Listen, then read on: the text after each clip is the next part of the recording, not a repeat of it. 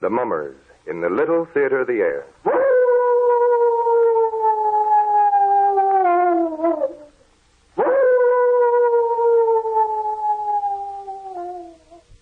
Now the Hermit is ready to help you spend an entertaining half hour.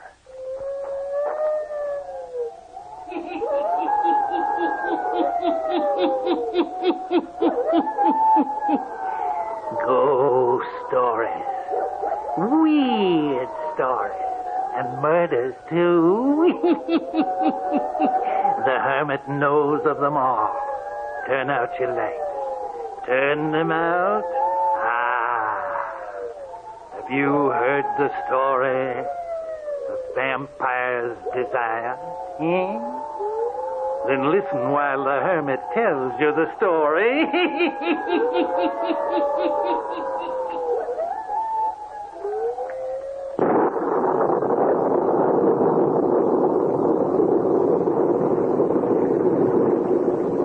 Forbidding-looking place, Mr. Winton. It is at that. We can't go any farther in this downpour. We shall most likely have to stay in this doorway, then. The house looks untenanted. Does it that? However, there may be someone in.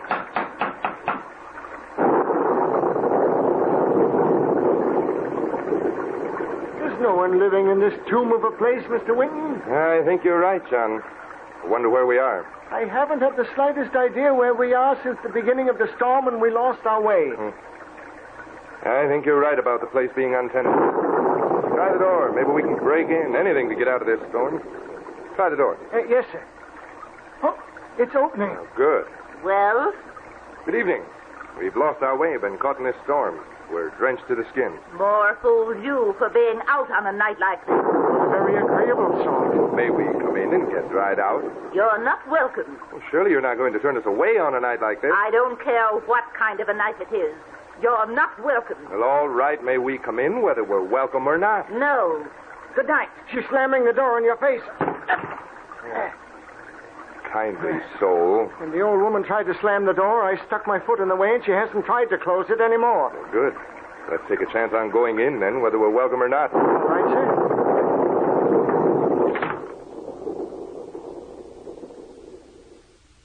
Now, which way, Mr. Winton? Who can tell in this pitch darkness? Listen. The old woman. Yes. Mr. Winton, we're in the house of a mad woman. It isn't a very pleasant sound, is it? Doesn't seem to be a light in the whole place. What shall we do? We'll go to the right.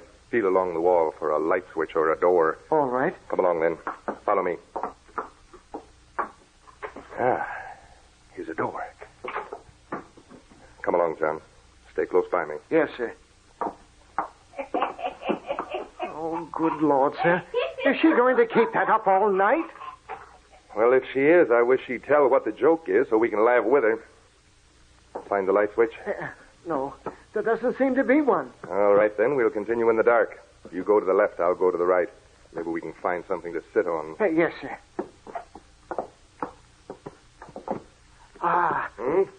What's this? I found something. What is it? Well, it might be a bookcase built into the wall. All right. There may be at least something in it that we can sit on. Even books will be better than the cold floor. Yes, sir. Although I can't feel anything yet. Keep talking, John, so I can find my way over to you. Yes, sir. Why don't you strike a match? Fine chance either of us have of doing that. They'll be soaking wet. Where are you? Right here, sir. You're almost up to me. Oh. Now, where's the bookcase? Right here. Let me have your hand. Yes. Now, let's feel all through it. Maybe something of use in it. You never can tell. What was that? Sounds like someone at the door. What are you doing? Trying to light a match. Any luck? No, sir. Just like you said, they're sopping wet. Quiet now. Let's listen. Huh. I must have been imagining things. I've been imagining things ever since we first heard that old woman laugh like that. It fairly makes my hair stand on end. There it is again, sir.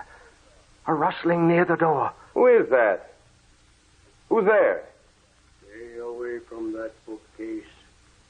Stay away. Who is it? Who are you? Stay away from that bookcase. bookcase. We wouldn't be near the blessed bookcase if he'd be gracious enough to conduct us to a room with some furniture in it so that we might rest and get dry. Stay away from the bookcase. He's leaving, sir. Well, this is a fine how do you do, isn't it?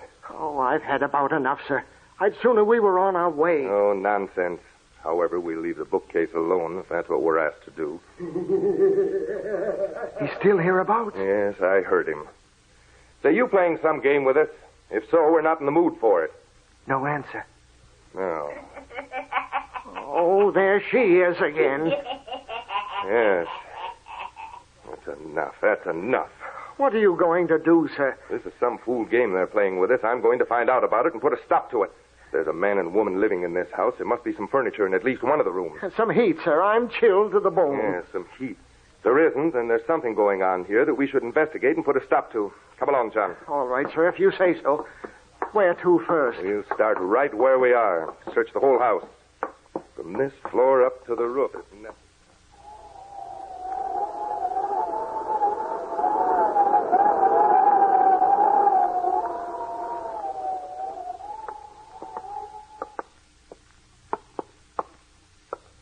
Look, Mr. Winton. Look.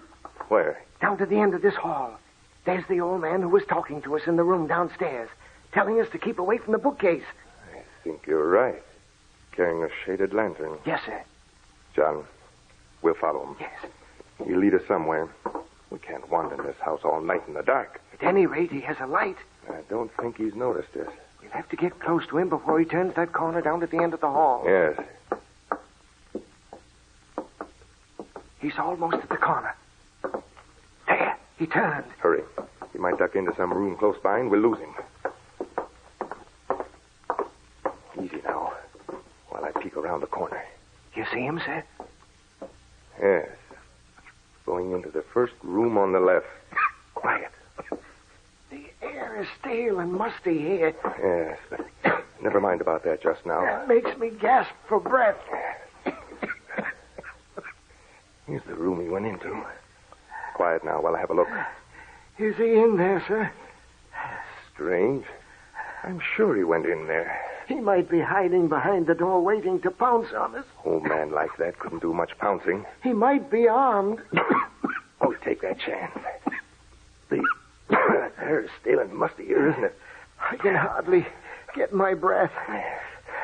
The foul, fetid air coming from that room the old man went into. Well, if he can stand it, we can. All right, sir.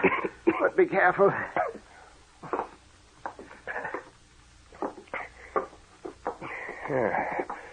He's not in here.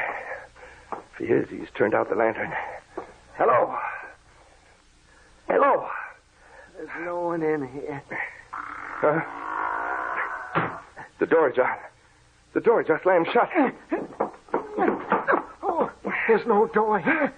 I ran right into a blank wall. Where the door was? Right here, yes. John, we're trapped. Some devilment underfoot in this house. We're right in the middle of it. In a room with no way out. And no air. No air. Now, don't start whimpering. We're in it, and we'll have to see what we can do to get out.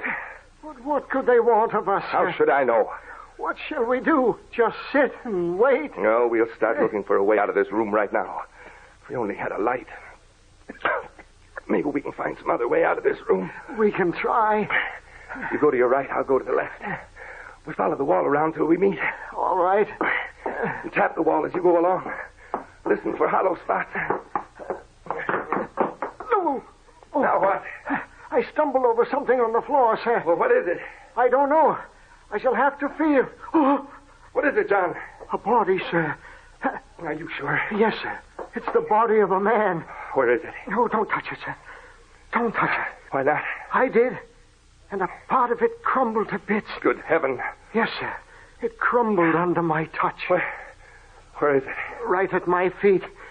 I'm afraid to move another step. We'll see what this is. Yes. You're right. I just touched it and part of the clothing crumbled away. And John, I felt bones. Oh, sir. That's what's going to happen to us if we don't get out of this place. I just know it is. Oh, that fellow must have been dead for years. The clothing just crumbled away in my fingers. Yes. John, we must get out of this place as quickly as possible. We're in great danger, I'm sure of it. In danger of our lives. We've got to find a way out of this room before we suffocate. Why don't we try to find the place where the door was, sir? Yes. Back to the door, John. We haven't time to look for any other exit. We'll have to find out how to open the door we came in. It's over this way, sir. Right along this wall. Almost there. There's the hideous cackle of the old woman again. Never mind about that cackle. We've only a few minutes to find a way out of here. When that door closed, it hermetically sealed this room. If we don't get out, we'll suffocate. What shall I do, sir? Feel along the floor while I search along the walls here. Feel for any loose boards or any part of the floor that might move. Yes, sir. Have you found anything yet? No, sir. Keep working. For heaven's sake, keep working. I can't do any more, sir. I'm through. Keep searching, John. Keep searching. There must be a secret spring somewhere in here that'll open this door. Did you find anything yet, John? John, answer me. John. He's done for. Don't let go, man. Keep on. Hang on. We're not done for yet.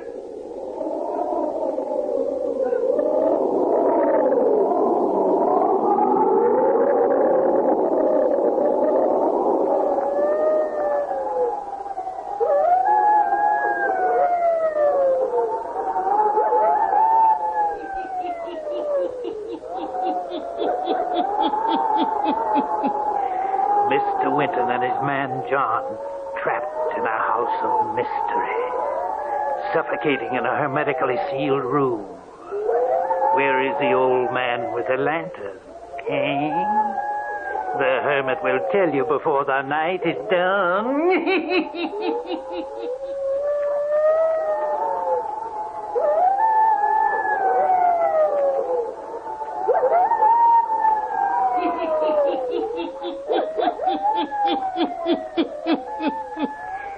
Winton and his man John are trapped in a hermetically sealed room in a house of mystery.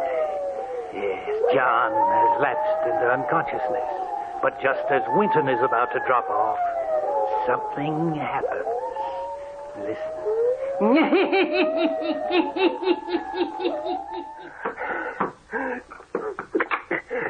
John, we've made it.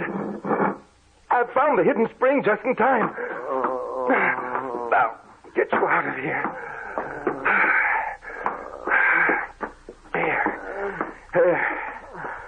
You'll be all right in no time. Oh, it's you, sir. Yes. Now, come on.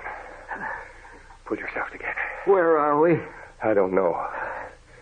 But at least we're out of that death trap. How did we do it, sir? Just before I went under, I happened on that hidden spring that works the door. What about the old man with the lantern? And the cackling old woman? And the crumbling body of the man? We're going to see about those things immediately. I'm going to get to the bottom of this thing. Come on. And get suffocated all over again? I don't think we will. Besides, I know where the release for the door is now. Come along. And careful. Take an extra long step when you enter the room. I think we tripped some kind of mechanism when we first entered. Yes, sir. Old man with a lantern went into this room and disappeared. But where can he have got to? If he stayed in the room, he must have suffocated. He didn't stay in the room. I'm positive of that. Keep your ears open. And listen for any hollow sounds.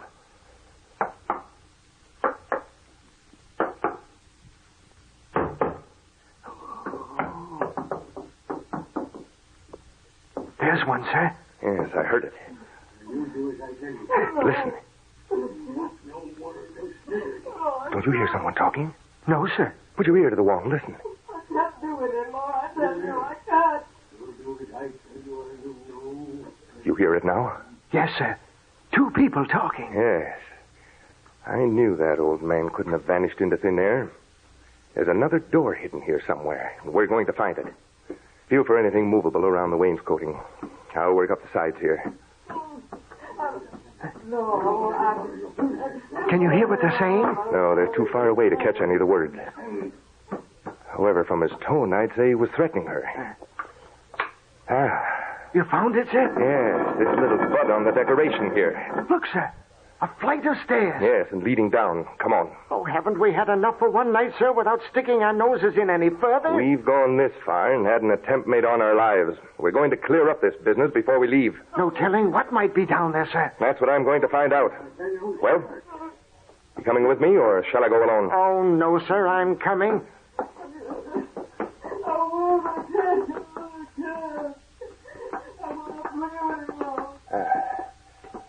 You can hear them talking a little more clearly now. Do it, I tell you. You understand that? No. Close enough to make out their conversation. Now there are two more up there with Gregory. Yes. The man we saw with the lantern is talking about us, John. Yes, sir. He thinks we're dead upstairs with that body we found. If you do not continue to obey me, that's what will happen to you. Oh, no. No. Cringe. Cringe. That's what I want you to do. Come on, John. We'll see what we can do about this. When I'm gone, you think all the money will be yours. I don't know what you're talking about. Oh, yes, you do. Yes, you do. There's a turn in the passage just ahead. I can see a light shining. Quietly now. We'll be able to see into the room in a moment or so. Tomorrow, you'll bring me another young animal to feed upon. Yes, Brother Garnet. It's her brother that's talking. Yes. Easy now while I look around the corner. What in heaven's name? What do you see, sir? Come here. Great heavens. A coffin. Yes, a coffin. With a huge lighted candle And- at each corner. And look in the coffin. A man. The one we heard talking. When you get back to your cottage each morning, you wonder where you've been the night before, don't you? Huh? Here you are, John. But his lips don't move. No, but that's where the voice is coming from. You don't know that I have you under my power? What shall we do, sir? We'll dash in there and let matters take their course. Are you ready? Yes, sir. Come on, then. Lydia, the candles, quick, out with them! Stop! John, quickly, that cover over there! Slam it on the coffin!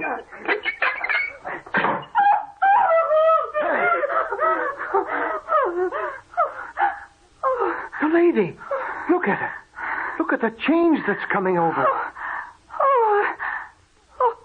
Where am I? A coffin. You too. Where am I? You should know better than us. But I don't. Are you sure? Oh, yes. Yes. Oh, please believe me. Why, I begin to understand now. I think I do, too. It's been this all the time. While I thought it was just a terrible nightmare. Would you like to make yourself clear? The coffin. Tell me. Who's in it? Who's in the coffin? You mean to say that you don't know? Oh, no, I swear I don't. Well, you called him brother just a few moments ago. Brother? Your own brother Garnet is in that coffin. No. No, how can that be? We buried my brother Garnet over 8 years ago. Oh, I see. Yes. You are... I'm Lydia Crampton. Miss Crampton.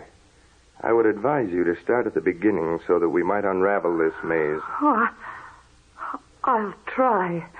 But not here, please. Yes, here. If my deductions are correct, it would be better for everyone concerned to get the truth right here and now. All right. There's very little I can tell you that I know definitely. Brother Garnet died about 8 years ago. I hate to say it, but he was horrible. He was a devil. As soon as Father died and he came into the money, he started making my life miserable. Why? I never could find out why. Then Garnet died and was buried. And with him was buried the secret of Father's will. I know that the estate was supposed to pass on to me after Garnet's death, but I can't find any sign of the will. What have you done? I have a small income from my mother. I've been living in a little cottage not far from here. And now comes the part that's like a terrible dream. But I'm beginning to see it now. I'm positive that I'm right when I say that Garnet somehow was able to exercise his will upon me after death. What makes you say that? What I've been thinking were horrible nightmares, I now see were actual occurrences. He made me come here every night to wait upon him. He told me that Gregory, his butler, had placed him here in this coffin and had buried a dummy in his place. Then he killed Gregory. The body in the room upstairs? Yes. When he had me under his spell, I used to pass through that room and laugh at the remains of Gregory. Call him lazy for always sleeping on the floor. To think that I would do a thing like that. Go ahead, Miss Crampton. He made me bring him a young animal every day or two. What was that for? He fed upon them. Ah, I thought so. He feeds upon the blood of animals. Yes. He sucked the blood from them. And when he had fed, he had the strength to get out of his coffin for a while. This is horrible. Stop her. Oh, quiet, John. Then that's how we saw him in the hall upstairs. Go ahead, Miss Crampton. That is about all. He used to taunt me by the hour, telling me I'd never come into my inheritance. I see. When we slammed the lid on the coffin, we broke his spell over you. Yes, you must have done. Tell me, Miss Crampton, where in this room are we in connection with the rest of the house? I don't know. It must be on the ground floor, I suppose. That's what I was thinking. I have an idea. What is it, sir? Hear that? Another hollow spot. Exactly. Now, what's this point right here? Yes, sir? We'll press it and... It's opening. What? Why, it's the bookcase in the front room. And look at this in the back of the bookcase. A small secret compartment.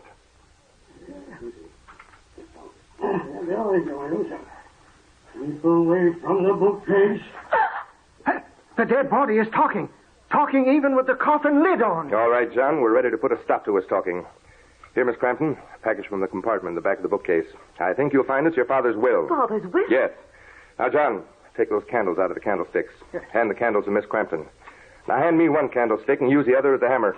What are we going to do, sir? We're going to put an end to Garnet Crampton. But how, sir? What are we going to do with the candlestick? I'll show you. I'll use the ornamental pointed end of this candlestick as a spear. You use your candlestick as a hammer. We'll drive this one through the heart of that monster in the coffin. No, no. But that would be murder. It will not. He only lives during the night. Go on, strike. We'll release his soul so that he'll never trouble anyone on earth again. Faster, John. I'm working as fast as I can, sir. When Miss Crampton told me of his feeding on young animals... Sucking the blood? Yes, I knew then that we had a vampire to deal with. What are you doing? For heaven's sakes, what are you doing? We're ridding the face of the earth of a vampire.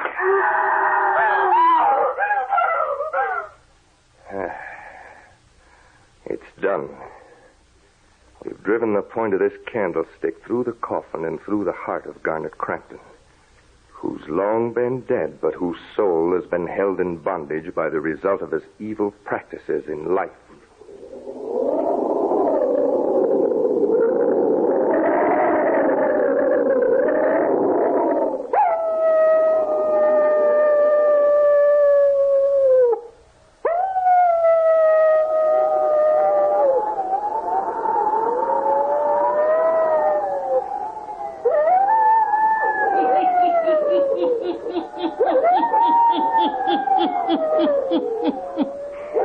With the heavy candlestick used as a spear, Winton and his man John put an end to the vampire's desire.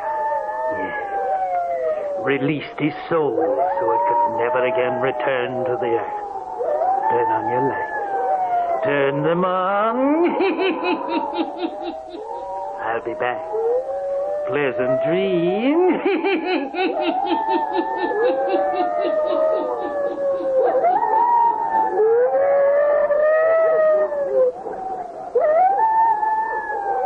All characters, places, and occurrences mentioned in the Hermit's Cave are fictitious, and similarity to persons, places, or occurrences is purely accidental.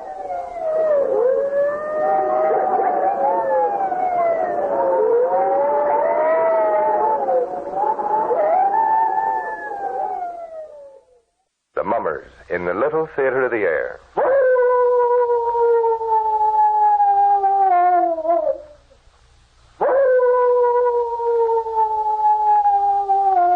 Now, the Hermit is ready.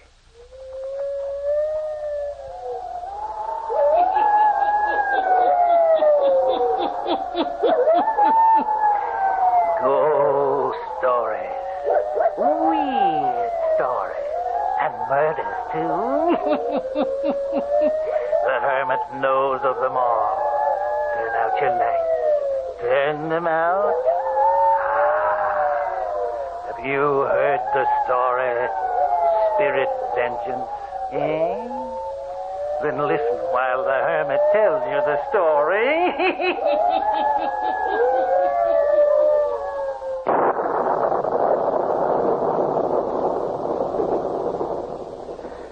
Still storming. Will it never let up? Matter of a small electrical storm should not trouble you, Rosa. Oh, I've had enough of such talk, Rummel. You see, I talk civilly and you misconstrue my words. Oh, stop it. Oh.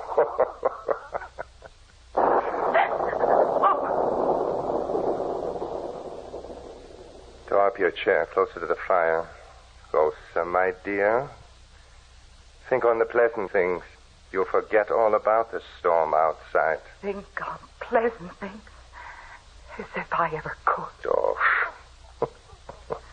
After all that has happened in this house in the last 3 days. I'm thankful for the thunder that drowns out your words. Who is there in this house to hear us? Who is left here but Carter, who's in on your horrible schemes? My dear, I thought you'd learn to appreciate my experiments before this. Appreciate the terrible things you and Carter are doing? Carter's a very clever assistant and servant, my dear, who desires life more than... Carter was a fiend, and so are you.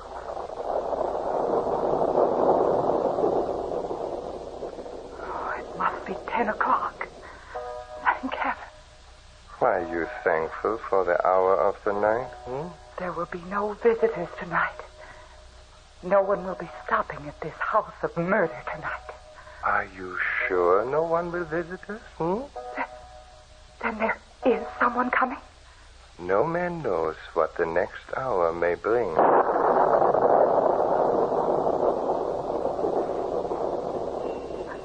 Ramon? Do not get upset, my dear. Carter will do the honors. Come in. Yes, Carter? A gentleman and a lady wait outside in the hall, Professor Santos. So? They find themselves confused by the storm. Confused? You mean deliberately? Rosa, please. Carter, what you wish to convey to me is that the gentleman and lady have lost their way? Oh, Ramon, please send them on their way. Send away specimens? But, my dear, the way you talk, one would think that specimens were easy to get. Huh, Carter? And these two are good ones. Then why are you waiting? Show the strangers the kindness of our shelter and hospitality. Oh, no, Ramon. Oh, Carter. Show the strangers into the library, Carter. Yes, Professor Santos. The professor desires that you enter the library. This way, please. Yeah, this is certainly nice of you. Come, Bella. Step inside, please. Good evening, sir. My wife and I... Now make no apologies. Carter, you will prepare a room for the visitors? At once. Won't you sit down? Thank you. Here, Bella, you take this chair. Thank you. You'll pardon me if I do not rise from my chair. You'll perceive that I walk with a cane, and even then with some difficulty. Please don't go to any bother because of us. As soon as the storm is over, if you could tell us the way to the next village, we will be on our way. It isn't necessary to prepare a room for us. No, we'll be on our way.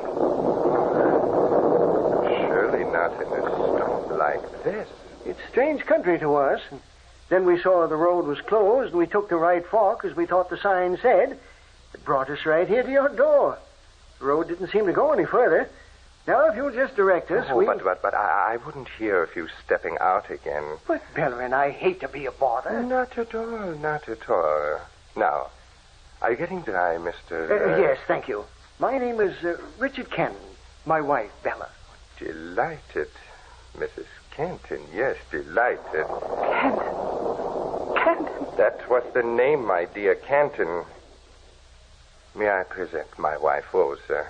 I am Professor Ramon Santos. How do you do? How do you do, Mrs. Santos? How do you do?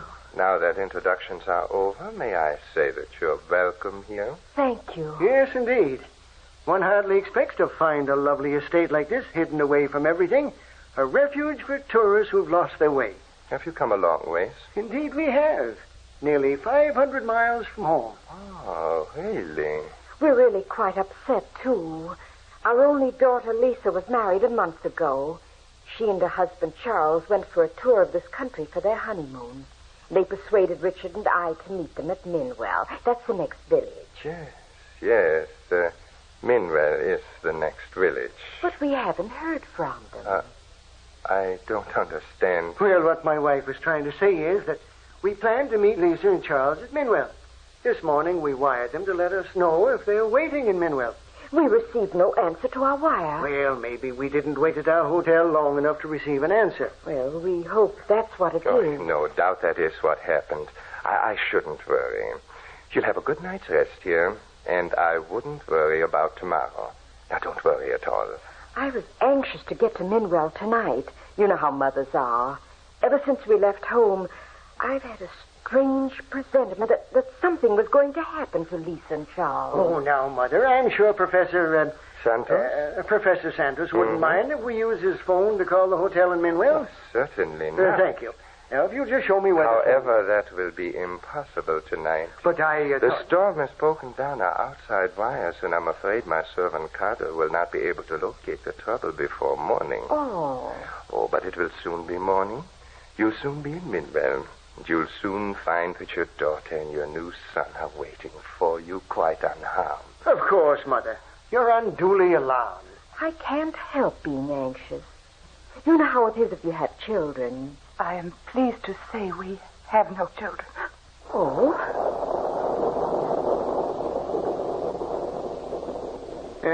You are a professor of philosophy, perhaps? Medicine. Well, surely you don't practice. There are so few houses about. You seem to be shut off from the rest of the world. I devote my time to science. Oh, I should have known from all these books. Professor Santos experiments with the human heart, the human body. What? Oh. Rosa, my dear, you speak very bluntly tonight. It's quite true. I hope someday to find a certain answer to an ageless problem. You mean that you expect to discover a way to make the heart beat on forever? Exactly. Quite right. You rang, Professor Santos? Yes, Cardo. Will you show Mr. and Mrs. Kenton to their rooms? I'm sure they're very weary. Oh, we're a lot of bother. No, not at all. Cardo will serve you tea, hot milk, anything you desire. But I would suggest you don't eat too heavily, as you might not sleep too well. However, just make your wishes known. Oh, don't get up from your chair, Professor. I will show my guest to the door. Look out the window. Storm is gone. There's a moon pushing its way through the clouds. Richard, we could drive on tonight. Ach, nonsense. In the morning I can show you the beauty of my estate. And now, good night. Good night, sir. And may your dreams be pleasant ones. Good night. Cato, take good care of our guest. Take very good care of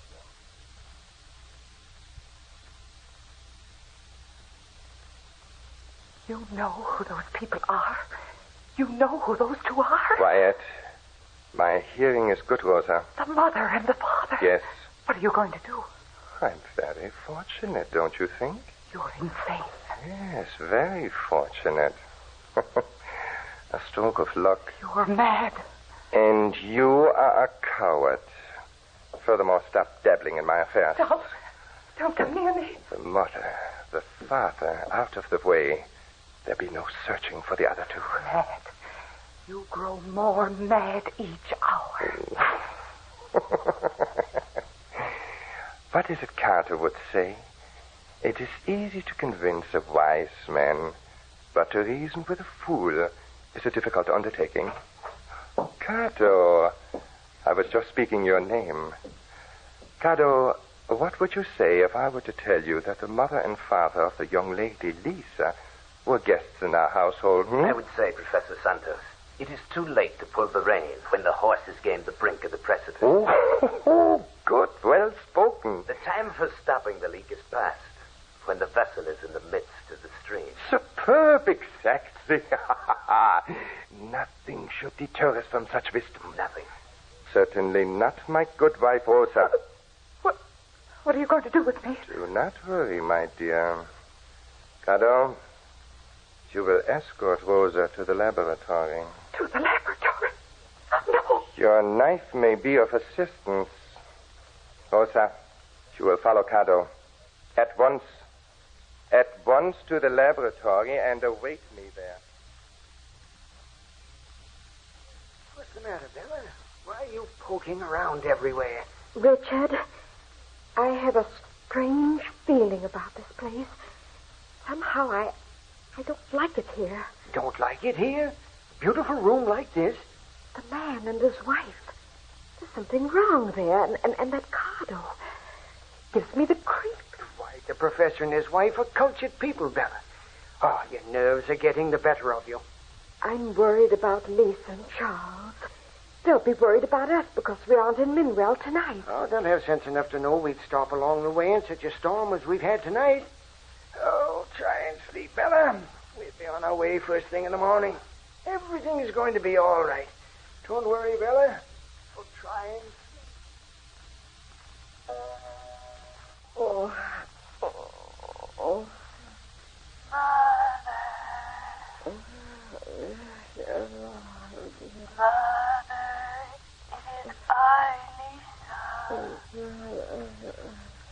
Mother, it is I, Lisa, calling to you. Mother, wake up quickly. Who's that? Did someone call to me? Father? Huh? Father, wake up. What is it? Did you call to me? No, I didn't call unless I talked in my sleep. Oh, someone called me. Father, it was Lisa. It was Lisa calling to me. Oh, fella, you've been dreaming. Now go back to sleep. It'll soon be morning. I'm sure now that I heard Lisa calling to me. Oh, Bella, you were dreaming. Perhaps I was. Perhaps I was dreaming. Oh, I'm sorry I woke you up. Oh, please, let's try and get some sleep before morning. All right, dear. I'm sorry.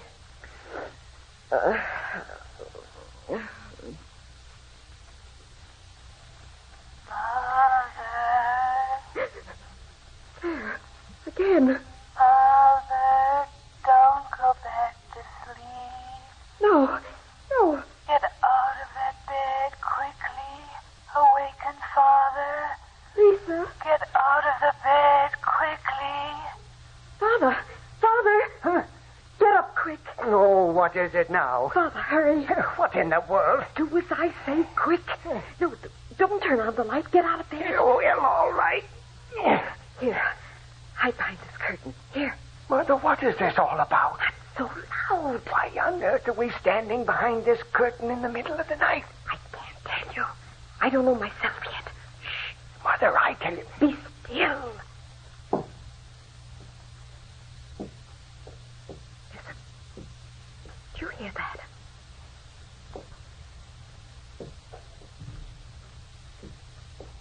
Someone walking. Yes. That man walking with his cane. Suppose it is he walking down the hall. Why are we hiding behind this curtain? I can't tell you yet.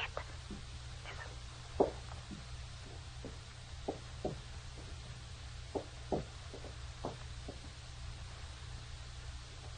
Outside our door. They've stopped outside our door.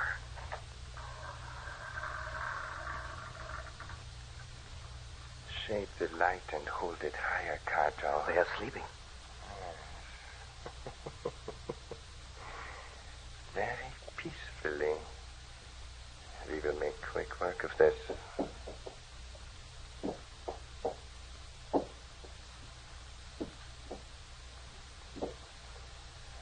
over to the other side of the bed, Cato. The woman will be my patient. Then I give you the word, make quick work with the knife. Ready. All right. Now! Professor Santos. There's no one in this bed. But we saw their forms under the bedclothes. Yes. With our own eyes we saw them. Only a second ago. Now, there is no one here. This is impossible. No one in this bed. We've slashed the pillows with our knives. They've escaped, but how? I saw them in this bed. What's happening?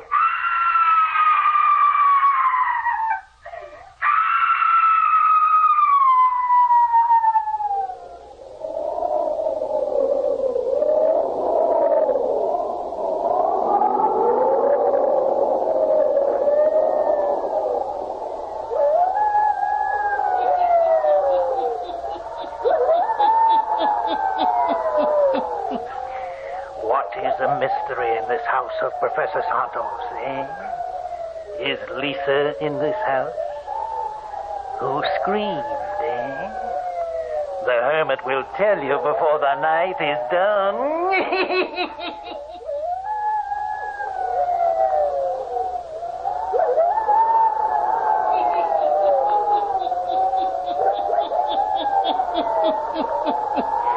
It is a few seconds later. Santos and Cardo are standing over the bed where they thought their two victims were sleeping. Richard and Bella Canton are hiding behind a heavy window drape in the same room as we hear. Closer. Cardo, quickly to the laboratory. Hurry, I'll follow.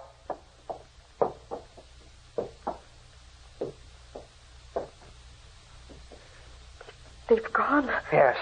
Mother, we're in the house of a madman. Get your robe quickly. Don't stop to dress. We've got to get out of here. They came to this room to kill us. Yes. How did you know that they were coming? Lisa called to me. That scream, it was Lisa. She's in this house. Oh, but she couldn't be.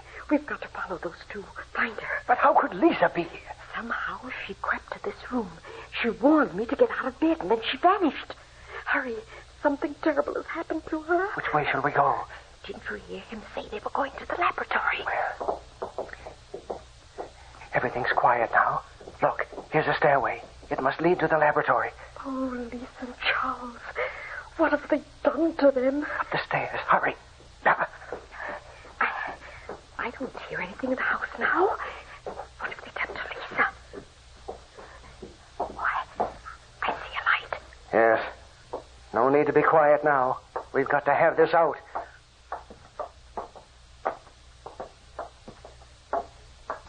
So, how very convenient. You decided to pay a visit to my laboratory. Where's our daughter?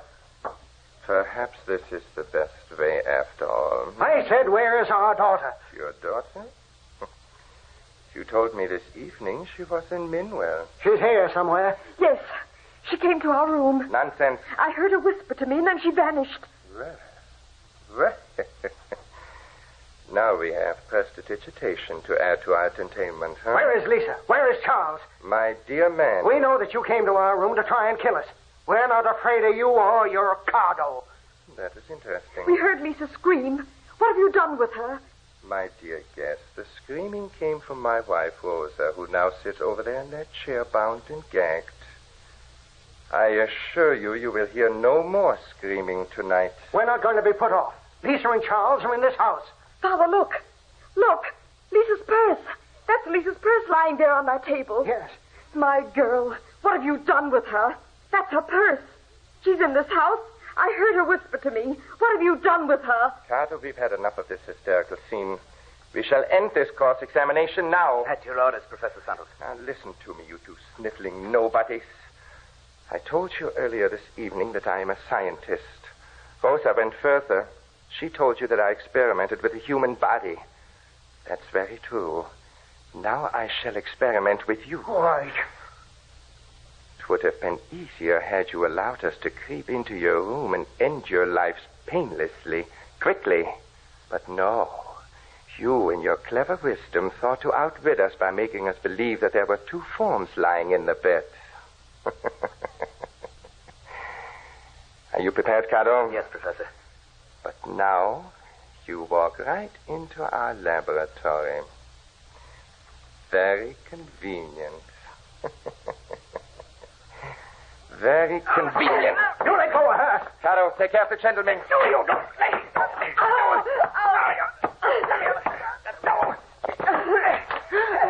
Professor Santos, look at the door.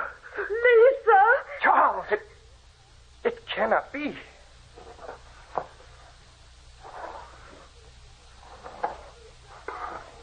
Lisa, you're safe. Lisa, speak to me. But they cannot be walking. Lisa, why do you walk so strangely, staring right at Professor Santos? Let them evade. They're not human. But they cannot be here walking. Cato, help me. She's coming for me. I cannot help. The man thing has me in his grip. No. No, get away from me. Cato, help. I can do nothing, Professor. She has my knife away from me. She's killed Professor Santos, thrust the knife through his heart. No, she's coming for me.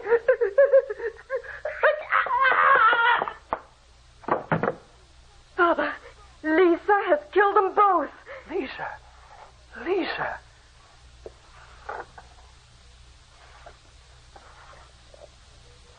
No, they're leaving. Lisa, Charles, don't leave us.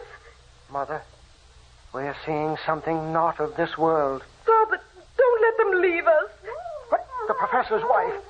Release her. Yes. Lisa, Charles. Father, we must follow Lisa and Charles. No. Don't you understand? Don't you understand? Wait, what do you mean? Those two, they're not really alive. Your daughter Lisa and the boy. Not alive. They're dead. They've been dead for 2 days. My husband, he used them for experiments. Human experiments. What are you saying? They were dead. I saw them die. Santos forced me to witness. They came back tonight to save you. Lisa! Their spirits? Yes. Their spirits, walking about as though they were alive, came back and saved you from a similar fate. How horrible. I saw them earlier tonight, walking on the stairs. I screamed with the horror of it. Oh, then it was you who screamed, not Lisa.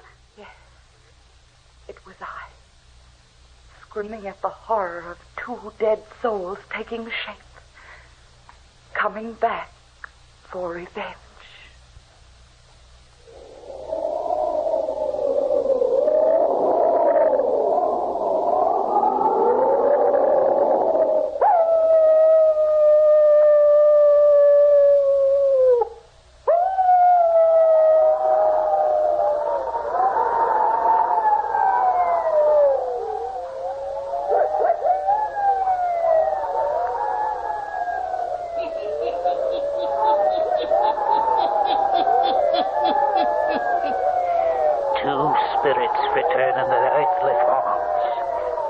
The lives of their loved ones.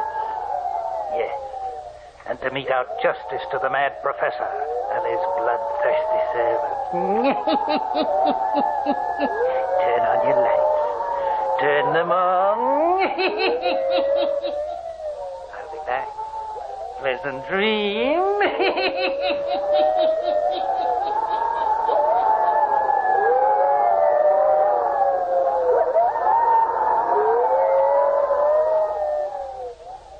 Characters, places, and occurrences mentioned in the Hermit's Cave are fictitious, and similarity to persons, places, or occurrences is purely accidental.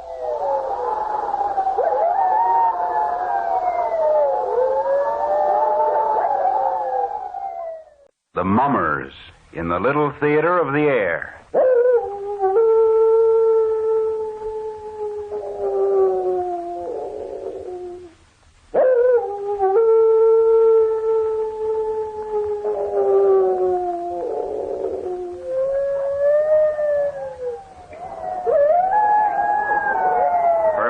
You're next.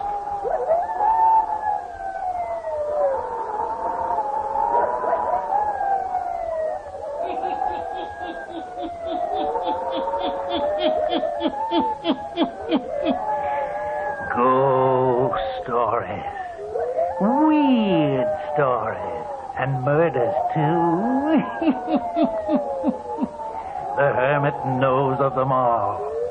Turn out your lights. Turn them out. Have you heard the story? The house on Lost Man's Bluff, eh? Then listen while the hermit tells you the story.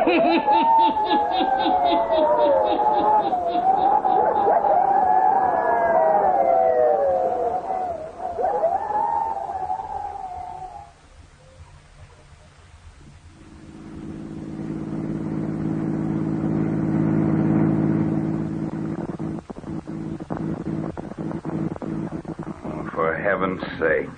What is it, Denton? Out of gas? Couldn't be, Charles. Denton filled up at the last stop. What is it, Denton? For heaven's sake, Nan, how do I know?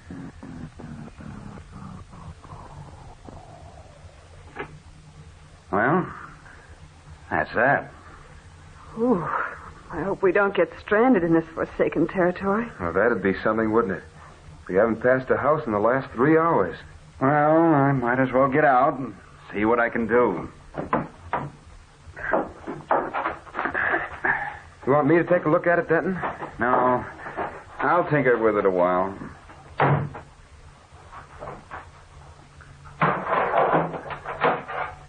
You and Nan sit down on the side of the road. I might be able to find the trouble for you, Dan. Charles was only trying to help, Denton. Never mind, I say. I'll have the thing going in a moment. Do as I say. Sit along the road.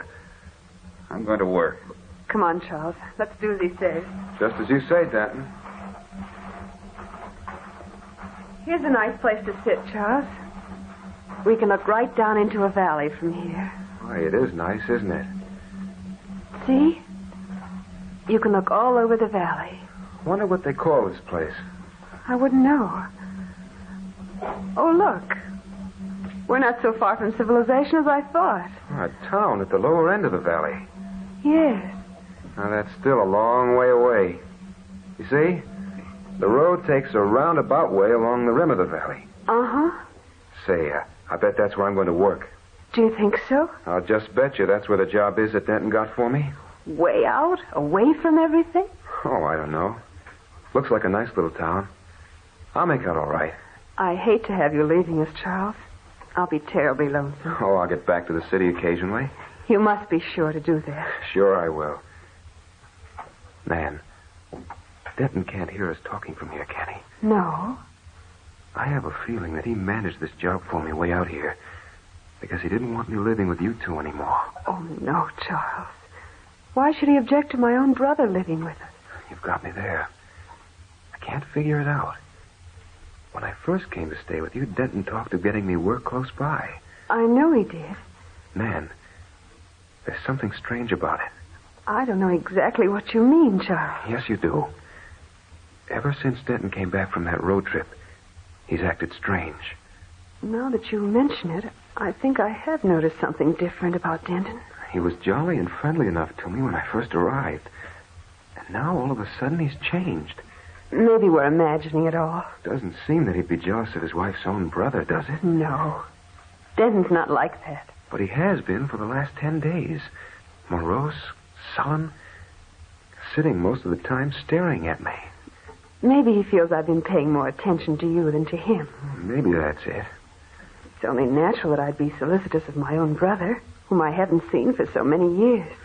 We won't talk about it anymore. All I hope is that he isn't ill, that you aren't going to have trouble with me so far away. You said we mustn't worry about it. We won't. No. I do wish he'd get the car started. He wouldn't let me help him. Fairly pushed me away. Denton's frightfully independent. But I wish he'd hurry. Nervous? I think we're going to have a storm. We should be getting out of these hills and down into town quickly. Say, the sky is getting black and gloomy. Look over to the west. Clouds are piling up fast. Something of a wind coming up, too. Denton just stands there looking at the car as if he didn't know what he was doing. Maybe he doesn't. Well, let's go back over. Maybe you'll let me help him now. All right. Watch your step. There are jagged pieces of rock here. That wind's getting stronger every minute. It sure is. Looks like we might be getting a tornado. making out, Denton. What? Located the trouble? We should hurry, Denton. There's a terrific storm coming up fast. Can't make the car go if it doesn't want to. Look at the sky, Denton. We're in for a real storm. Wow. There goes my hat. No use chasing it now. Please, hurry. Get the car started. All right. All right, get inside. Maybe it'll go now.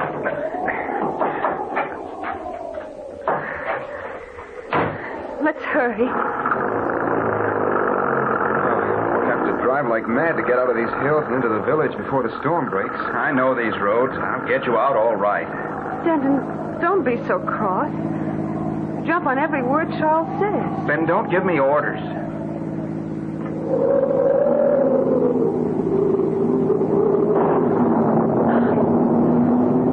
Oh, look. The sky was lighted by that streak of light. Now look how black it is. Turn on the lights of the car, Denton.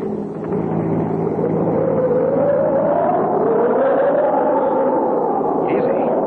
You'll never be able to keep the car on the road with a wind like this. What are we going to do, Denton? It'll blow the car off the road and hurl us down the hill.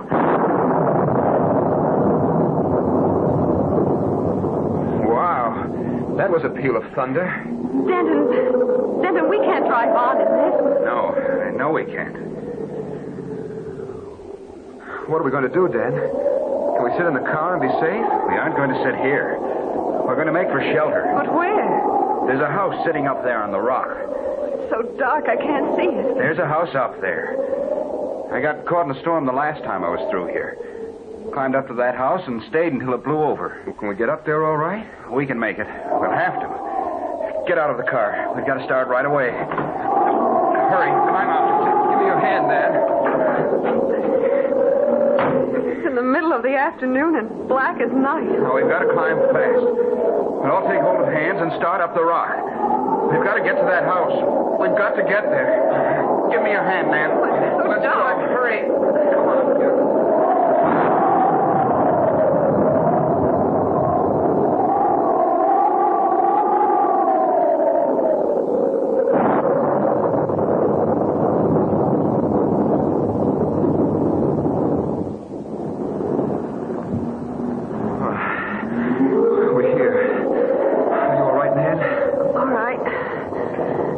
On the door, Denton.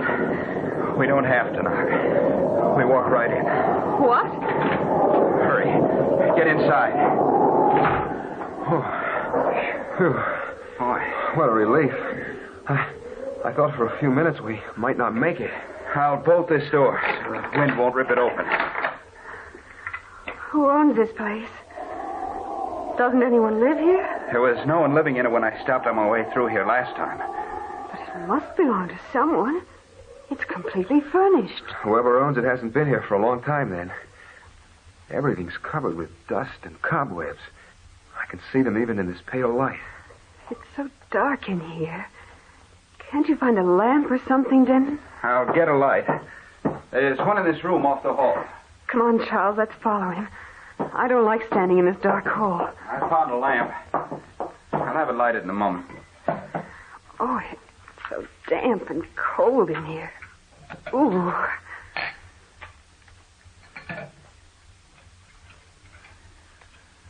There. Huh. Light makes it better, doesn't it? Some. Maybe. I don't like the looks of this place. At least we're out of the storm, Nan. You stopped here on your last trip through, Denton? And there was no one living here then? That's what I said, wasn't it? But it's completely furnished. Surely someone lives here now. Maybe they do. They aren't here now. Almost like a dungeon in the room. Windows are built so high. Something like a fort. But it's grand Denton knew of this place.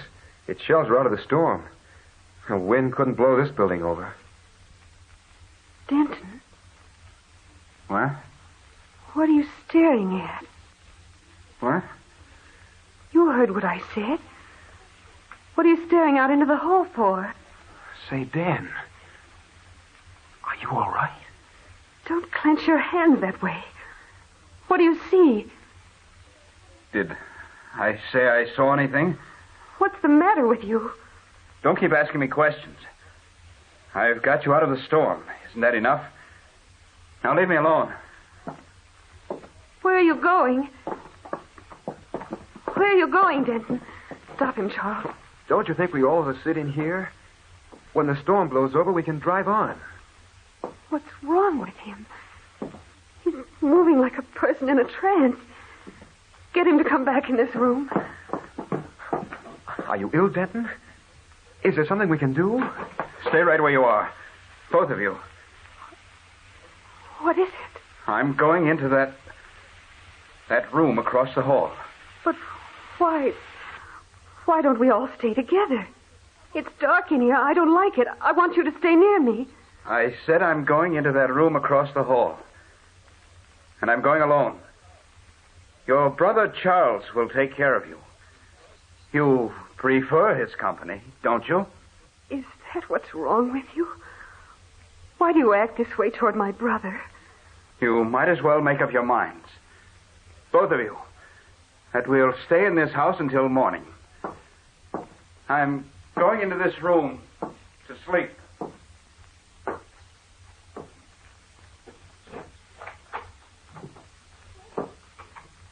Denton? It's no use. He is ill. He's got it in for me. Come on. Let's go back where the lamp is. Listen. You hear what he's doing? Barricading the door. What does all this mean? Oh, Charles. Let's get back to where the lamp is. It's as if he's lost his mind. Sit down. It's been coming on him for some time. Ever since he made that last trip through here. We know that. What shall we do? Why did he go into that room and leave us? As soon as we get into town, we'll persuade him to see a doctor. Let's make the best of it now. If he wants to leave us and sleep, let him. Oh. It's tough on you, Nan. I'm sorry I brought you all this trouble. Denton's never been this way before. There's something dreadfully wrong.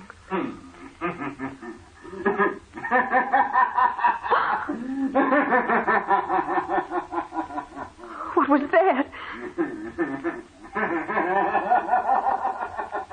Oh, is that Denton laughing? No, it can't be. He's never laughed like that in his life.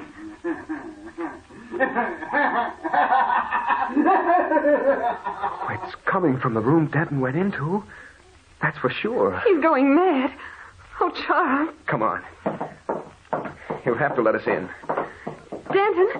Denton, what is it? Let us in. Dan, let us in. Locked? Bolted and barricaded. Denton, please let us in. It is coming from in there. But it's not Denton. It can't be. Oh, what are we going to do? What shall we do?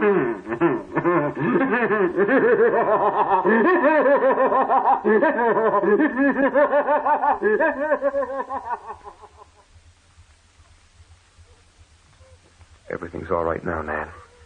He's quieted down. He answered you the last time you went over to the room? Yes. He said, I'm all right. Go away. Oh. I think he's going to sleep now. We might as well do the same. I can't sleep in this horrible house. Yes, you can. It'll only be a few hours before morning. But what if Denton refuses to come out of that room in the morning? He'll be better in the morning. The storm's passed over, too.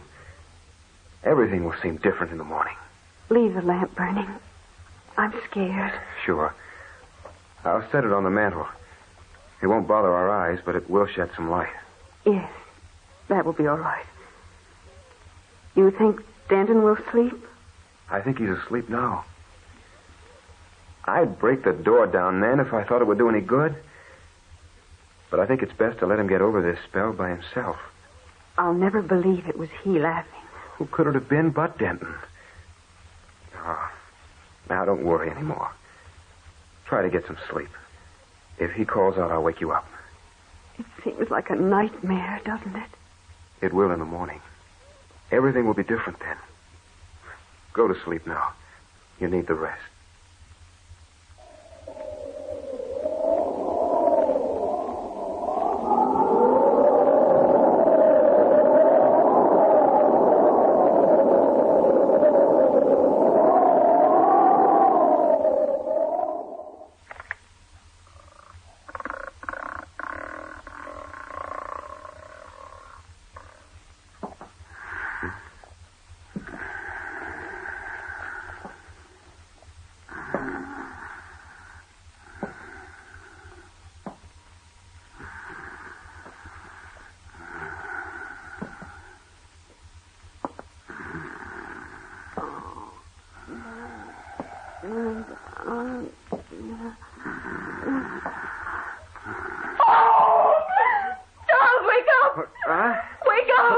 What is it? Wake up! There's someone standing over you. What? Wake up! There's someone standing over you. They're going to kill you. Charles! Good heavens. What is it? What was that? Oh, Charlie. He stood right over you with his hands reaching out for you. Who? And when I screamed, he ran. For heaven's sake, who? He was going to kill you.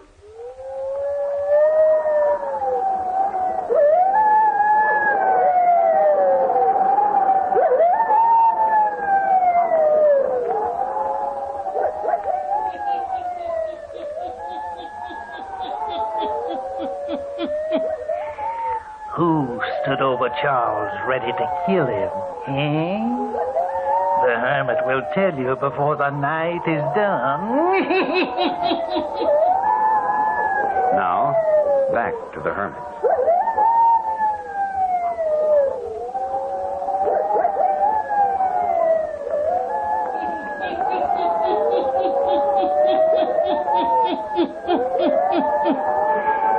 Terror-stricken, Charles and Nan stand in the middle of the room in this strange house on Lost Man's Bluff, wondering who tried to kill Charles.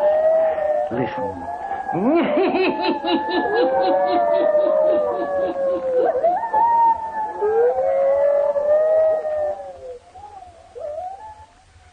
You mean you think it was... I know it was Denton. Oh, that's ridiculous. Denton trying to kill me. I know it was he. With his hands reaching out for your throat. Oh, no. And when I screamed, he ran back into that room and closed the door. Charles, where are you going? I'm going to get him out of that room before something really happens. You mustn't go near him. I've got to. No, you stay here. Never. I'm going with you. I'm going to make him let me in there. He may try to kill you again. I don't think he will. You stay behind me. Denton? Denton! Denton! The door's unlocked. Denton? Stay back, Nan. I'm going to light a match. Great heaven. Denton. What is it? Get back. Don't look. Why are you closing the door? What is it, Charles? What did you see? No. Denton's... Something's happened to him. Something's happened to Denton. What is it, Charles? Tell me quick. What is it? Denton's hanged himself. Keep hold of yourself, Nan. We've got to get out of here. Down into town and get the authorities here. Denton. Denton hanged himself. Let's hope the car runs. We've got to get into town.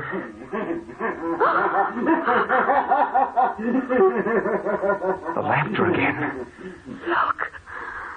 Look. Up at the top of the stairs. What is it?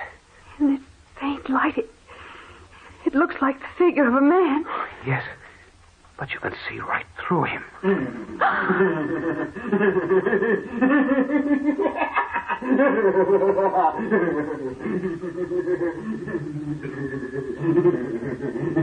What? He's disappeared. Standing there at the head of the stairs, pointing at us. Then vanished. That same laughter. Charles, you're not going up there.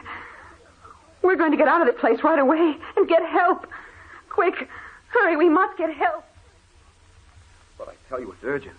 You've got to go up there right now. Go up to that house on Lost Man's Bluff? Before daybreak? Right now. Oh, no. Not me. But my husband is dead in that house. Would never enter the door of that house at night. No, sir. Neither would anyone else in this town. Denton is dead. He ain't the first one to die up there.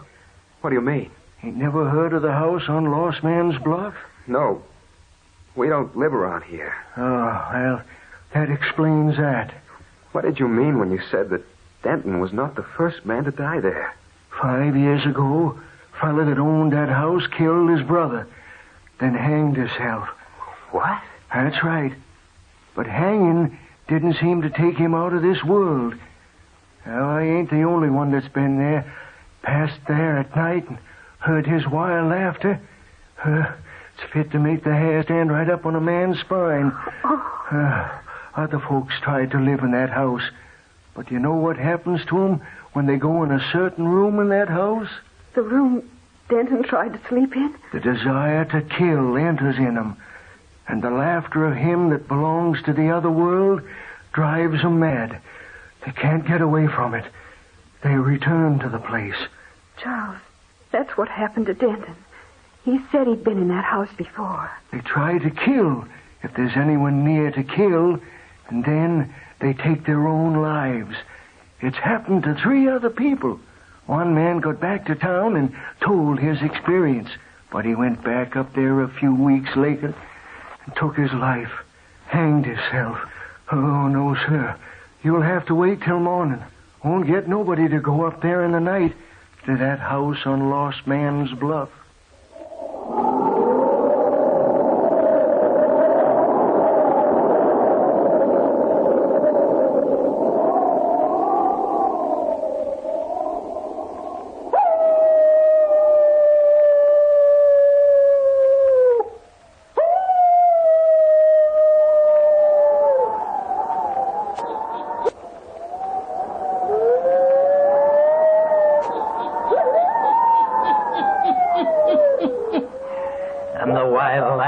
From the house on Lost Man's Bluff continues to pierce the night. Don't ever go near it after sundown.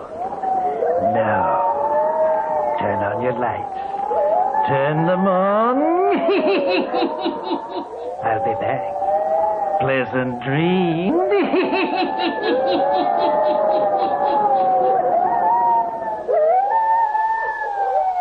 Characters, places, and occurrences mentioned in the Hermit's Cave are fictitious, and similarity to persons, places, or occurrences is purely accidental.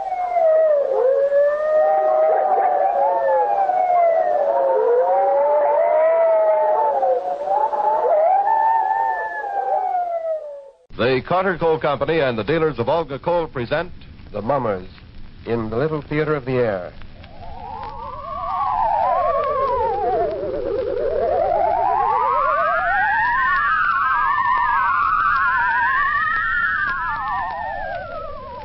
Good evening, ladies and gentlemen. Well, by now we're getting a bit used to winter. We're like soldiers in the middle of a campaign, growing hardened to discomfort and better able to take it, and looking with longing toward the day when the war is won and there'll be plenty of everything again, including that good Olga coal. But like good soldiers, we can't afford to let down now that victory is in sight. We must work harder than ever to get every bit of heat from the coal we get, make it go further and use less. We must figuratively tighten the belts on our coal bins and wade into old man winter with a little less fuel and a little more heat from every ton. That can help make Hitler's ghost walk, which brings me to the Hermit, who's ready with a ghost story for you right now.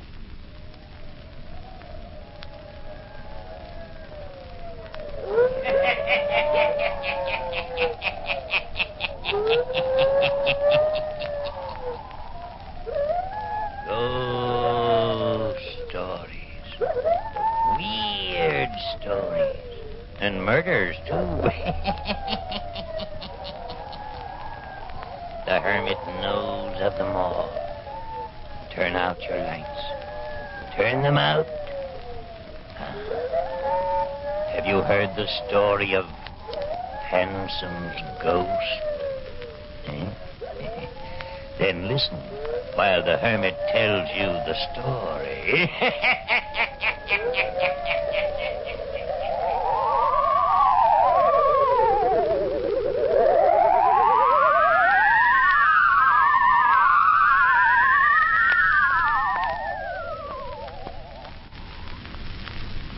I'm glad that you two people came to me to talk this matter over. Well, we're glad, Dr. Thorndyke, that there is someone we can talk with before we go to see Uncle Hanson. I'm really all against going up to his old house. But Marion feels it's because it was her father's last request before he died that she see him. Well, we decided to make the trip. I understand. We might as well tell Dr. Thorndyke the truth, Douglas. My father also said that Uncle Hanson has a great deal of money. He felt that it should be left to Douglas and me. You are the only rightful heir. Dad said that if Uncle Hanson knew us, got acquainted with us, he might come to his senses and leave some of it to us. You make us sound awfully mercenary, Mary. Well, it should belong to me. Uncle Hanson cheated my father out of part of the estate. Yes, I remember. You see, Mr. Randall, your wife's uncle and I went to medical school together. So Marion told me. Then, when we planned to leave New York and come to see him, I thought it best that we write to you first and find out about Uncle Hanson. I'm glad you did. Marion wrote to her uncle and never heard from him. I'm not surprised. So, here we are in Warhawk. And, Dr. Thorndyke, you said in your letter that Uncle Hanson was very queer, that you wouldn't advise us to stay at his house. True. So before we go there, Douglas thought you should explain to us. Just what is wrong with him, Dr. Thorndyke? Well, first of all, no one in Warhawk ever goes to see him. Second, he lives in an old, bleak house that in itself has a grim past. Now, you may think I'm the one who is queer when I tell you this, but there is scarcely a person here who doesn't believe that the house is haunted. Some old superstition, Yes. But as far as I can see, it must have some truth to it. And Uncle Hanson lives there all alone? No. An old servant, a shy, crafty, almost demented-looking fellow lives there with him. I don't want to frighten you unnecessarily, but 2 years ago, I made a visit at the old house. You saw Uncle Hanson? Yes, at his request. You see, while your uncle and I were studying in medical school together, he had begun to show signs of strangeness. Yes? He was experimenting with a strange theory. He believed that he could recall from the dead the soul of some individual, and that the soul he recalled could return to the body of some person living in the present. Merciful heavens. Terrible, isn't it? Man must have been crazy then. Oh, he was very serious about it. But why work on such an inhuman theory? Because he felt that to return a soul from the dead was the only way of perpetuating life. If he could recall from the dead a soul that had passed beyond before its time, and could get it to live in another body, then the person could go on living. Preposterous. He claimed that someday he would prove it. He claimed that he himself would never die, or he would get some dead soul to occupy his body. And this way he might retain perpetual life. It's all pretty awful and muddled. To think that such a crazy man was my father's brother. As I started to tell you, 2 years ago, his old servant brought me a letter asking me to come that particular evening and see Dr. Hanson. I drove over to his house that night, walked to the door, rang the bell.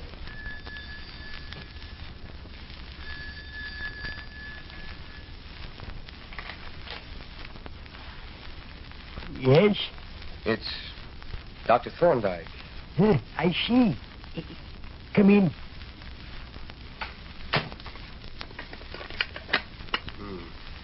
Keep it dark in here. I can't see where I'm going. The doctor needs it dark for his work. We don't care for the light. Will you tell Dr. Hanson that I'm here? He expects you. You can follow me up these stairs. All right. Can we have a light to see by? Your eyes will grow accustomed to the darkness like mine do.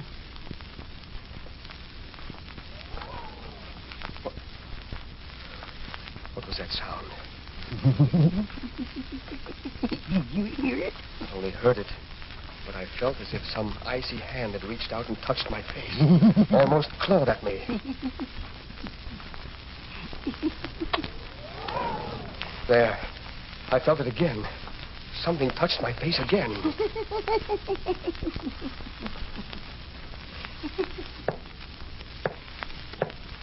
Come in. Hello, Philip. So you came, Thorndyke? Yes. I sent for you to prove my theory to you, Dr. Thorndyke. Yes, Philip? And don't look at me as if you thought I was demented. I'm not crazy. I never thought you were demented. Only obsessed. Dr. Thorndyke was visited by one of the wandering spirits on the way upstairs. Really? Something cold brushed against my face, if that's what you mean. The spirits that roam this house were trying to be kind to you. Trying to get into your body. Trying to give you new life. You're lucky. So, you're still working on that old theory, are you? Working? I have it practically complete. Now listen, Philip, if this is what you called me over tonight for, I can't stay and listen. I have calls to make. You always scoffed at me, didn't you? Never believed I could do it. Why would you want to do it, Philip? I have found a young soul that died too soon. The spirit of a man who was stabbed by his own wife. What do you mean? In this very house. Yes, he lived here. We know. Don't we know, Thread?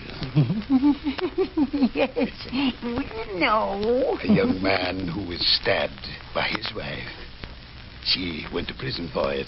I remember the story. But about the spirit of that man, I'm able to recall.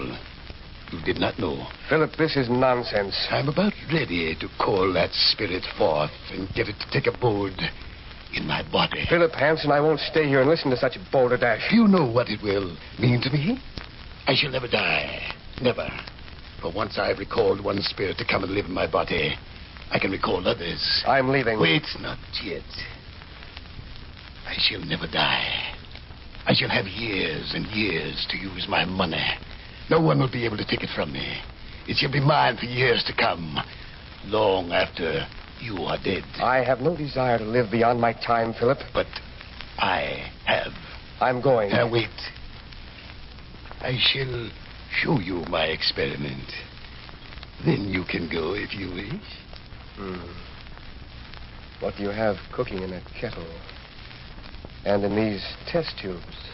The essence of spirits. Turn down all the lights, Thrill. Yes, sir. Now I shall pass my body through the fumes coming from the steaming kettle. I shall put the fumes all about myself. Watch. And to make no sound. Now.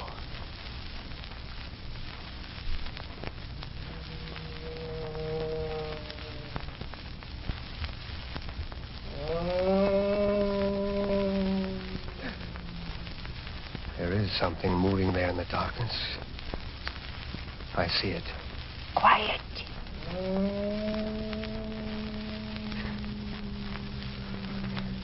Where's the door? Let me out of here. I shan't stay another minute. Let me out of here. Get away from me, whatever you are. Get away. Where's the door? I've got to get away. Got to get away. Get away from here. Get away. Away!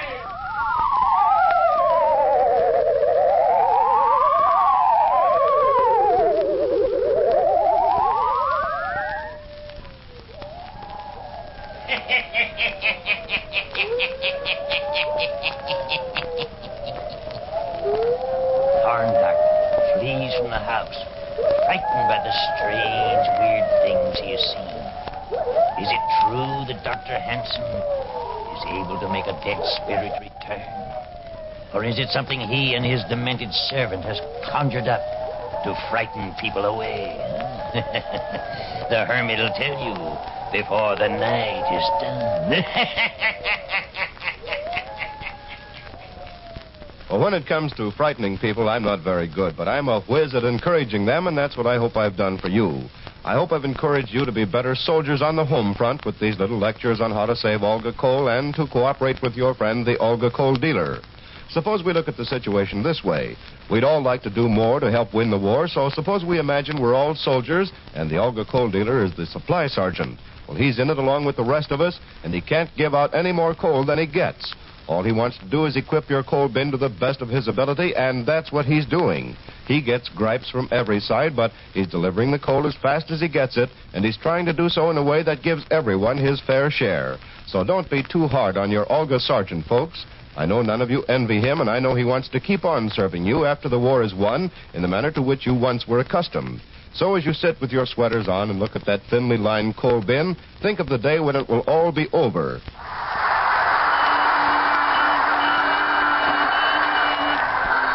And you can once more take phone in hand and say, I want a whole bin full of that good Olga coal. That's right, the kind spelled O-L-G-A.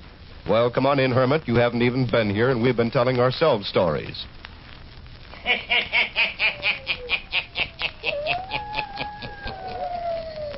And now to Marion and Randall. Dr. Thorndyke of the town of Wohog goes on telling the story of Marion's strange Uncle Hanson. Yeah. Listen.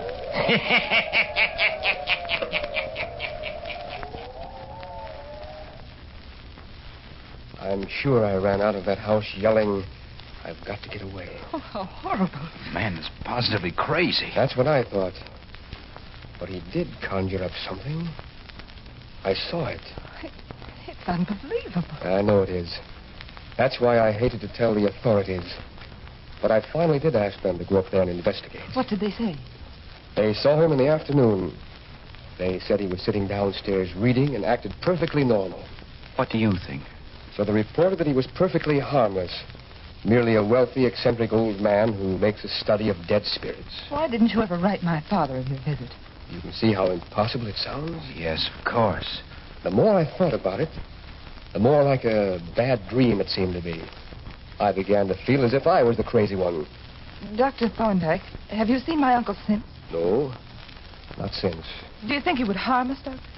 No, I think his mind is weak, but I think he's harmless. If we went to see him in the daytime, there'd be no danger, would there? I don't think so.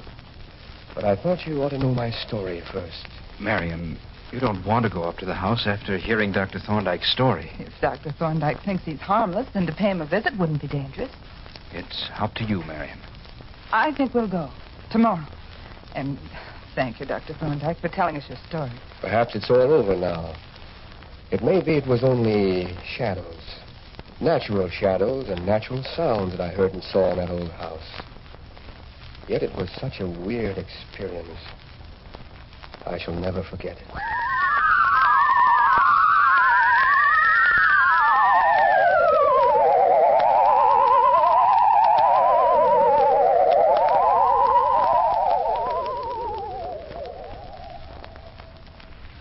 Are you nearly ready to go down to dinner, Douglas? Yes, dear. Just fixing my tie. You know, the more I think about it, the more it seems as if it's Dr. Thorndyke who's demented. I know it. We've been visiting here 3 days at Uncle Hanson's, and I haven't seen him do one strange thing. Only this creaky old house gives me the jitters in the night. Oh, it's like all old houses. I could have sworn someone opened our door in the night and crept in. It's the story Thorndyke told. We're too much on our guard. Everything has a double meaning to us now. Maybe you're right. Sure I am. And Uncle Hanson has been awfully kind to us, and so pleased to see us. Uh-huh. Even this old servant of his isn't bad. He's been kind, too. He cooks good meals for an old duffer, doesn't he? Yes. And do you know what he said to me, Douglas? What? Well, he told me yesterday that Uncle Hanson was so glad we came to see him. So glad that you and I were sensible. Uh-huh. And that now he could die peacefully, knowing that we wouldn't waste his money for him. Well, it's all turning out better than I anticipated. Huh?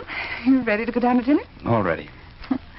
He still works in his laboratory long hours, doesn't he? Yes. I asked him last night to let me see it, and he said perhaps he might tonight.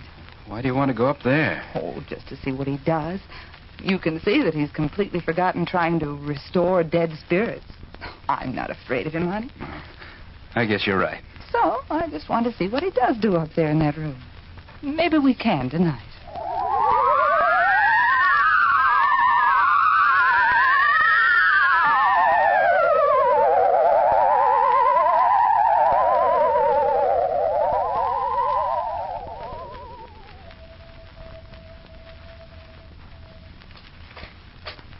Listen.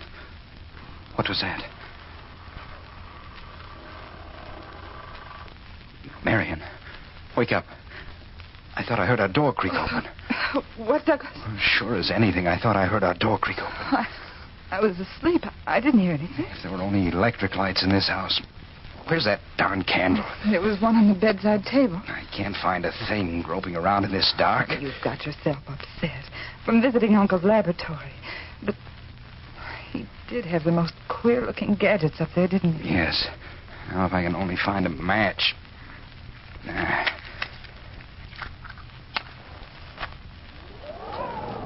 Darn it.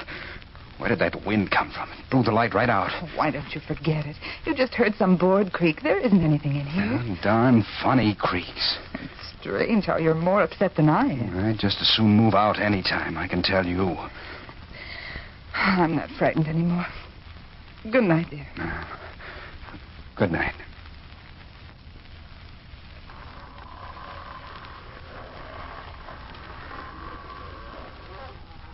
Now, what was that sound?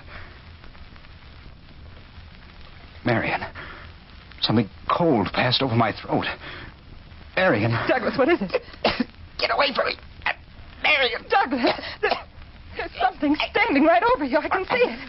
Douglas. Oh, help! Don't move. This won't take long. It's Thrail. Thrail, what are you doing? Get away. Get away from here. Leave me alone if you know what's good for you. Get out of our room. I'm going to call my uncle. Get his hands off my throat. Get them off my throat. Help! Uncle Hanson! Uncle Hanson, help! Help! Let go! Let go of me! Hey, stop! We won't need the dead spirit of Mr. Randall.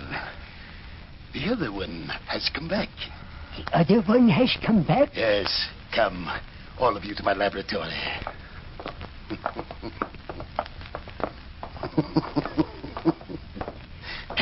I captured the spirit trail as it wandered about the house tonight. It's hidden in my laboratory. That is good. If my experiment works, Trail, then it may be we can get a young spirit for you. Then you can live on, too. Oh, Douglas. Now, all is dark in here. Very dark. Only the fumes from my kettle. That is all. If anyone speaks and frightens the spirit away, we'll make away with him. Oh, Douglas, they're both crazy. Quiet, both of you. So you thought you could get my money, did you? You thought I was going to die. No, I shall live many, many years. Here's the kettle, Doctor. Yes. And now the dagger that we found in this house. The dagger that was used to kill the dead spirit lurking in this room. Bring it to me. I'll stir the kettle with it.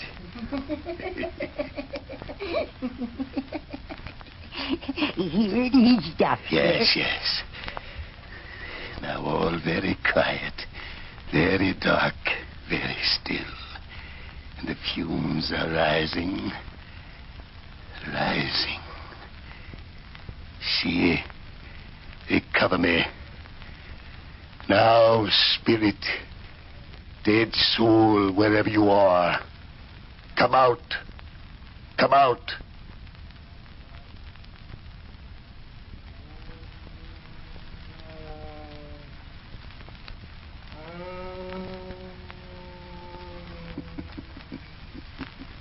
Spirit is here. Can you hear his voice? It's getting lighter. Can you see? Look. Over there. A shadow is taking form. Look. There is some light. It is approaching me. Look. It is coming near me. Yes, I'm coming closer. Closer. I see him. Look. It's going right up to Uncle Hanson. You wanted to call me back. Well, I am here. And I shall enter your body. Just as you wish. Dr. Hanson. I'm disappearing. Merciful heavens. What's happening? Look, see. Before you stands another man. He's done it. He's no longer Dr. Hanson. The spirit has entered his body. I'm back again. See this dagger in my hand. I'm back again. So you thought my wife killed me long ago, did you? Well, she didn't. I killed myself. Oh, look. I tried to kill her just as I'm going to kill you, Thrail. No. No. Yes, just as I'm going to kill you now. Have mercy. Hey, Dr. Hanson, come back. Take the spirit out of your body. He's going to kill me. Help! Help! You wanted to bring me back, didn't you? Save me! Save me! Help! Mary, Help! don't move. Stand right where we are. I'll see if I can save him. Help! Pity! Thrail, here, this way. Here. Now, stand back with me, out of the way. Oh, look. I couldn't kill my wife long years ago, and I can't kill you. But I can kill myself again. Yes. What is he doing? You brought me back into your body, Dr. Hanson, only so that I might kill myself again. Now the dagger through my heart.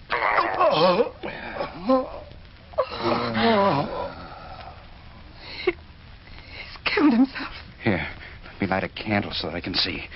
Where's the candle? Here, Douglas. There. Oh, it's Uncle Hanson. Look, he's on the floor, dead. The dagger through his heart. Yes. The spirit returned and did the same act that it did when it was living. We didn't count on that. But, Douglas, it's only Uncle Hanson here. He's killed himself and he tried to kill his servant. But we did hear another voice, didn't we? Of course you did. It was the spirit that wanders this house. And that Dr. Hanson tried to get into his own body. Oh, it's so terrible. But it didn't work. It didn't work like he thought. The spirit came back and did the same deed all over.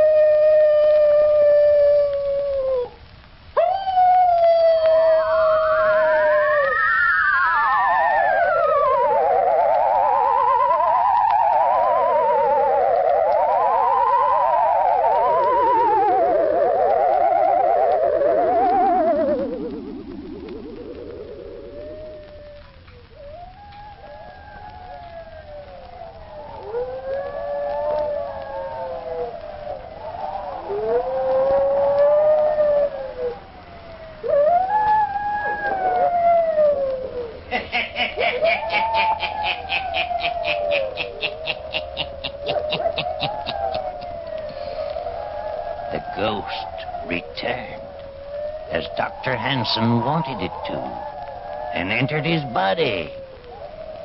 But it killed, just as it had when it was on Earth before. Yes.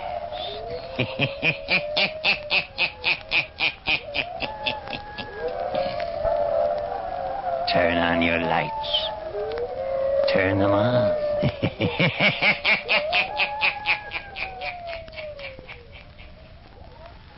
You have just listened to the 406th story by the Hermit, made possible through the courtesy of the Carter Coal Company, producer of Olga Coal, and your friend, the Olga Coal dealer. That word friend is full of meaning for you these days. The dictionary defines it as one who entertains for another such sentiments of esteem, respect, and affection that he seeks his society and welfare. Now, isn't that just about a perfect definition of the man who looks after your coal needs? I don't really have to tell you that you can trust your Olga dealer to look out for your interests. You know he appreciates your patronage and wants to keep you on his side. Sure, I know nowadays he can't always give you as much coal as you'd like, as promptly as you'd like it. He can't always even give you the kind of coal you'd like or the size you'd prefer. But you can count on him to do his best. In these war days, that's all anyone can do. So don't shop around for coal. That does no good, just causes a lot of confusion. And above all, don't get panicky about deliveries. After all, these shortages are never as bad as you think they'll be. You're still eating and wearing shoes and clothing, aren't you, in spite of what you've heard? Well, the chances are you'll not freeze either. And remember the reason for all the shortages. What you don't get is going to help those boys of yours and ours at the fighting fronts. By saving every bit of coal you can, you're doing your part on the home front. And remember, when you do order coal, ask for Olga coal, spelled O-L-G-A, by name. Olga coal is a good buy because of its smokeless, dustless, economical qualities, so keep on asking for it. And keep on buying war stamps and bonds till it hurts the enemy so badly he'll throw up his hands and surrender. Buying war stamps and bonds is one way that everyone can help win the war, regardless of age, health, means, or occupation. Every penny you citizens of the United States and Canada put into war stamps and bonds weighs the balance that much further in our favor against the Japs and Nazis. Buy war stamps and bonds, and don't stop until the enemy gives up.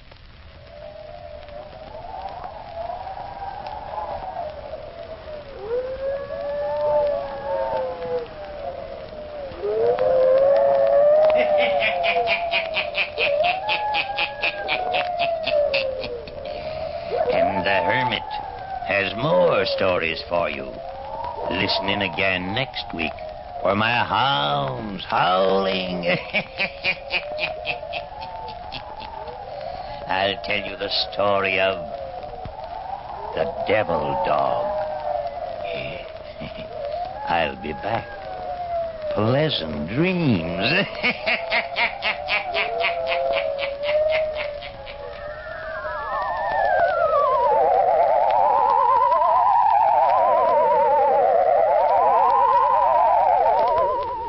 All characters, places, and occurrences mentioned in the Hermit's Cave are fictitious, and similarity to persons, places, or occurrences is purely accidental. Jack Lellman speaking.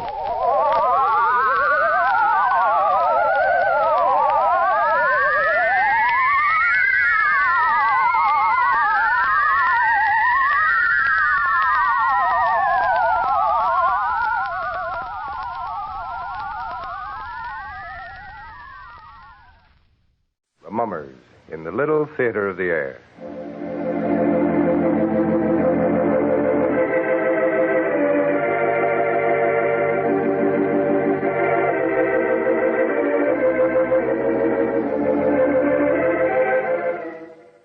Now, the Hermit.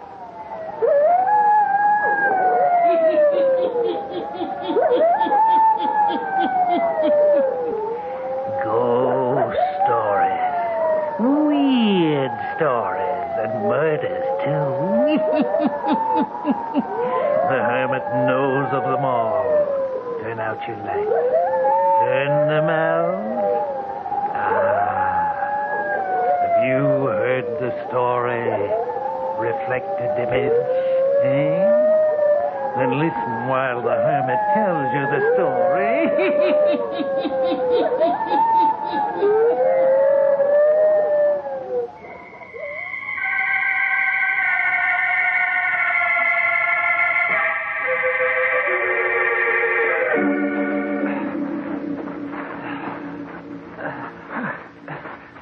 Hey, Dan, you gotta wait. I can't go a step farther. Gotta keep going. Oh, this heat. This desert heat. I can't go on. Listen, Taylor. If we keep going, we're bound to strike civilization before long. Don't be such a devil, Dan. I gotta rest. All right. For a few minutes, then.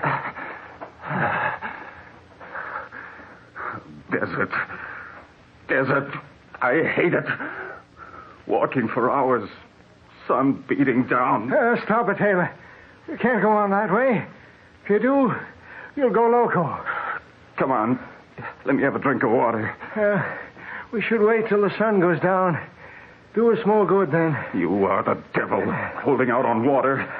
My tongue's like a bale of cotton. All right. You think I'm a devil holding out? There isn't any more water. No more water? We drained the last when we took that drink 4 or 5 hours ago. I don't believe it. Let me have a bottle. Here. No water. No more water. No more water. Now, listen. Don't do no good to get panicky. Only make your thirst worse. Crying out like that. Just another day would bring us into a settlement. Lost. Our bones will bleach white here on the desert. Sit back and rest. It's getting cooler now. Dan, look.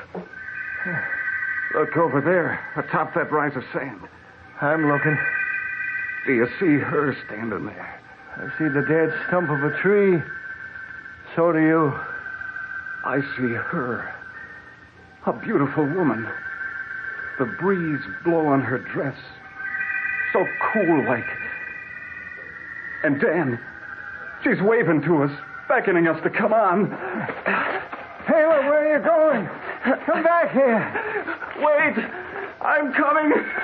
I see you. Don't go away. I'll get up. Just wait, that's all. Wait. Follow me. I'll take you to our cabin. Cabin? Water. There's a well near the cabin. Follow me. Dan, she's real. She's telling us to follow her. Dan, hurry. Follow me. Follow me to the cabin. All the water that you want to drink. Follow me. Dan! Dan! Taylor, you got to get a hold of yourself. I talked to her. There was a woman here. It was no dead tree. She said to follow her. That way. East, she said, to the cabin and water. Dan, you gotta believe. You gotta try it. Help me up, Dan. Oh, Taylor, you're seeing things. No, you gotta try. She was here, and she said to follow her. I can't believe you saw anyone. It's worth trying, isn't it, Dan? I talked to her. She said to walk this way. Come on. It's getting too dark to see, Taylor. We ought to... Oh, you're gonna try. Well... Come on. Where's the woman now? She went ahead. I saw her move this way. Hello? Hello? See? No one answered. You didn't see any woman. We gotta keep walking this way, Dan. Oh, it's crazy. Cabin. Water. The woman said this way. There wasn't any woman. You've gone off your nut, Taylor. If you don't stop this crazy stuff, I'm going to leave you in the morning. Strike out for myself. Look. Look. Do you see? Why, all that's good. A light. I told you. Cabin, water, just as a woman said. You must have seen a woman, Taylor. I didn't believe. Come on, Dan, hurry. We've struck real luck. Luck and water. Hello? Hello? We're coming. Hello? No one answers. It ain't a light in the cabin, Taylor. It's a star we see. No, it ain't no star. It's a light in a cabin too big for a star. It is pretty big, Taylor. You're right. I can see the shack now. Sure. Come on. The cabin door's open. They've heard us. The woman is waiting for us. Hooray! Water! Water!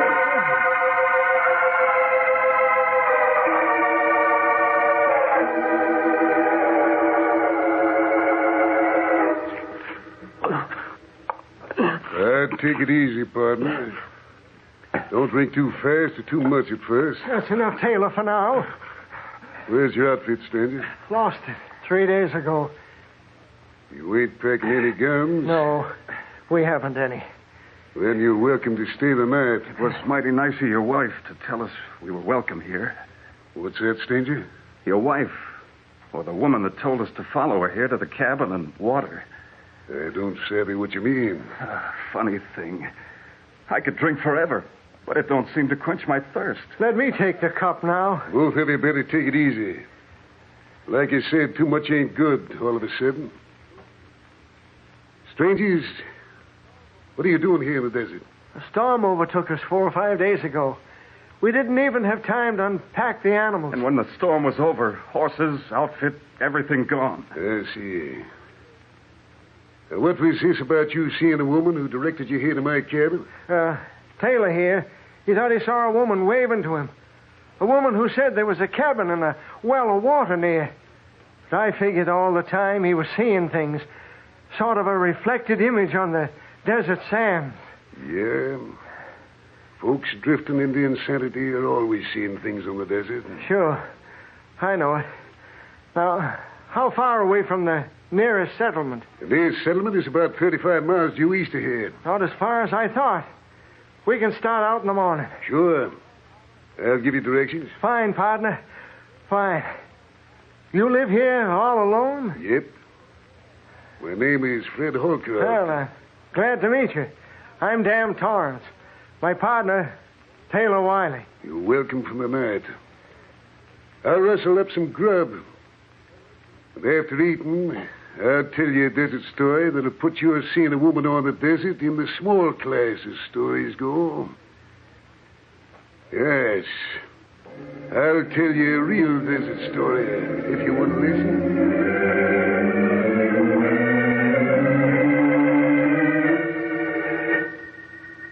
This story will tell you what horrible things the desert can do to folks. It was about 3 years ago that me and my partner got together all our possessions. We sold them for all the profit we could get. Then bought stuff to start out on a prospecting trip. For a while, we didn't strike enough gold to make expenses. Then one morning, Ab and me made a walloping strike and hightailed it to town with our samples.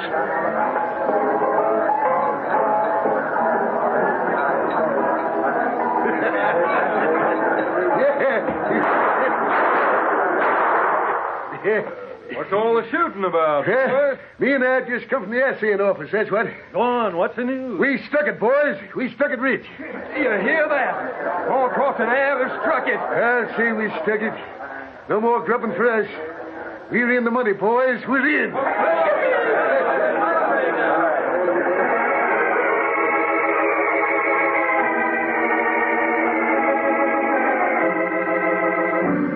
Yep, we was rich.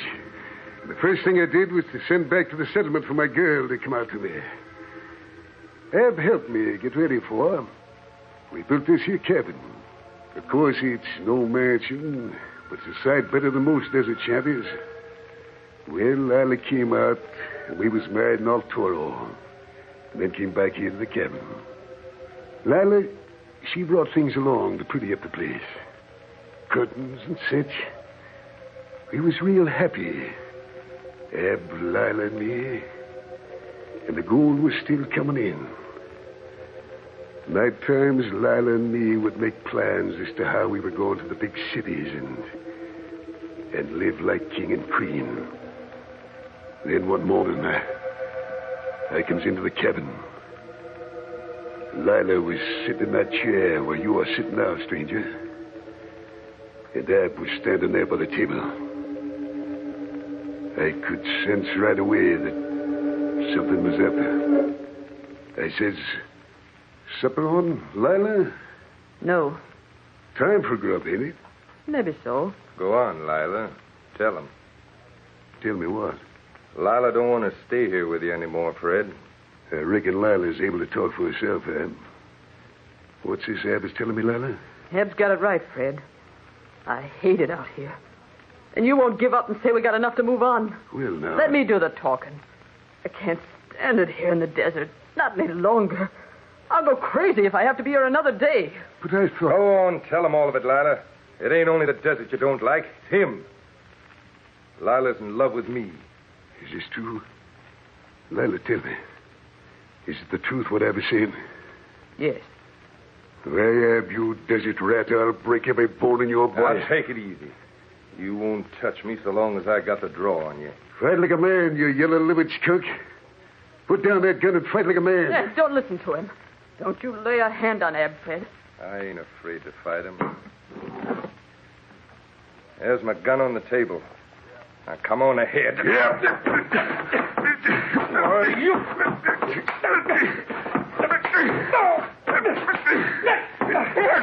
Don't kill him! That's what I aim to do. Kill him. You'll never walk out of here. You're poisoned like a snake. I give up. No. I'll get out. And I'm through with you. You'll crawl on your hands and knees. No. Stop it.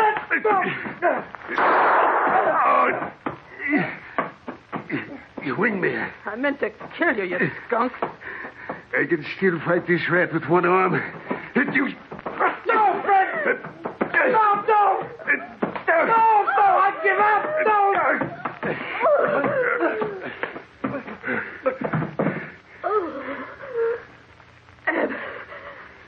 Eb, speak to me.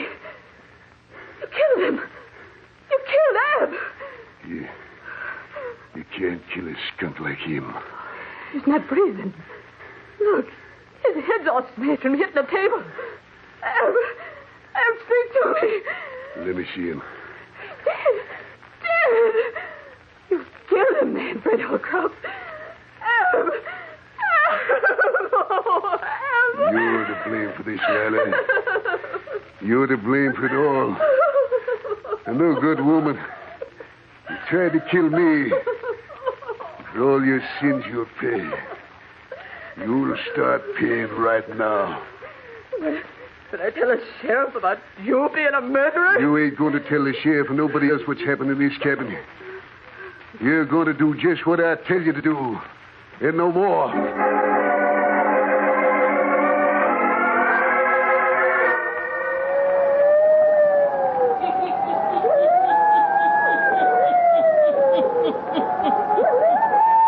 3 men on the desert in an old cabin.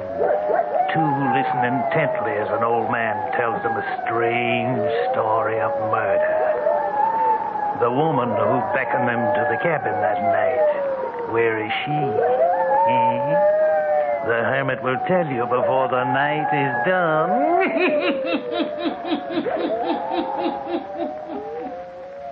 And now, the hermit again.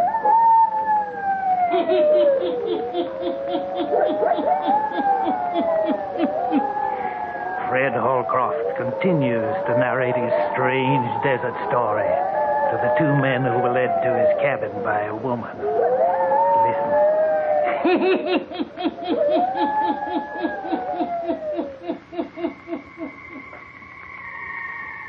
Well, sir, we buried Ab that night. What do you mean, we? Lila and me. The woman who had betrayed me. I made her handle the shovel. I can remember as well as if it were today. She was sobbing and carrying on. But I kept her shoveling.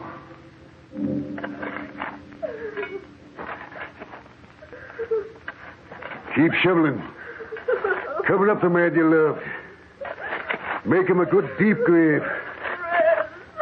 Don't look to me for mercy. Keep digging.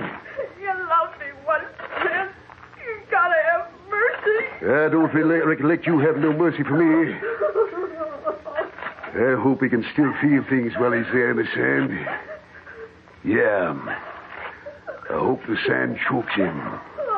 Burns out his eyes. Get up on your feet. He's buried deep enough now. And you listen to what I'm telling you. If anybody comes this way, we don't know what happened to Ab. You hear? We don't know nothing.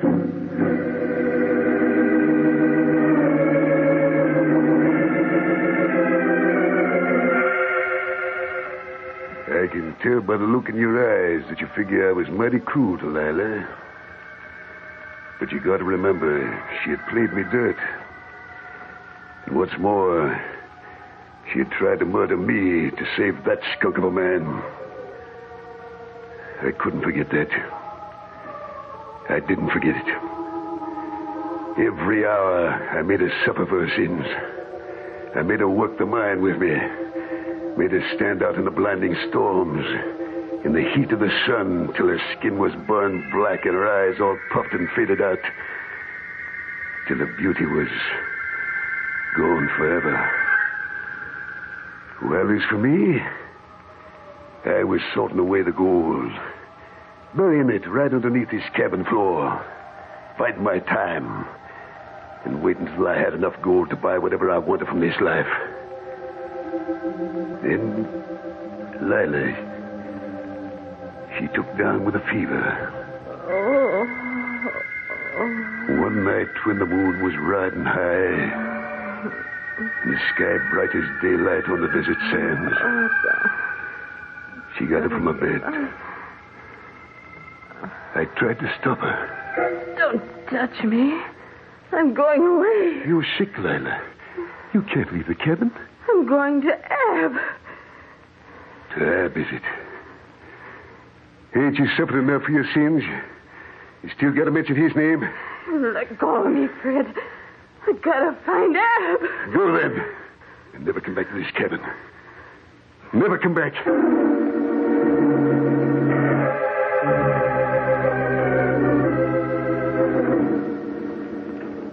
I stood at the door of this cabin watching her stagger away in the moonlight at night. I never searched for her body. Her bones are bleached white by now from the sun. As for me, well, I always figured on moving on. But the sun and the desert, the scorching sands and the wild winds blowing, all of it sort of got into my blood. And I've stayed on here, hoarding my gold. But one of these days I'll be pulling out for the city, and the lights and music, all the rich things money can buy. I don't understand it. Why are you telling all this to us, two strangers? How do you know we won't report you as a murderer? I don't likely know why I'm talking. Unless it's that the loneliness in the desert has got me. You let the woman wander off into the desert to die? I told you just as it happened. Don't you understand, stranger? That woman didn't die. It was her we saw tonight. Her that beckoned us into this cabin. She never died at all. Taylor, you never saw any woman. You said the dead stump of a tree. You thought it was someone moving. She talked to me, I tell you.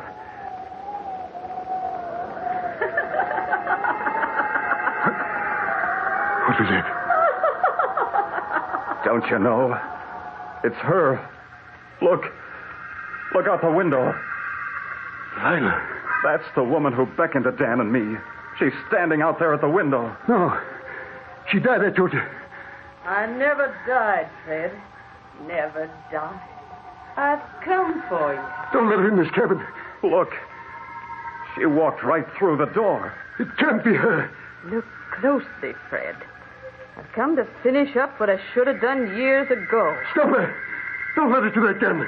I've got it now, Fred. This time I'll do more than wing you. She got me. Got me. Grab him, Taylor. Look at the blood. Help. I'm dying. He's done for. And the woman. She's disappeared through that door just like she came in. She's gone. And you and I, Taylor, we're going to be accused of this murder.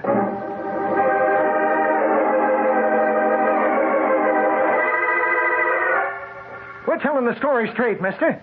You've got to go out there and get his body. And you got to believe it, just as we told you. The woman killed him and vanished. We're not guilty. Sit down, stranger. Take it easy. What did you say the old guy's name was? Fred Holcroft, he told us. Old Fred, eh? Who struck it rich or thought he did? That's him. He's lying there in the cabin now with a bullet through his heart.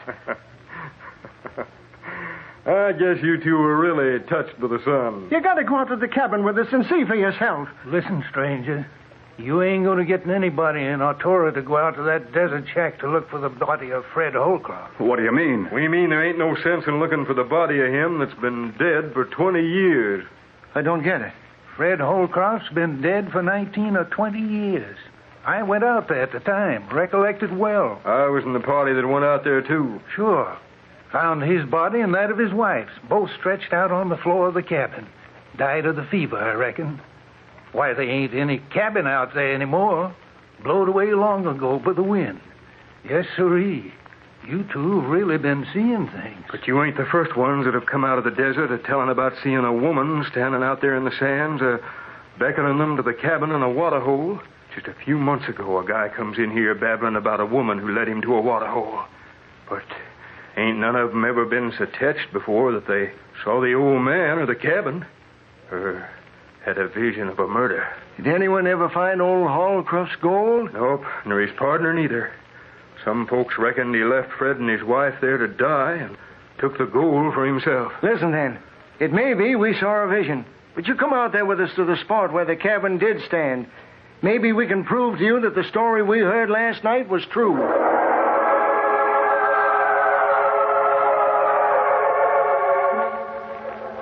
Here's where we stopped. But you can see there ain't any cabin. You said the gold was buried underneath the cabin floor. That would be about here.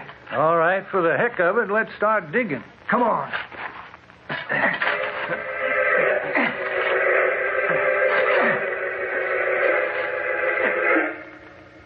Gold. By cracky gold. Just as we told you. Just as he told it to us. Visions, huh? Visions on a desert. But it was more than our being touched by the sun. We saw spirits of the dead. We saw them and heard them. And we've found the gold that brought about evil and murder.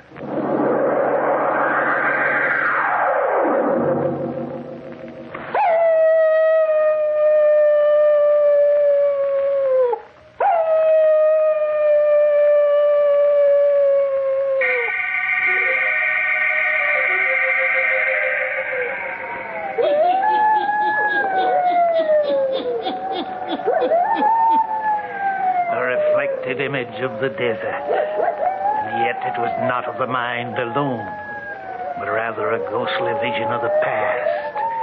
Spirits that could not rest in their graves of sand. Ghostly visions returning to earth to walk the desert on moonlight nights. To speak to the living. To relate over and over the stories of their sin and murder. Yes. Turn on your lights. Turn them on. I'll be back. Pleasant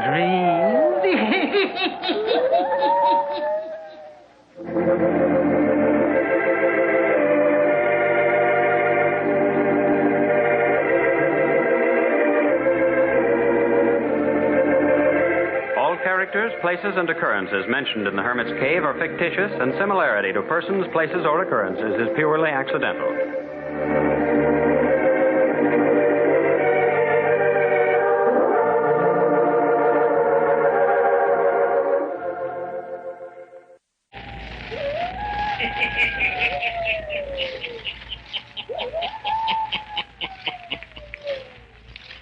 Ghost stories. Weird stories. And murders, too.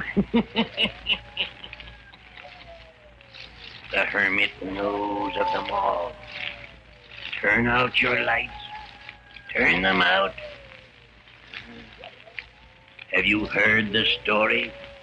Castle by the Sea? Eh? Then listen while the Hermit tells you the story.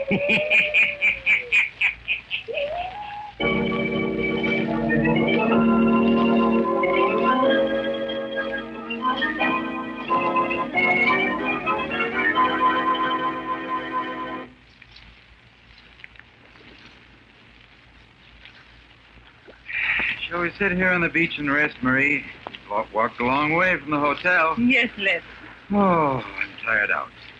But I thought we were going to climb the mountain over there to the west and get a good look at the old castle. Well, let's rest first. All right. When we started walking this morning, the old ruins looked quite near. I'll wager we've walked 3 miles since morning. Seems as far away as it did when we started out. Yes, it does. Glory, but this is a beautiful spot, Marie. Isn't it, though? Oh, Dave, it was grand of you to pick such a beautiful spot for us to vacation in. I knew you'd like it. Look at the sea. It sparkles like an opal. Yes. Off in the distance, it looks as white as milk. Oh, it's lovely. Oh, look way out in the water. I see 2 tiny little ships. See them? Yes, I think I do. It's so beautiful here. You'd almost think you might be dreaming.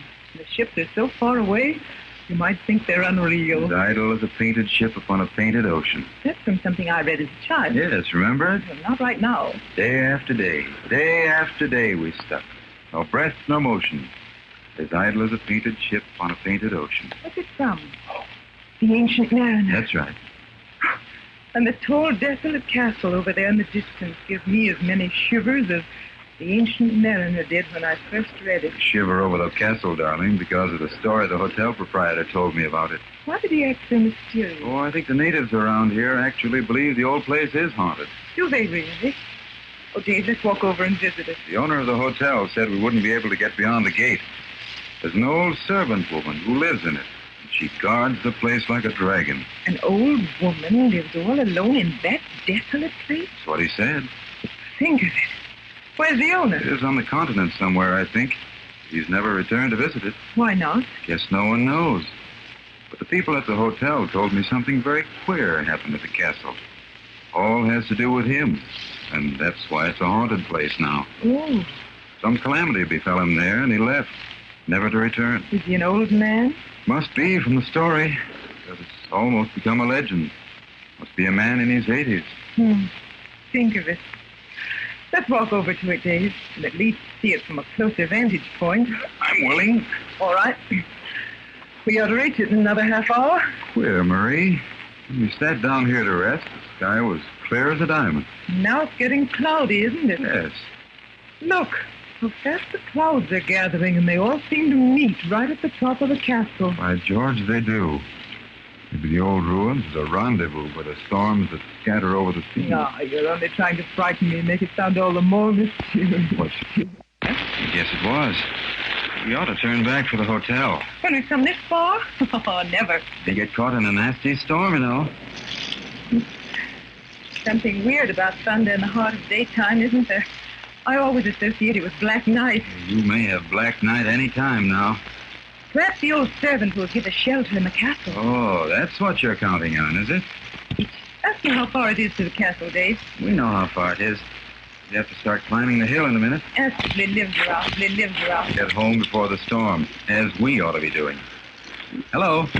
Any chance of our getting into the castle on top of that hill up ahead? I've seen the queer lights coming from it at night. Bewitched, that's what it is. Listen, you don't really believe that, now, do you? Yes, I do. Have you ever been near it? Once, a year ago, I went up to the neither. Oh, no. That's right.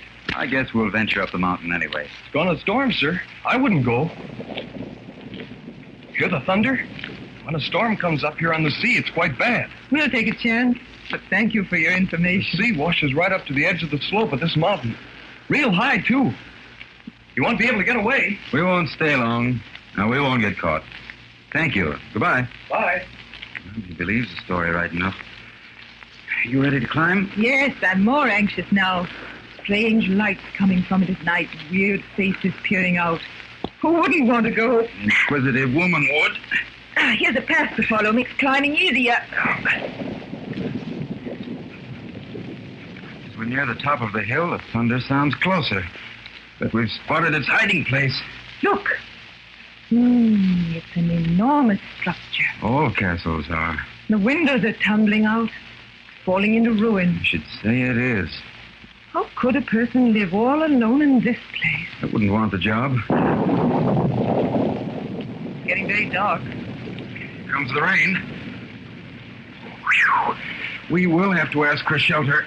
The gate's unlocked. Come, we can at least sit on the veranda till the storm breaks. All right, run. Run, it's coming down in a fury now. I hope the lightning doesn't decide to strike this old place. I'm soaking wet. Now see what your inquisitive nature has led us into. You wanted to come here as badly as I did, and you know it. Now we are here. It's nothing but a room and a first-rate thunder shower for entertainment. Strange, the old servant doesn't come to scare us away. You look so much like a mermaid with your hair streaming down. Maybe you frightened her away. Dave, I thought I heard someone moaning. You have your ears tuned for ghosts, honey. You'd hear anything right now. No, I'm certain I heard someone this time. Oh, it's the thunder you hear. I can hear the thunder all right. There's another peculiar sound, like a person moaning in distress. Yes, I do hear it now. I wonder what it can be. Do you hear it? Or doesn't it sound like someone crying out in pain? Yes. Yes, it does. See. David, see. What? Over there in the yard under the tree. By George. Must be the old servant woman. And she's ill. Go get her. Bring her here in the porch out of the store. Sure. I say, are you ill? May I carry you over to the porch, out of the store? Here, let me lift you up. Carry you over to the house. Am I hurting you? Does it hurt to carry you? I'm so sick. Is she hurt, Dave? She's ill. See if you can open the door so I can carry her inside. Oh, it's locked. Well, see if you can find a bunch of keys on her dress. No. No, you can't go in. She doesn't want us inside, Dave. She's ill. We have to take her inside. Here's some keys. Try them. Oh, this one doesn't work. Try another one. I believe this one's going to fit. Swing the door open wide so I can get through with her. You mustn't come in. No. Sorry, lady. We have to help you. Can't leave you outdoors. Oh. Where are you going to take her? Look up this hall. I'm so sick. I'll find some water or something and give you hot tea. Well, your clothes are wet clear through. Shall I help her undress? No. You come out of the room with me. We'll see what we can fix for her. All right. We'll be back in a few moments and give you something hot to drink. Yes, I'm so sick. I'm gonna die. Go away and close the door. Yes.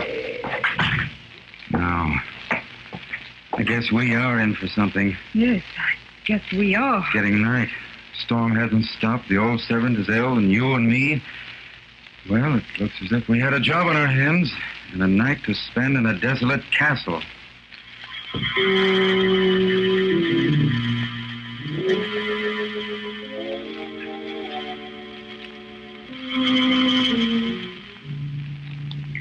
She seems to be sleeping now, so I guess we can get some rest. Think you'll be able to sleep in this bed? I could sleep anywhere, weary. This must be a woman's room. Yes, it's filled with things that were once fine and lovely. I guess I The will. box down on the food. Wasn't it? Yes. The owner must keep her supplied with enough to live on. Glad he includes candles, I must say. I wouldn't want to spend a night in this place without light. Nor I. Poor old lady. Do you think she is going to die? I think she had a stroke. We should go for a doctor in the morning. We will if she isn't better. She looks as if she'd lived for centuries, doesn't she? Just like a witch out of a fairy story. She has a beautiful old gold pendant around her neck, and she acts as if she were afraid we were going to take it.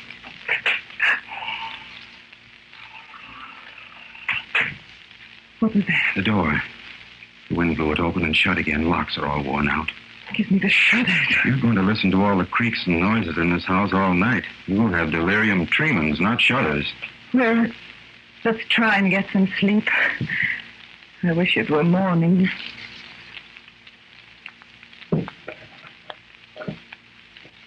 Dave, what was that? Marie, I told you you'd hear strange sounds all night. But that sound came from right near this bed, over on the wall. It did, Dave. Listen to it. I hear it. Well, what is it? I'm not Sherlock Holmes. I don't know. There it is again. By golly, that is a queer sound. David. Look. Look. Standing there in the doorway. Look. What is it? A woman. Is it the servant? I don't know. Speak to her. What do you want? Are you all right? She doesn't speak. It's a young woman. Who are you? She's moving right over by this bed. David. Who are you? What do you want? She's coming closer. She's moving over where the knocking sound comes from. She isn't alive. She's something inhuman. She stands over by that wall, trying to take the bricks away. Take me away! Take me away from here! Take me away!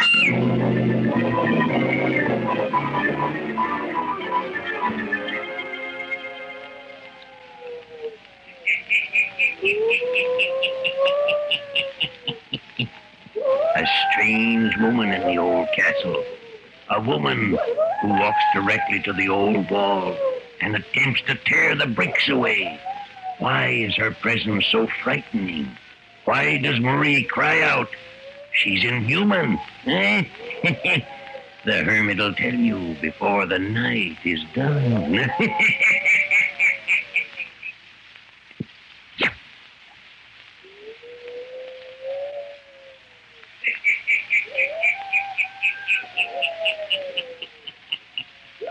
Only a few moments have passed, and suddenly the strange woman stops working at the wall.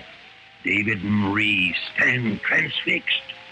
They think they hear the woman moan. Then, as silently and mysteriously as she came, she glides away. The old servant is moaning again. We must go into her. I'm afraid to. Our imaginations are running wild. We can't leave this old woman. Come into her room with me. Stay close beside I me. won't leave you. Here's the door. I'm going to die. Are you so very ill? Should we get a doctor for you? I'm going to die. What can we do for you? Did you see Noreen? Who is Noreen? The spirit of my mistress.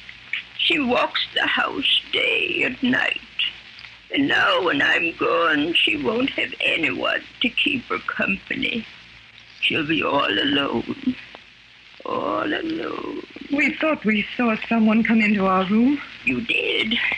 Noreen, the spirit of my beautiful mistress, trying to save her lover. What is the strange story of this house? When I die, will you stay and keep her company if I tell you her story? Will you? Yes. Yes, we will help you. I've guarded the secret all these years. Watched over her spirit. Will you care for her if I tell you the story? We'll watch over her. The owner of this house killed her body, but not her spirit.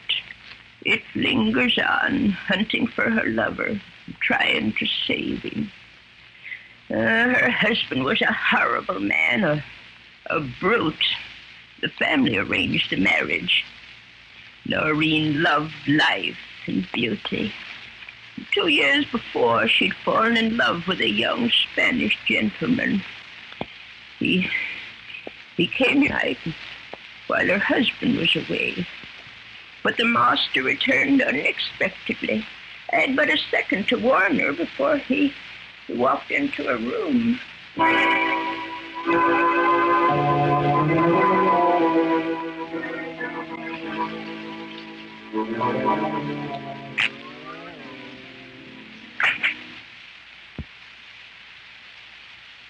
I am too early, you mean? Have you had bad news? You look like a thunderbolt. Dismiss your maid. You may go, Dominie. Yes, madam. My dear Noreen, if I'm not mistaken, there is someone hiding in your closet. You are mistaken. Tonight, while playing billiards, I learned of your charming Spanish love. You were misinformed. I know there's someone hiding in that closet, and I shall look. Stop. Take my word for it. You will swear there is no one in there? Yes. Will you swear by this charm of my ancestors? Carries the crest of my family. Touch your lips to it. Swear to me that there's no one in that closet. I swear. All right. I believe you. Now, call your servant into your room. She's right outside. I'll ring for her. Yes, madam. What did you wish of Dominie? It matters not the hour, Dominie. I wish you to call a stonemason into this room at once. Yes, sir. And I shall sit and wait in this room until he comes. And there he sat, never taking his eyes off my dear mistress for 3 hours, waiting for the stonemason. And a lover stood waiting for his fate in the clothes closet. When the stonemason came, I took him into the room. The stonemason is here, sir. That is good. Sir, go and fetch bricks. Bring sufficient to wall up the door of this closet. And then plaster the wall. I want it done tonight while I sit here. Tonight, you hear? It may disturb your sweet sleep, my dear Marie. No. I shall sleep. Then do the job tonight. Now. It was awful. There he stayed. My poor mistress fainted during the night. Went to a living tomb. Great heaven. It was an awful thing to hear. It rings in my ears tonight. I can hear the master laughing as the scratching inside the wall began.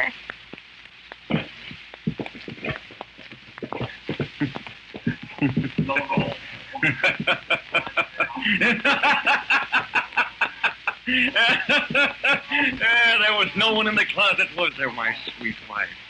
My sweet Noreen. Oh, have mercy upon me.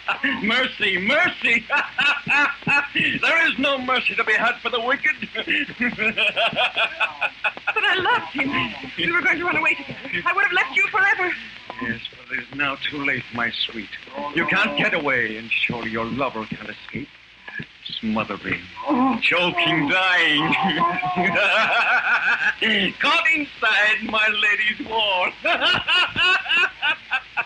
And you, but I am the one who lives forever, never return. You can do what you like. But if you ever tell of this, I'll publish your sin abroad to everyone in the country round.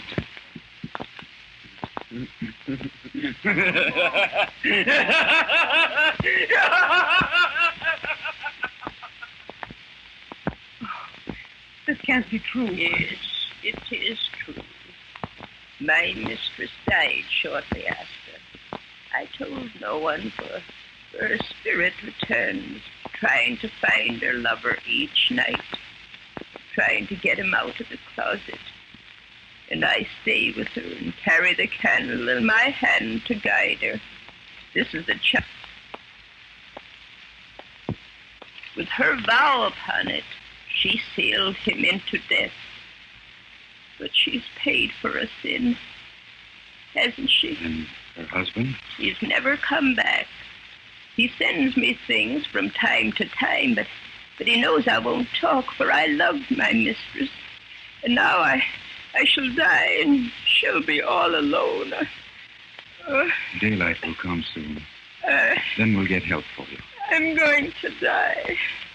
All these years, the spirit of Noreen and her lover, they've been constantly in this house. Only I've been near to watch them. But now I shall die. Poor Dominia. Poor soul. Living with dead spirits. And they've kept intruders out all these years. Now they'll come and frighten my mistress away. We'll stay until morning, and then we'll bring you help. Now close your eyes. Don't try to speak. Just rest and sleep.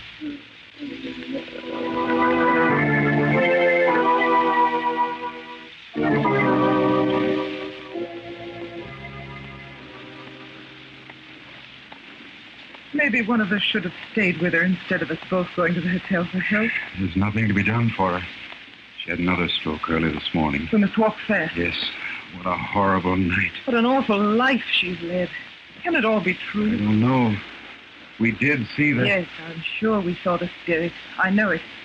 And the sound within the wall. We did hear that. Yes. Oh, look. Here comes the young boy we met yesterday walking along the beach. Yes, it is. He, isn't it? Shall we tell him we were at the castle? No, don't mention it. At the hotel, we'll explain it. Hello? Hello. Out walking again today? Yes, just admiring your scenery along here. I'm going towards the castle now. Look behind you and see what's happening to it. What? Oh, look. Yes, it's all afire. I saw it when I was way down the beach and came running. Merciful heaven. And we never looked back and noticed. As if a bolt of lightning had struck it. The whole castle is ablaze. I ran back to save the old servant. Say, if that old lady is still in there, we can never get there in time to save her. It's 30 minutes walk to the castle from where we stand now. We can never make it. But she's all alone in there. Oh, run, David. It's no use. I'm going up to see what I can see. Guess no spirits will bother now. They've all been burned out. I'm glad Marie. it's gone. It'll be better. Murray, we aren't to blame for this. Don't tell them at the hotel where we were. We stayed in a shelter of a cover overnight. We must stay. They would think we set the place on fire. And the story the old servant told us is weird as the tale of the ancient mariner.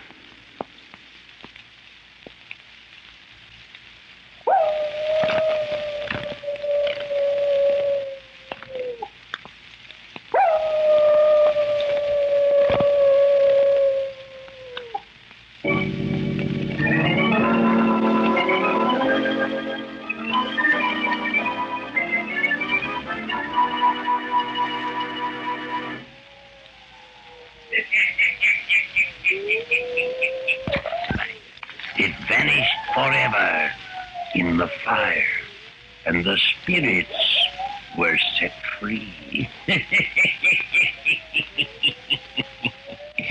Turn on your lights. Turn them on. The Mummers in the Little Theater of the Air.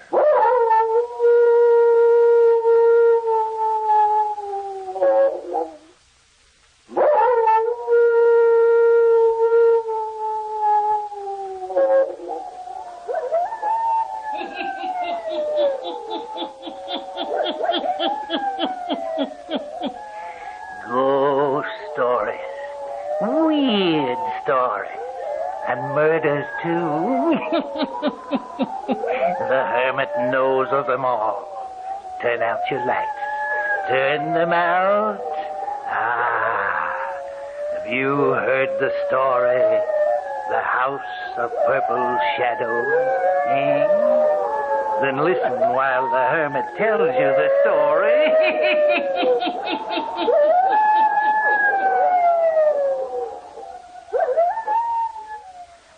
Yesterday, we weren't so alarmed. When he didn't come to the office this morning, why, then we concluded something must be wrong. He's here in the house. We'll find out in a minute, Benson. It's dark in this hallway, Mr. Lamont. Must be a light switch here somewhere. Oh, yes, here it is. Oh, there, that's better.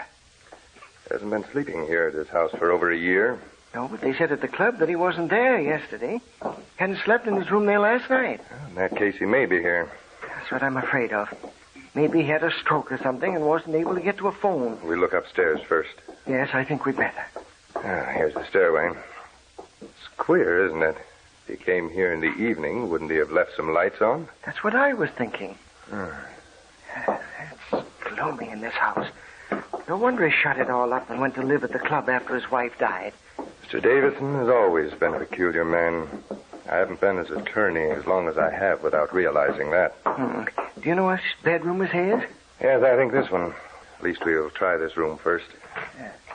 Is it locked? Well, it just seems to stick. Must be the door is swelled. Let me try it, Mr. Lamont. Oh, I'm getting it now. Here it comes. Gee whiz. What's the matter, Benson? I don't know, but when you opened the door, it was as if something grabbed a hold of my hand. What? Well, I know it sounds queer, but it was as if an icicle touched me. It's just the cold air rushing out of this room. It's as black as night in here.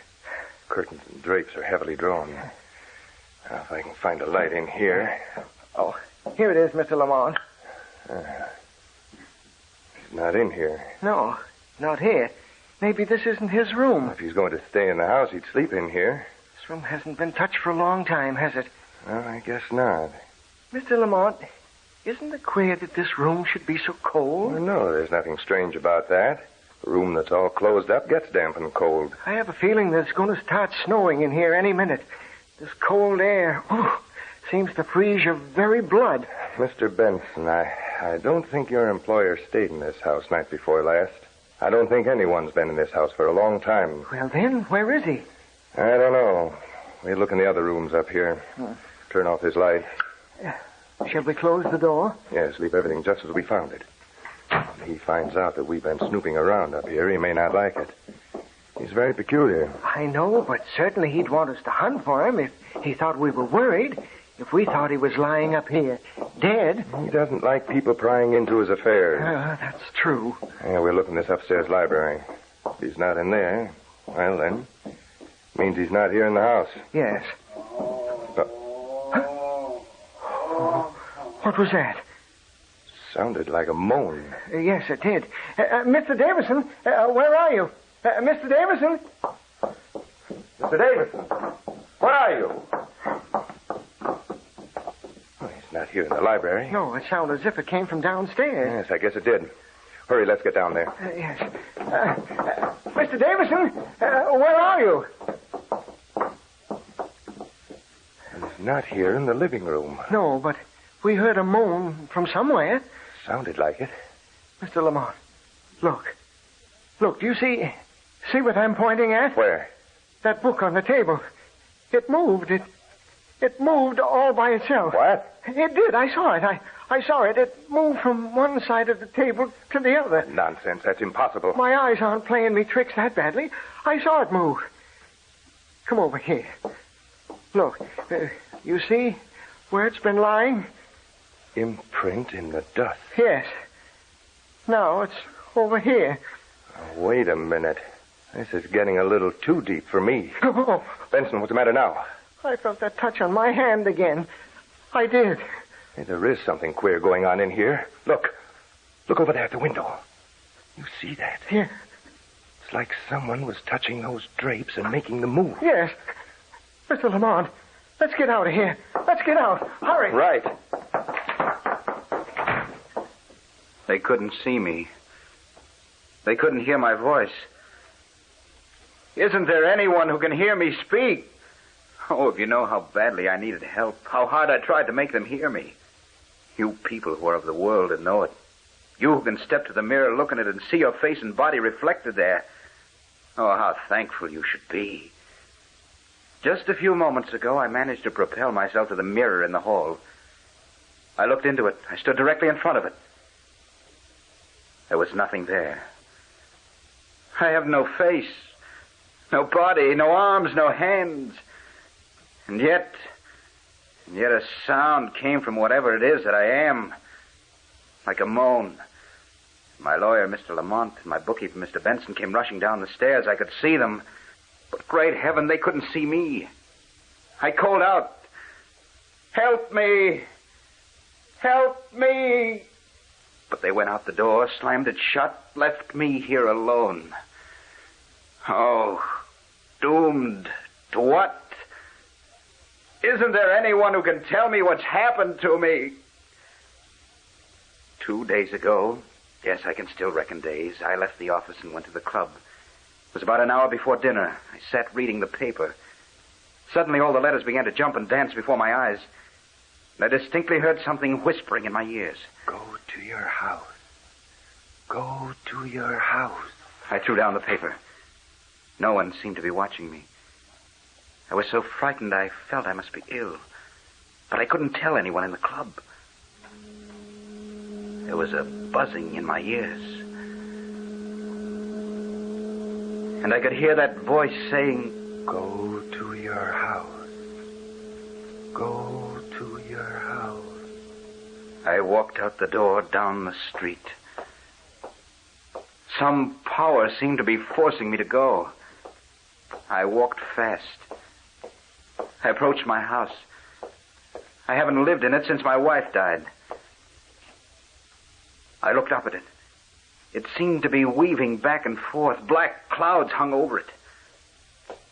I walked up the steps. I reached the outside door. Mechanically, I took the key from my pocket, inserted it in the lock, opened the door.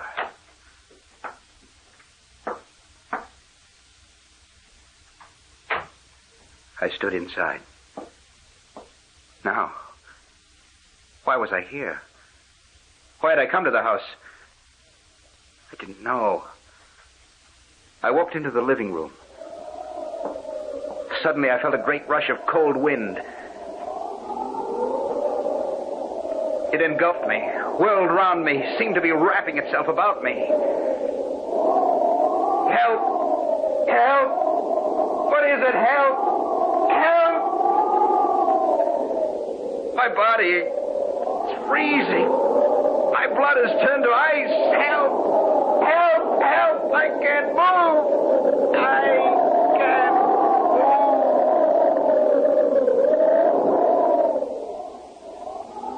I couldn't move. The room seemed to be bathed in a purple twilight. It was then that I realized that I no longer had a physical body.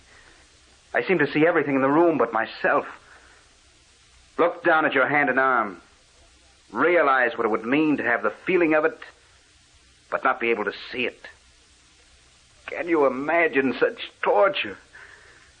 I can make things move, but I can't see the hand that moves them. Oh, horrible, terrible calamity that has befallen me. How long am I going to go on like this? What sort of a world am I living in? In the purple shadows between this and the next. Someone have mercy on me. Help me. Great heaven, someone help me.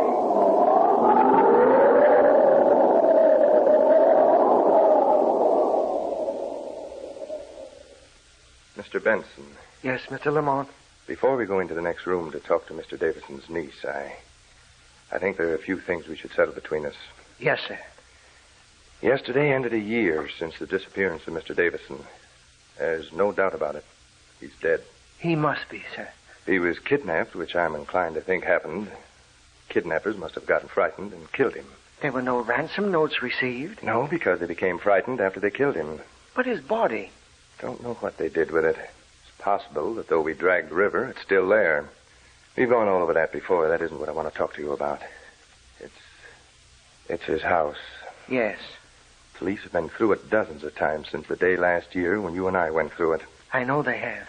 If they saw or heard anything peculiar, they failed to mention it, as far as you and I are concerned. I have never mentioned what happened to a soul. Nor I. It's been so long now, I wonder if it could have been true. I often think the same thing. According to Mr. Davison's will, the house and part of his estate is to be deeded to his niece, Loretta Hathaway. She and her husband are in the next room. I think it best, Mr. Benson, that we never tell her what occurred to us that day. I agree. She and her husband are not wealthy. Money in the house would be very welcome to them. We shouldn't spoil it for them. No. All right. We'll go inside now and read the will to them. Mr. Hathaway will take over Mr. Davison's business. Think you find him a nice man to work for. Come. Let's go inside. Dan, you think you're going to like it here in this house? It almost seems to be too grand for us. I know it. Weren't you surprised to find out that Uncle Jim had willed us so much? Business, half his money, and this house? Well, rather. But then, of course, there was no one else for him to leave it to. I know. Dan, have you ever thought he might have committed suicide? No. I never thought that. Mother said he wasn't always as peculiar as he was during his last years. What do you mean? Well, I remember her saying that it was after he built this house and he and Aunt Mary moved into it that he began to change. You know, there's something about this place that would make anybody change. Now, what do you mean? What I mean, Loretta, is that, it's so blamed cold in here. The house has been shut up for over 3 years, Dan. I know, but it's warm outside. This house is like an icebox, and we've had the windows open all day. It'll get thawed out in a few days. I hope so. I suppose we better retire. You take charge of the office tomorrow, don't you? Yes. Poor Uncle Jim. I still keep thinking that he may have committed suicide. I've often wondered if they went through his desk and things to see if he left any notes. Oh, yes, they've gone through his things dozens of times. Dan? Yes? It was 3 years ago that Aunt Mary died, wasn't it? Oh, about that. She took an overdose of sleeping powder by mistake. Then 6 months after that, Mother died. Then Uncle Jim disappeared. A lot of tragedy in one family in a few years, isn't it? I wouldn't dwell on that, Loretta. What are you doing? I just thought I'd go through his desk to see if I could find anything that no one else has discovered. I wouldn't look through those things tonight. Let's go upstairs. I will in a minute. Dan, come here. What is it? Look at this. Look at this writing. Well, what is it? That's what I'm asking you. Just purple marks on a piece of paper. I know, but what peculiar marks. Like they were made with a fingernail and written in some foreign language. What do you suppose it is? I haven't any idea. It's probably been there for ages. If it had any significance, the police would have used it. I know, but it's lying right here on top of all these papers. As if it had been dropped here just recently. Dan, feel of that paper. It's ice cold. Yes, it's like everything else in this house. Oh, come on. You can rummage through that desk tomorrow. I'm going upstairs. Do you realize it's nearly midnight? Dan! For heaven's sakes, what is it? Look. See that window blind? Look at it. Why, it's moving. Yes. Look at it. It's moving up and down all by itself. Oh, I see what it is, Loretta. There's something the matter with the roller. You've seen it happen to window curtains before. They fly way up to the top or way down to the bottom of the window when the roller's broken. But, Dan, it was just as if some unseen hand moved that window curtain. That's what it was like. Some unseen hand moved that curtain.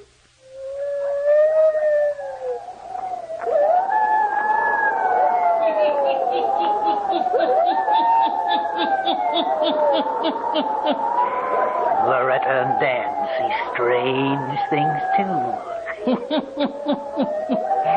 Can it be that Davison is still trying to make himself known to the people in his house? The Hermit will tell you before the night is done. Now, the Hermit again.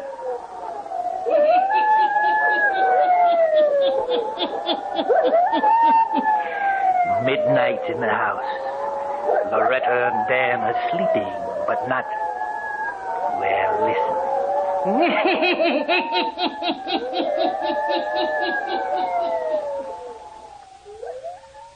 No, I am not sleeping. I never sleep. You know that I've been wandering in this, my house, for over a year, living in hideous torture. Oh, I've tried to make someone understand, but it's useless. They only grow frightened, as Loretta did earlier this evening. But she didn't get frightened enough, no. I'll tell you why. What I've discovered in these long, endless hours that I've spent here. There's something strange about this place. Something horrible. You hear the wind? It's beginning again. About midnight every night, it springs up. There's a queer purple glow over everything. The cold sears me all through again, penetrating to my very marrow. I know. I have no form that you can see, or I can see. But I can feel pain just the same. Such pain as you never dreamed of in your normal world. Loretta and Dan will suffer the same transformation as I have if they don't get out of this house. I've been convinced for a long time now that it must have been true that my wife, Mary, realized there was something wrong in this house. That's why she took the sleeping powders that night. She took her own life through fear. But why didn't she warn me so that I could die? For as it is now, I may go on suffering like this for ages and centuries. There may be thousands of houses all over the world that are under a spell like this one is. There must be other people living in this strange world like I am. Here it comes again. This wind that lives in this world of purple shadows. I've got to warn Loretta and Dan. I've got to get them out of the house. I must propel myself up the stairs and open the door to their room. I'm climbing the stairs now. I can see in the night. I can see everything but myself. I think my hand is touching the banister. Now, I'm at the top of the stairs. I must open the door to the room. Oh, that wind. It's making me suffer such pain. I must warn them.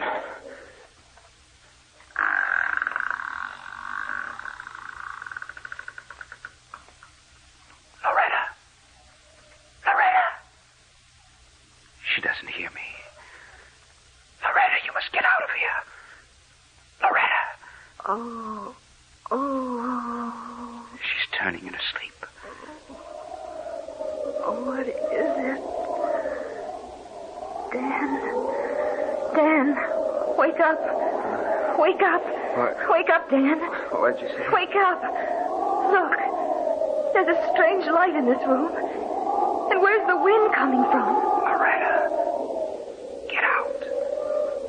Get out of this house. It's going to be too late. There is a strange light in here. Turn up the night lamp. It doesn't seem to make any difference. The light is getting stronger and stronger. And the wind is freezing me, freezing my blood. Loretta, I feel it too. Let's get out of this room. Help! I can't move. I can't move. Loretta, I can't move either. I'm powerless. Help! Someone help us! Help! I can feel my whole body changing. Loretta, what's happening to us? Dan! Help me! I reached out for you and knocked over the lamp. Loretta, I can't see my hand anymore. I can't see my arms or my legs. Look. Standing in this room. It's Uncle Jim. Jim Davison. Yes. You see me now. For you're changed the same as I am. What's happened to us? We've entered a strange world. It's this house. It's under some horrible spell. I've been in these shadows since the day I disappeared. Uncle Jim, is there nothing we can do? Nothing? There's our only hope, see? You knocked over that lamp, Dan. This room will soon be all afire. Yes. Let it burn. It may burn down the house and give us the freedom of death. It's our only hope, our only salvation. Death, give us freedom. Let us get out of this torture. Have mercy. Save us. Have mercy. Save us.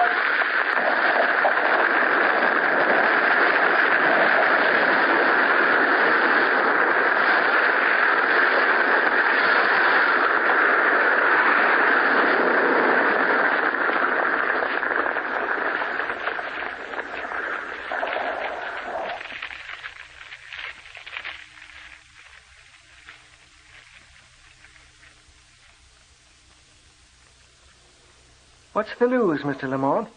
Did they find the bodies? They've gone through the charred wreck of that house for hours. There's no trace of a body there. Well, you think they got out before the house burned? Then where are they? Benson, I don't think they got out. But they didn't find their bodies, Mr. Lamont. They didn't find them, but no one will ever hear of them again. What do you mean? It's difficult to explain to anyone but you, because you and I know there was something strange about that place. Yes. I was with the firemen when we went through the wreckage. It was their bedroom. There was nothing there. But Benson, as we were going through it, smoke, of course, was smoldering there, but a huge purple flame sprung up and seemed to lose itself in the atmosphere. It startled me. I stepped back. Firemen thought I'd found something. Of course, I couldn't explain to them. I don't know that I can explain to you. But it was as if something registered in my mind, and a voice said to me, "You'll never find their bodies. They're gone. Gone forever."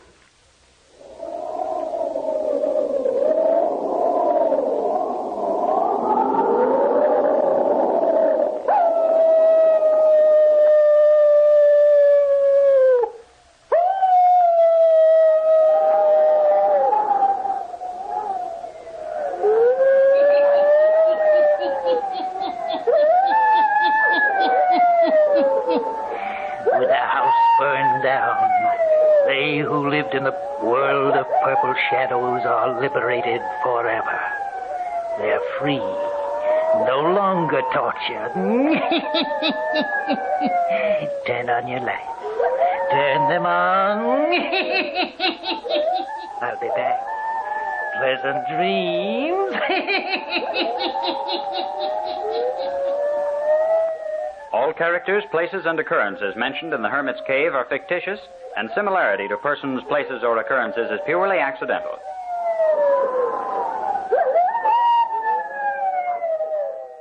The Mummers in the Little Theater of the Air.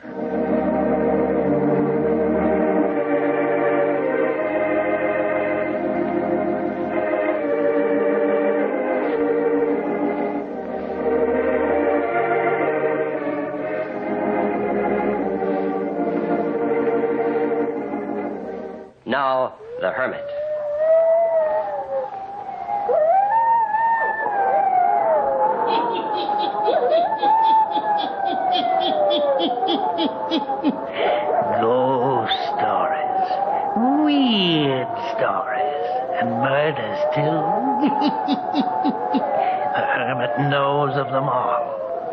Turn out your lights. Turn them out.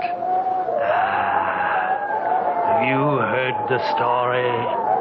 Notebook on Murder, eh? Then listen while the hermit tells you the story.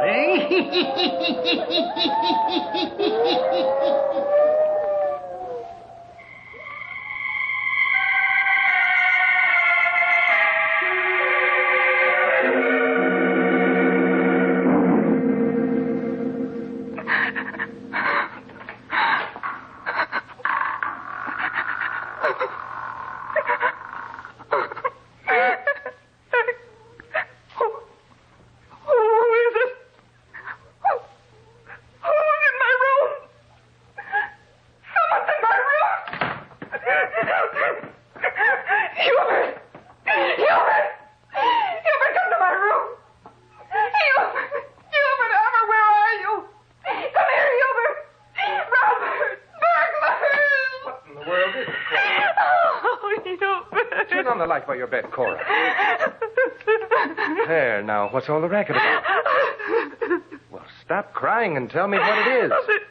There was someone in my room. Oh, you've been dreaming. No, I woke up and heard my door creaking open. I could feel it. There was someone standing in my room, and then I heard them run down the stairs after I called out. Hubert, you've got to go downstairs and look. Well, of course I'll look, but you don't think there's going to be anyone in the house after all your screaming, do you? Oh, Hubert, wait a minute. I'm going with you. You better stay right in bed, Cora. No, I'm afraid. You said you heard someone go downstairs. I know, but I won't stay here alone. All right, come on. I think you just had a nightmare. Oh, no. That's a nice way to wake a guy up out of a sound sleep. All the screaming. Oh, you'd have screamed, too. Well, not much. I tried to nab whoever it was. Oh, careful, Hubert. The burglar may have a gun. I can't find the light switch here in the living room. I'll get it. What? Look. The rug is kicked up. Someone was in here. And look. The things on the table have all been disturbed. Yeah. Hubert, where are you going? Well, to look through the house. Oh, wait for me.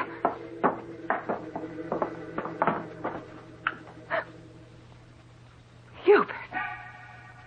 The dining room window. I see it. Well, by George. It came in through the dining room window. Well, it should have been locked. I thought it was. I haven't had these windows open for ages, not since I've been home. Well, I'll be... Where are you going? Why, to phone the police. There sure has been someone in this house.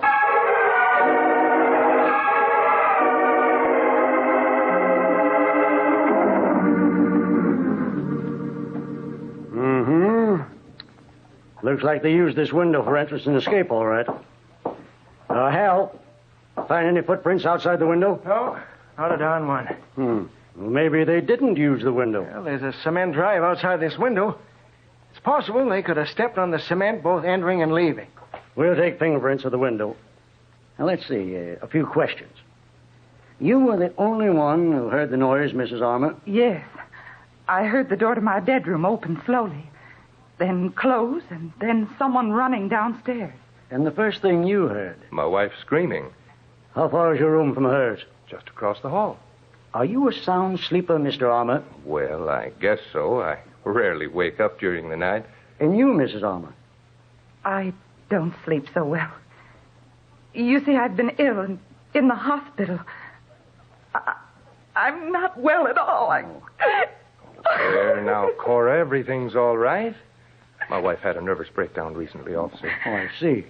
Well, just a few more questions, and then we'll let you go back to bed. Any valuables in the house? No valuables exactly. I usually have quite a bit of money on me. Why is that? I don't bank anymore. Cash my salary checks, and what I don't put into bonds, I use to pay bills. How about tonight? Oh, the money's safe in my room. How do you know, Hubert? Oh, silly, I looked when you yelled burglar. Who knows that you carry a good sum of money around with you, Armour? Oh, I don't know. Some of the boys around the office, I guess. I may have mentioned it in the bar. They got those fingerprints, Hal? All set. Yeah, we won't disturb you any more tonight. Obviously, there's no one here now. They didn't get anything this time, and they may not disturb you again. Oh, I hope not. It was awful. My nerves can't stand it. Go back and get a good night's rest. That is, what's left of it. You won't have any visitors again tonight.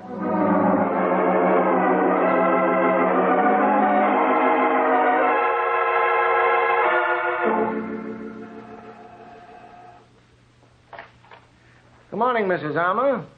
Remember me? Oh, yes. You're one of the policemen who was here last night. Mind if I come in? I'd like to ask you a few questions. Oh, no, come in. I was just out in the kitchen finishing up the breakfast dishes. Well, then we'll go out there. I can talk to you while you work. Did you sleep after we left? Well, yes, sir, I did. And you know, this morning I can't remember much of what happened last night. Is that so? But I don't remember things well at all. Not since I've been sick. Lots of times things are foggy with me. How long were you in the hospital, Mrs. Armour? Let's see. It was a long time, over a month, I guess. What brought on your illness, Mrs. Armour? Well, sir, I don't know exactly. Were you unhappy? Yes, sir, I was. What about? Well, Hubert got so he didn't pay any attention to me. That's so? Stayed out a lot nights? Yes, he did. He was never home. But since I've been in the hospital, he's been wonderful to me. Kind and good and home every night. Oh, came to his senses, did he? Yes, sir. There's been a great change in Hubert. That's good. Yes. I feel like I can get well now. Of course, the burglar coming has upset me. Coming into my room like that and standing there in the darkness. Hubert says if it wasn't for that window being open in the dining room, we might just think of it as a bad dream I had. Well, Mrs. Armour, we're going to keep an eye on the house. And we want you to help us. All right. What do you want me to do? If you see any strange persons hanging around here in the daytime or night, you call the 4th Street station and report it. Now, here's the telephone number. Or anything strange that happens. You remember and tell us. Sure, I will. The best I can. You know, it might be a good thing, Mrs. Armour, if you wrote things down in a notebook, as long as you can't recall things very well. Oh, what should I write down? Oh, anything odd that happens. And what's more, Mrs. Armour, you keep this notebook a secret, just between you and me. Think you could do this? Why, sure, I guess so. Not even tell your husband? I could keep it from him. Good. Now, let's see. Suppose you keep these notes under the mattress of your bed. Only you and I will know that they're there. Write down anything you want to, and keep it for me.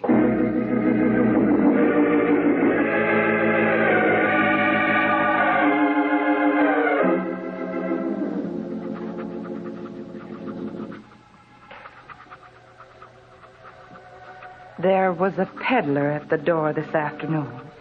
He had funny eyes. I thought he might be the burglar come back again. Didn't let him in. He went to Mrs. Joyce's next door. She didn't let him in either.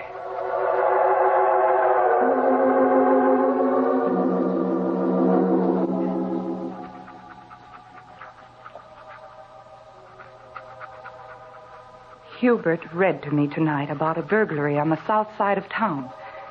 This burglar got in through a window, too, the basement window. He took money and silverware. We haven't got any good silverware.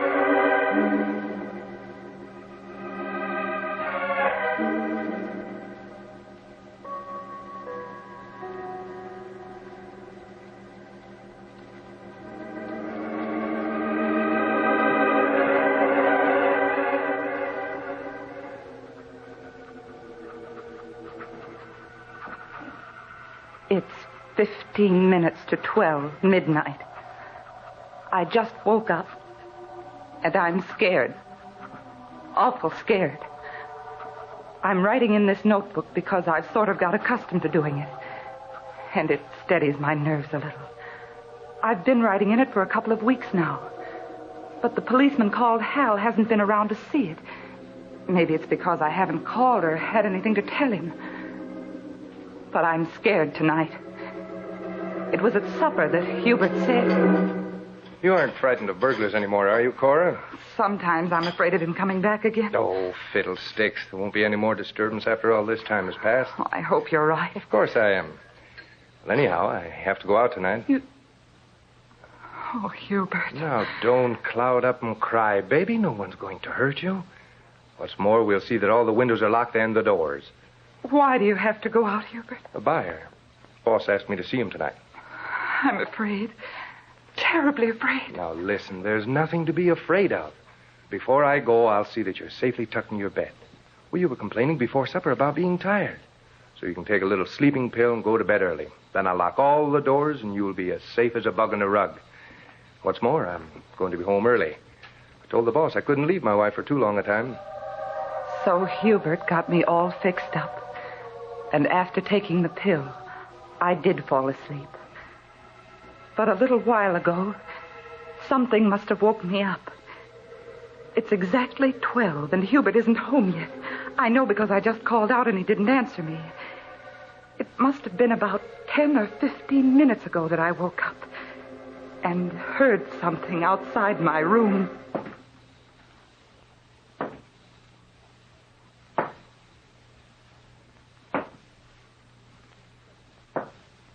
Footsteps. There would be one step, and then a long pause, and then another. For a minute, I was so scared I couldn't even breathe.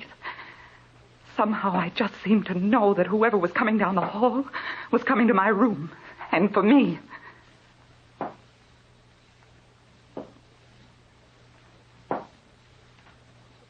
For a few seconds, I couldn't move, just sort of paralyzed with fear. And then I got brave enough to reach out and turn on my bed lamp.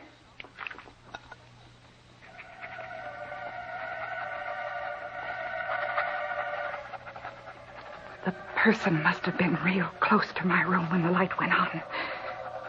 There was one more step. And then they stopped.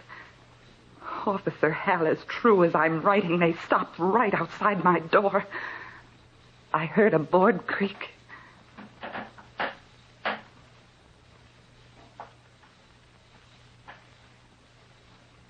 Then all was very, very still. For almost years, it seemed.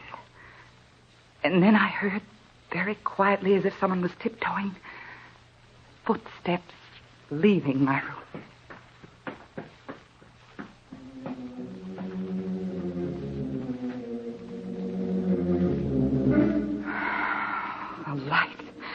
The light has frightened them away. Oh, I'm so certain that it was someone coming for me, but what am I going to do? I'm too truly afraid to go downstairs and phone for the police. I'm going to call out to Hubert again. Hubert? Hubert? No, Hubert isn't home yet. Or perhaps whoever has come into this house has done something to Hubert. Hubert!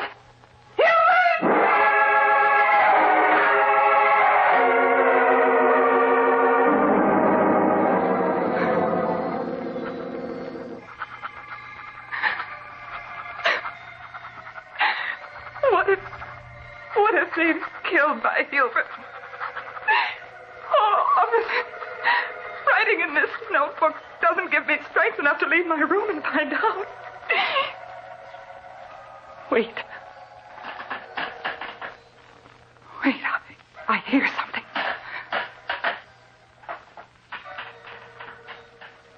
There's someone outside my door. I know it. Someone just moved outside my door.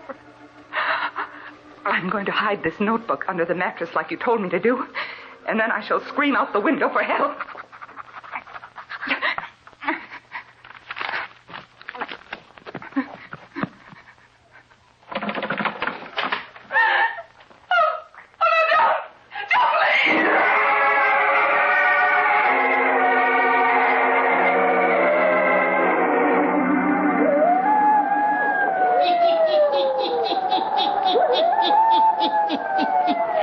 Just after Cora Armour puts the notebook under the mattress, she goes to the window, opens it, and is ready to scream for help. The door to her bedroom opens, and she calls out in terror as she sees a man standing there with a gun in his hand. One pleading cry, and then...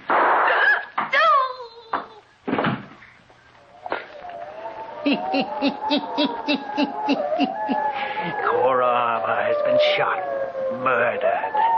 Will the police be able to find her assassin? Eh? The Hermit will tell you before the night is done.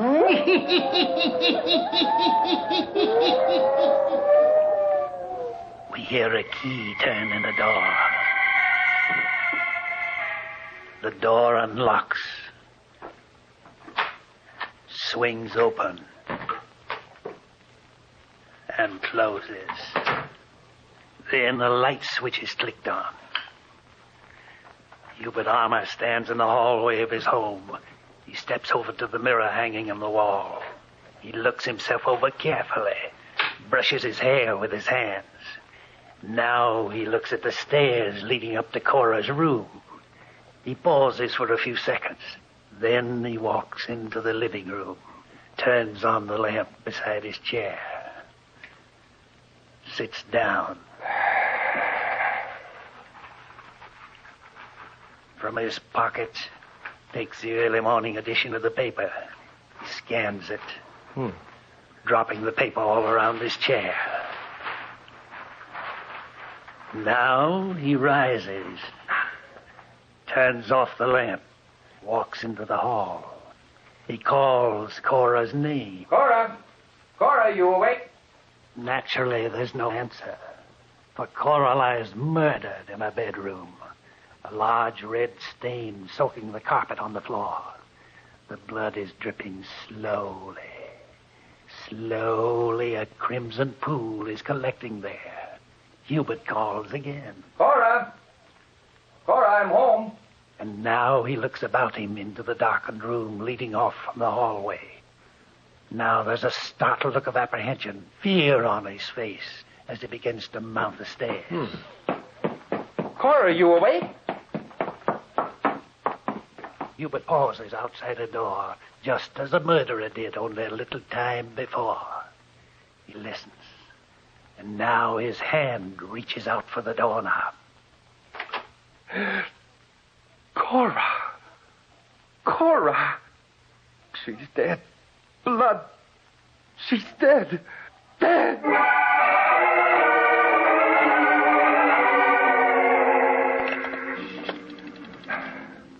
Operator, get me police headquarters, please. Hello, police headquarters. This is Hubert Armour, 97864 Crawford Street.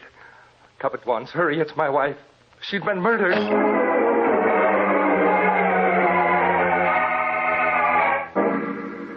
All right, Armour.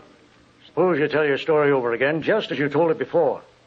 And you left the house when? At 7:30, officer. And where did you go then? I went directly to the office where I was to meet Mrs. Davis. Was she there when you arrived? Oh, yes, sir. She was waiting in her car outside the office building. And this was approximately at what time? Well, I think it must have been about 8 o'clock. 8 o'clock.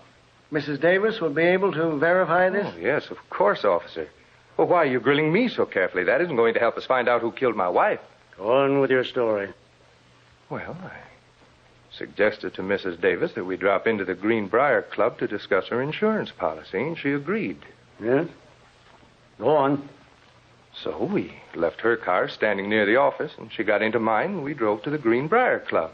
The doorman took care of your car? Oh, yes, sir, and he'll remember that. Well, you can check all of this that I'm telling you. We will. Go on. Well, there isn't any more to tell. We sat there and talked, had a bite to eat. What time did you leave the club? Oh, a little after 10, I think. Then what did you do? Well, I took Mrs. Davis over to her car. Then? I drove straight home, put the car in the garage. What time did you get home, Mr. Armour? I didn't look at my watch, but it must have been a little after 11. But you didn't call us about the murder of your wife until 20 minutes after midnight. Why was that? I didn't know my wife was murdered, officer. I called out to her when I came home, but she seemed to be sleeping. She'd taken a sleeping pill before I left tonight, so naturally I thought she was still asleep. So what did you do then? I went into the living room with a paper, sat there and read a while. All the while until I went upstairs and discovered my wife's murder. I don't know what time it was I called you. We know. And we know other things, Hubert Armour. We know at what time your wife was murdered. She told us. What do you mean she told you? She told us just as much as if she were alive now. But I don't understand what you're driving at. No? And when your wife told us at what time she was murdered, She also told us who murdered her. Who? Who did it? You were very clever, Hubert Armour, from the very start when you planned this crime. When you called us here to hunt for a burglar who was no one but yourself. That's a lie. You built this thing up slowly. Tonight you carefully accounted for your time up till 11 o'clock. The remainder of your alibi was weak. It might have been strong enough if Cora Armour had not left us a notebook on crime. What? I asked her to keep a notebook, to tell me all the strange things that happened in this house. She did. She kept it faithfully. Midnight tonight, you, according to her own writing, were not home. She called out to you, but you didn't answer. But you were here. You came in. You crept to the door of her room. You lost your nerve. You came back at midnight, shot her, left the house to dispose of the gun, returned, sat down on your chair and looked at the paper, then went upstairs to look in her room and to report her murder. Yes, Armour, you had it all planned very carefully. But you didn't reckon with Cora Armour's notebook. There's someone outside my door. I know it. Someone just moved outside my door. I'm going to hide this notebook under the mattress like you told me to do. And then I shall scream out the window for help. You heard the scream, didn't you, Hubert Armour? You heard it? No, I didn't. You heard the scream, all right. She made it when you opened the door, when you lifted the gun to fire on her. She didn't scream. She just called out, "Don't, please." I admit it, I killed her. She was a stone around my neck, nagging, never well. I hated her. I wanted freedom. She wasn't well because she feared you, Hubert. She feared you all the while. It was fear that sent her down to a sanitarium. In her heart, Cora Armour feared death at your hands. And yet, without her notebook, you might have gone free of the crime of murdering her.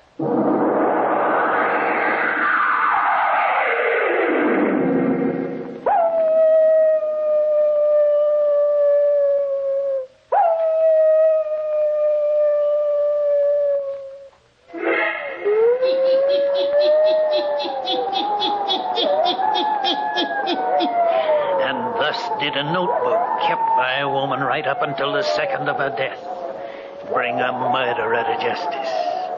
A notebook which spoke as strongly as if Cora had returned from the spirit world to point her finger at the guilty one. Yes, turn on your lights. Turn them on. I'll be back. Pleasant dreams.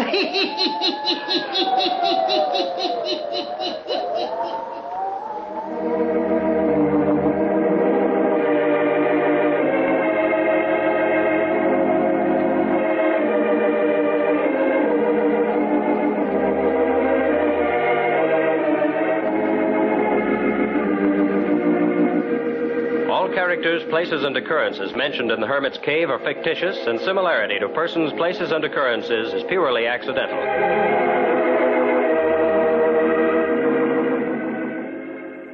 The Mummers in the Little Theater of the Air.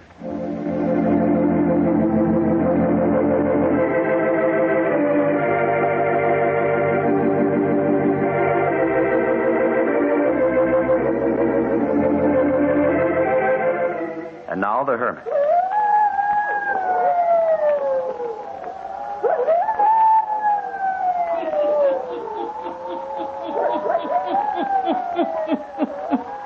Ghost stories. Weird stories. And murders, too. The Hermit knows of them all. Turn out your lights. Turn them out. Have you heard the story? The House of Murder, eh? Then listen while the Hermit tells you the story.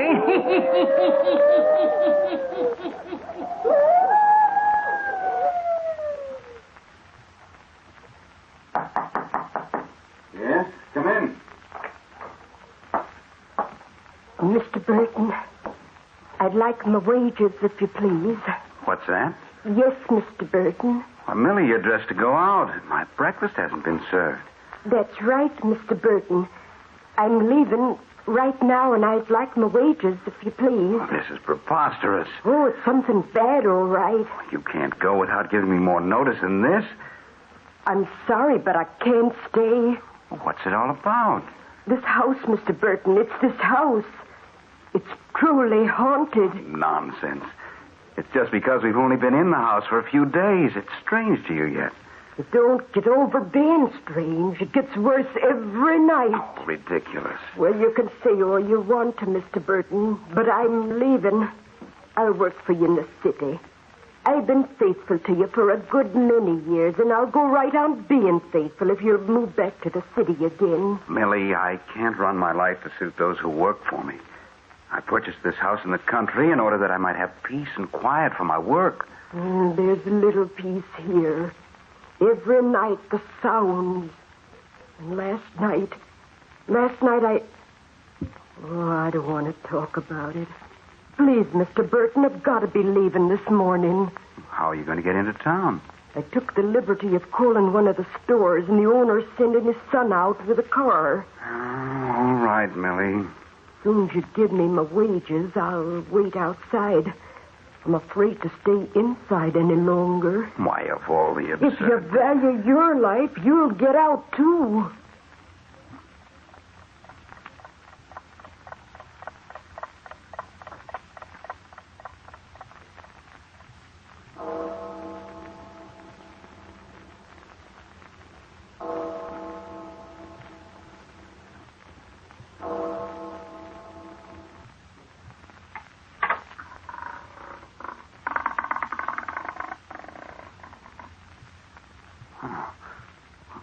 No wind to open that door. I must have left it unlatched. Feels just as if someone was in the room here with me. Oh, it's as if something brushed past me. I could swear I felt it touch my shoulder. Oh, ridiculous. Pages turning. Pages in my ledger turning. Just as if a hand moved the pages. Wind couldn't cause it. There isn't any wind in here. Oh, I'm dreaming things. It's utter nonsense. Millie's got me all upset. Oh, my test tubes. My experiment. The test tubes knocked to the floor. I'm not dreaming this. This is too real. I need Carmer. He'll solve this. Hello. I want to put in a long-distance call. I'd like to speak to Lyman Carmer in New Carden. Yes. Yes, you've got it right. Lyman Carmer in New Carden. The telephone number is...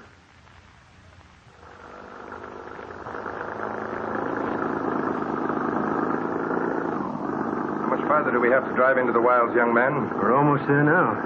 For the life of me, I can't figure why Jim wants to hide himself away miles from civilization. Well, this new man ain't been out there but a few days. Few days too many, if you ask me. I drove out here yesterday. I picked up a woman who'd been working out there. I wanted to go back to the city. Not Millie. Seems like that was the name she gave. Well, what's up? I couldn't rightly tell you, mister. Just couldn't tell you. Jim seemed to be strangely urgent about something last night. Look, mister. You can see the lights of the house now. See, about 8 to 10 right away through the trees. Oh, yes. What sort of a place is it? Oh, it's quite a place, mister. Really something in its day. Old house, Yes, sir. I guess no one's lived in it for years. Old man Chimler knows it. He's lived in town as long as I can remember. Yeah, this is the drive leading up to the house. Lined with trees on both sides. House never gets no real daylight into it. Yeah, here we are, sir. I'll get your bag. Oh, never mind. I can take it. Here, young man. Oh, thank you, mister. It's more than it's worth. That's all right. Anything I can do for you, just call the general store and ask for Mark. Thanks. I'll do that.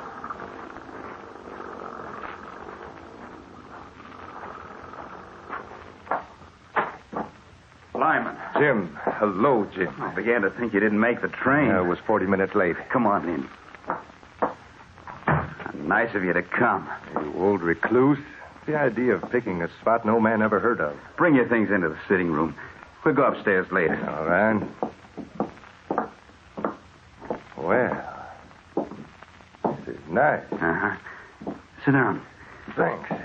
Yes, Millie got it fixed up pretty well before she went back to the city. My laboratory is right off this room. Everything handy.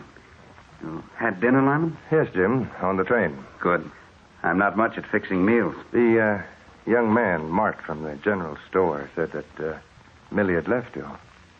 What's the idea? I'll tell you all about it. That's why I called you. Well, it's nice here, Jim, but I can't see why you chose a place so far away from everywhere. Oh, I like it here. Well, that's reason enough, I guess. Millie coming back to take care of you? No. No, I'm afraid not. Lyman, Millie left because she was certain that this house is haunted. Oh, Jim. I called you last night because I remember a story you once told. A story of a haunted house. You told it as if you gave credence to the tale. Is that so? I remember well. That's why I wanted you here. Well, Jim, you don't think by any chance that this house is haunted, do you?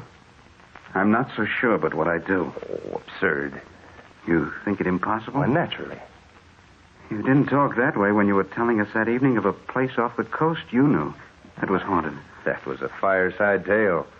Quite different from reality. Lyman, it's only a short time until midnight. Will you come into the laboratory with me? Will you sit in there with me for a little while and see if the same things that happened last night occur again? Of course. If the same things do occur again, I shall be convinced that Millie was right. I shall be quite sure that something does happen. Does haunt the house.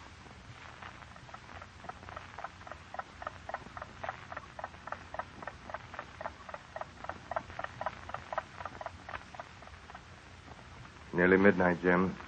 Did you check the door into the laboratory to see if it's closed tightly? I checked it. You're convinced it's securely fastened? Yes.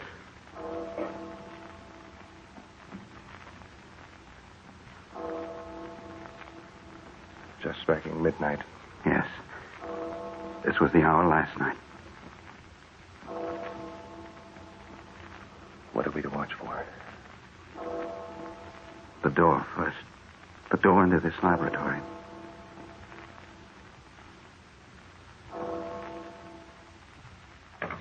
Listen. It sounded as if someone has his hand on the doorknob. Look. What? Wait, it's opening. Yes. Just as it did before. Well, there's no wind tonight. No, last night. Lyman, do you feel the presence of someone in this room? Someone besides us? No, I don't. I do. What is it? Once again, it was as if something brushed past me. Touched my shoulder. What's that? Look. Look over on the table. Watch my ledger.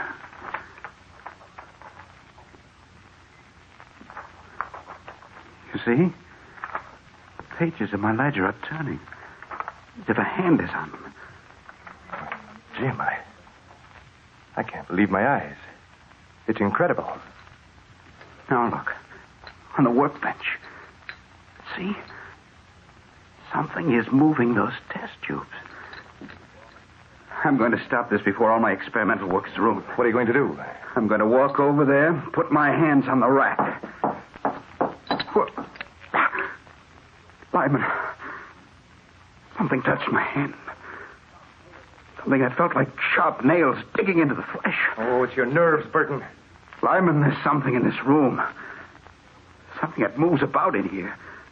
Some unseen thing that enters the door and moves in this room. Don't let your imagination run away with you, Jim. There is a thing in the house beyond scientific explanation. You know it. It's something vital and alive. A thing of power and locomotion.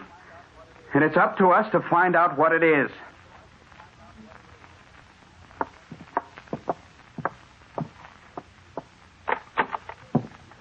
Well, we might as well look through this room. No use overlooking anything. Seems silly, doesn't it? We're not going to find anybody in these rooms. Didn't you say that Millie heard things upstairs? So she said. She complained the very first night we were here that someone entered her room. She didn't see anyone? No.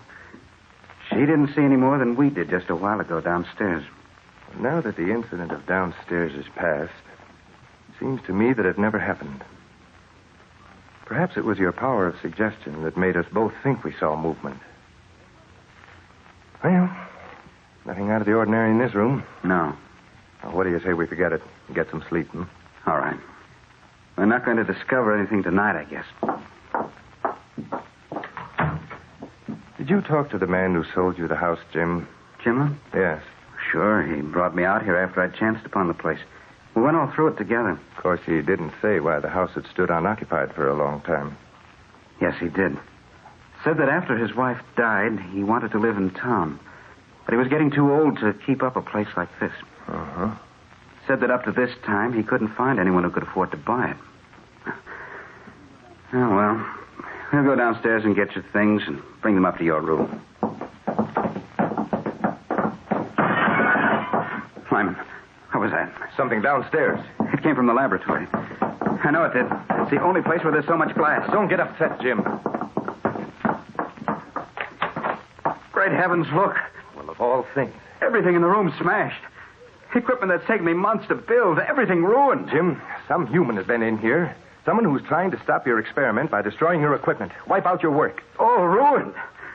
It'll take months to arrive at this point in my experiment again. Someone has been hiding downstairs here, Jim. Now, we've got to find out where and who it is.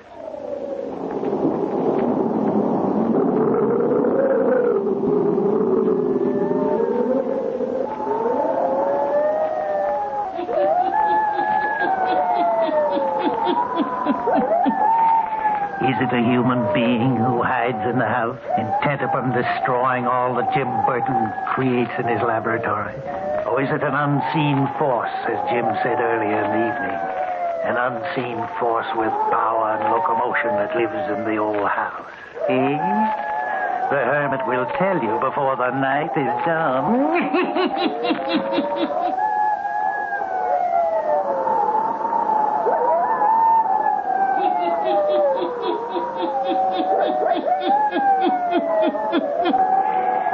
It is the following night. Jim Burton and his friend Lyman Carmer sit in the laboratory. Just a few minutes ago, the clock struck midnight. Right now, Burton is busily engaged building up step by step the experiment which has been ruined the night before. Lyman Carmer sits watching him.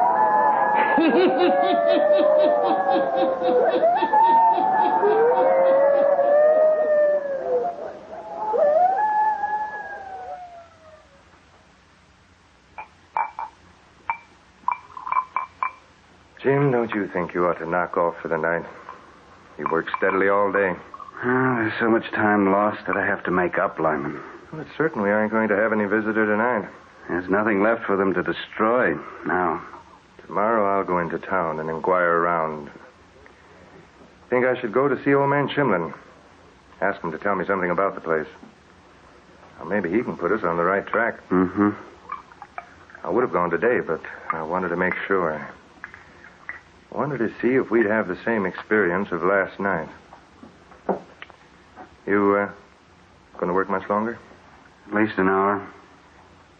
It's way past midnight. Guess I'll go upstairs. Okay. If you want anything, call me. All right, Lyman. Thanks a lot for staying over. It's a great help. Yes, if we can find out what it is or who it is that's causing this trouble. We'll find out. Good night. Good night.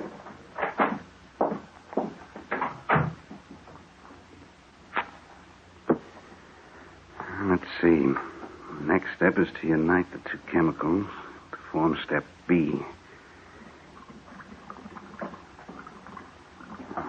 Where's that ledger?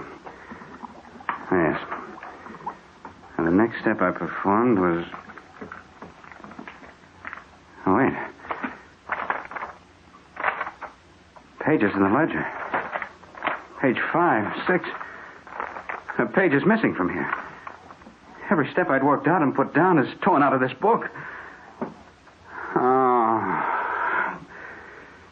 Oh, what is it? What What is it that dogs my trail and won't let me do this work? Step by step, I'll have to work it all over again. What?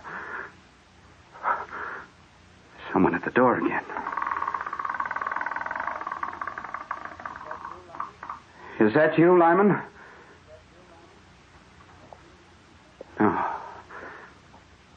No, it isn't. Just as before, I feel the presence of some person in this room. As if they were standing over me. What do you want? What is it you... Something around my neck. Something choking me. Choking me. Jim, help. Help me. Jim, help.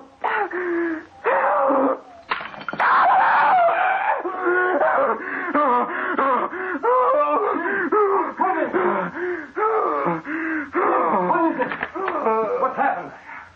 Fainted, fallen to the floor. Jim, but great heaven. His whole face is burned by the stuff he was working with. Hello? Oh, for heaven's sake, hurry. Hello, operator. Send a doctor to the old Chimlin place right away. Hurry. There's been a terrible accident. Man's face is almost burned away.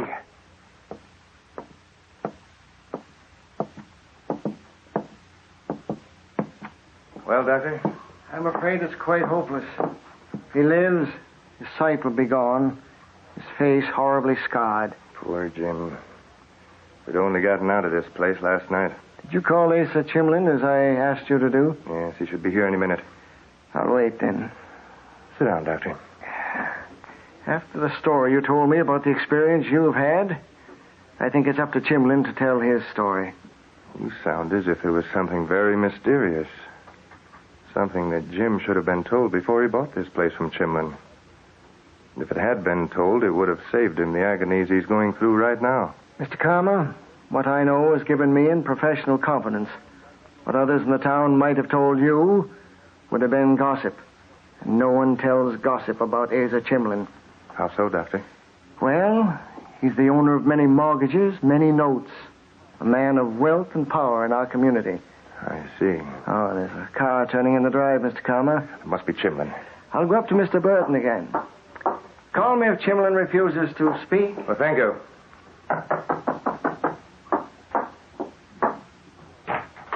Hello, sir. Well, hello, Mark. Where's Mr. Chimlin? Oh, he didn't come, sir. He called at our house and got me to drive out and bring you this note. Well, come in. Why, I reckon I better not, sir. Well, why not? I reckon I'd just as lief stay outside of this house, if you don't mind. Oh, come on in just a moment while I read this note. Nothing can harm you in the daytime. Well, all right. Just till you read the note. Come in here. Sit down while I read the note. Yes, sir. Oh. Well. Mart, what made you say you'd rather not come inside this house? Oh, I can't say, sir. Really, I can't. Mr. Chimlin would get even with my dad if I said any more. You see, he about owns our store. I wouldn't tell Chimlin. Come now. Well, sir, you see, the Chimlins, their daughter, she wasn't quite right, and she died out here. And Mrs. Chimlin, she hanged herself. Folks have always been scared of this house because of that. I see. Why did Mrs. Chimlin hang herself? I don't rightly know. Well, perhaps the doctor can tell us. Hello, Mark. Hello, Doc. Chimlin didn't come. Sent this note saying he would refund Mr. Burton's money and take the house back again. Says nothing more. Mm-hmm. But Mart here has volunteered to tell me that there were 2 deaths in this old house. One, a hanging. That's right. Mrs. Chimlin? Yes. And the girl? Her case was hopeless. 18, she had a mind of a child of 4. They took her everywhere, but to no avail. Time after time, Mrs. Chimlin pleaded with me to put the girl to sleep, to end her misery. I couldn't do that. She hated me for it. Her hate grew until her mind was unsettled. One day, she took it upon herself to end the girl's life. Then, realizing what she'd done, she hanged herself in the room Mr. Burton has been using for his laboratory. If Mr. Chimman knew we told us, Doc... Oh, that's all right, Mart. If there is any truth in the fact that an unseen force lives in this house, and you'll see how hard it is for me to believe that, then why did it seek vengeance on Mr. Burton? I have never believed in supernatural force any more than you. But remember, I've seen it at work in this house. And as for seeking vengeance on Jim... Doctor, he was working on an experiment to prolong life. A discovery which might have added untold years to the life of a human being. And this is something that the spirit of the woman who hanged herself did not want. That's why it destroyed the experiments. And that's why it destroyed Jim Burton. He died just before I came downstairs.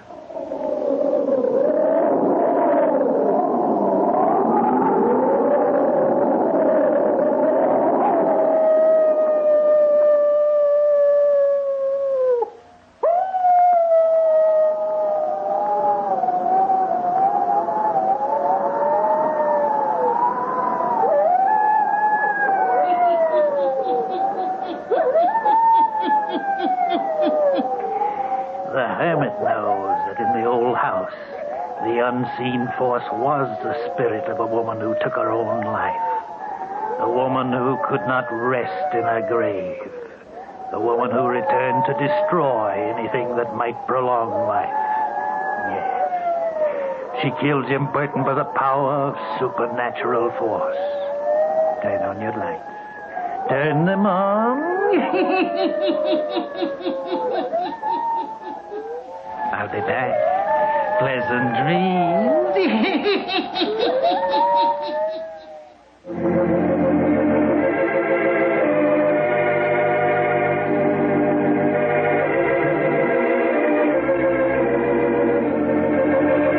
All characters, places, and occurrences mentioned in the Hermit's Cave are fictitious, and similarity to persons, places, or occurrences is purely accidental.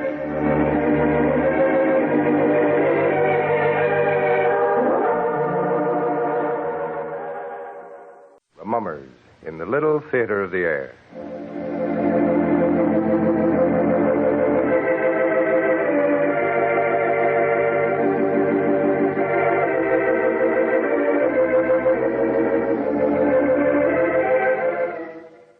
Now, the Hermit.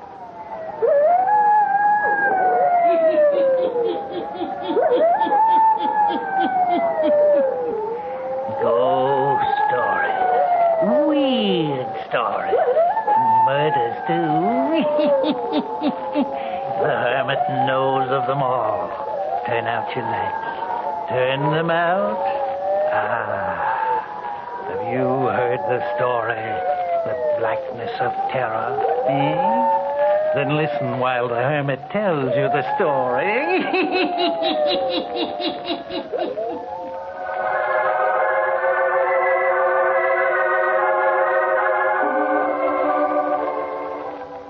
It was 1 week ago today that Paul and I received a telegram about Papa. And since that hour, my life, my thoughts, my feelings have been deeply altered. I have learned the results of the blackness of terror, the hideousness of sin, and the horror of madness. On Wednesday last, about 10 p.m., a telegram was delivered to me. Who on earth can be sending me a wire? Who else but your father? But Papa always calls. Well, before you open it, we're not going to Blue Acres this weekend. We haven't had one weekend to ourselves since we were married. Oh, Paul, it is Papa. I knew it. No, you don't understand. Here. Your father's seriously ill. Suggest you come at once. Dr. Laurie. Papa. Oh, now take it easy, Marlene. He's never been ill a day in his life. Your father's getting along in years, darling. You can't expect him not to have some bad days. But Dr. Laurie says seriously ill, and he's usually terribly conservative. We must start at once.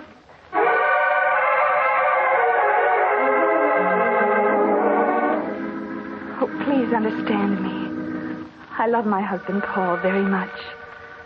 But up until the time I married, I had never left my father's side. We'd been inseparable.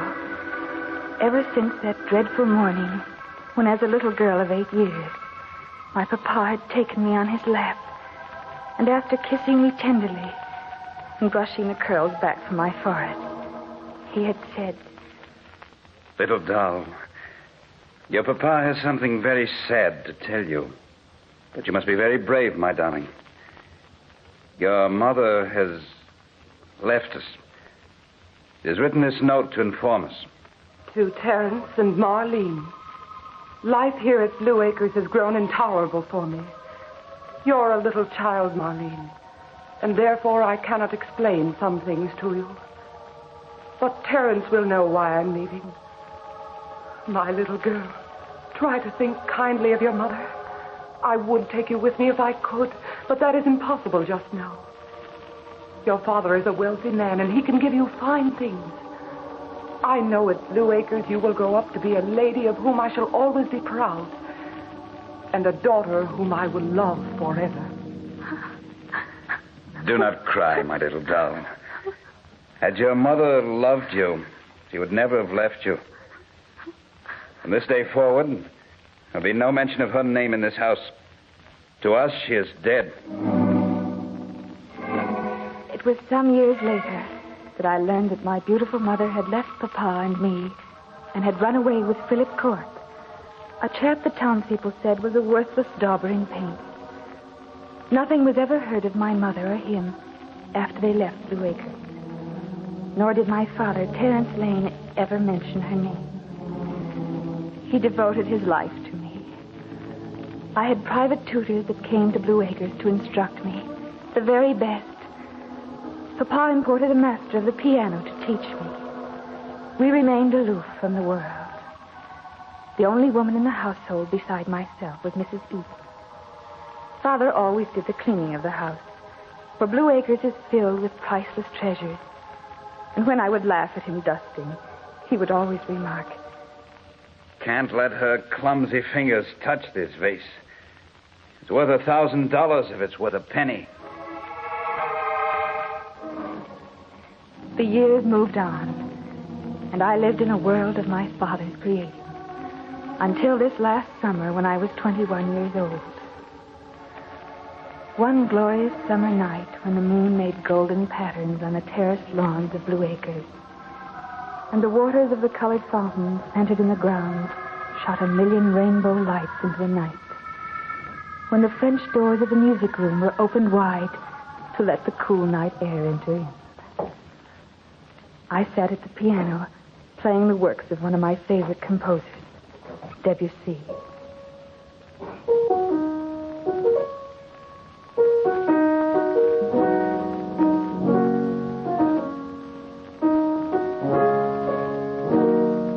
Papa was not fond of Debussy, and as soon as I began playing, he got up from his chair and went to his study. But the haunting melancholy of Debussy suited me. It was a background to my dreaming, and the somehow lonely feeling of my heart that was growing stronger as the years wore on, with only Papa for my companion. I went on playing.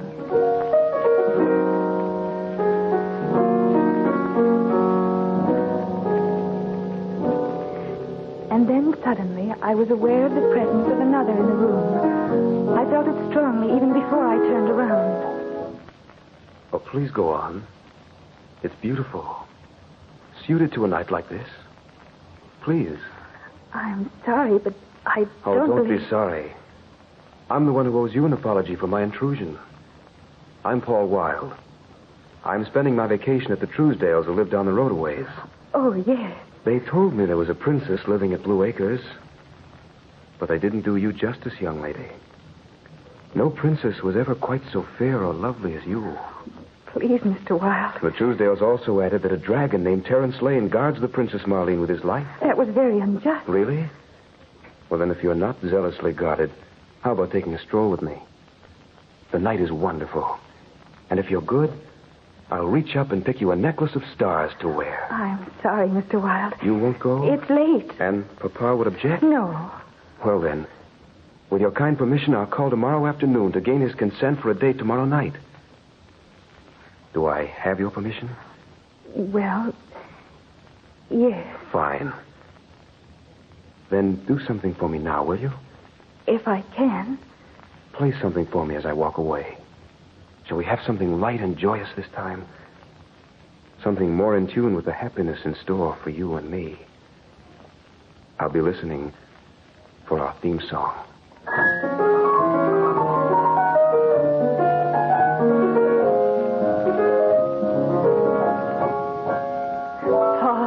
Paul Wilde. Only those deeply in love can understand what I mean when I say it was adoration on sight. I knew that from that second until eternity, there would be none other for me than Paul. And true to his word, he was at Blue Acres the next afternoon, asking Father's consent for an evening with me. I didn't hear their conversation, but I did hear from Papa later. My dear, I'm an old man, wise in the ways of the world. I've spent my entire life protecting you from the vulgar of this world, the worthless. Had I protected your mother more carefully, there never would have been the scandal in this house caused by her treacherous act. But Papa... I have already called into the city.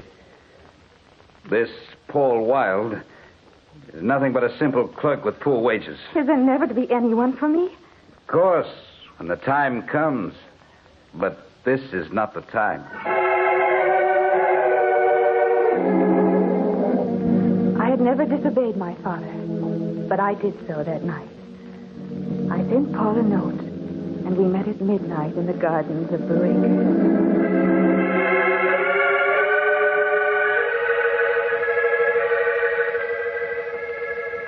My Marlene. Say it again, Paul. It sounds so wonderful. I've never had anyone but Papa speak my name with love. My Marlene. I have a lifetime of love to give you. A heart bursting with love for you. Do you love me, my darling? Oh, yes, Paul. Say it. I love you. Oh, I love you. And now say this. I love you enough to leave Blue Acres and marry you, Paul. I love you enough to leave. Oh, Paul, I can't. I can't do that to Papa. Must you give up your life to him? No, but to leave him as Mother did. Then will you let me go out of your life? No. No.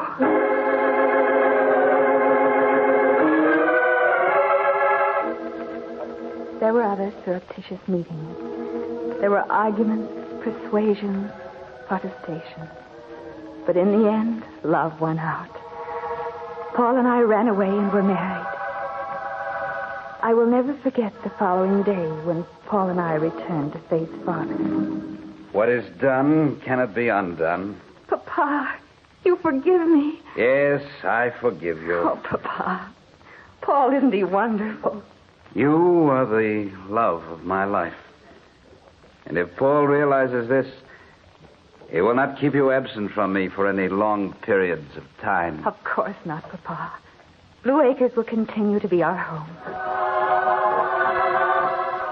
But I hadn't reckoned with Paul when I made the statement. He would not quit work and live at Blue Acres off Papa's bounty, as he called it. So for the time being, we'd been spending weekends at Blue Acres. At this moment, I felt a little resentful that Paul had taken me away from Papa. We arrived at Blue Acres, and Mrs. Eaton opened the door to us, just as dawn was breaking over Blue Acres. Oh, at last you've arrived. Come in. Papa? Your father's a very sick man. What is it, Mrs. Eaton? I think, Miss Marlene, you should let Dr. Laurie explain. Oh, here. I'll take the luggage upstairs. I'll go to Father. You'll find him in his study. Doctor had a bed set up in there where it's easier for me to care for him. Besides, he seems more content there. Hasn't Dr. Laurie gotten a nurse for Papa? We tried it, but he wouldn't have one. We'd better knock on the door. Doctor's in there with him now. Come in. Papa.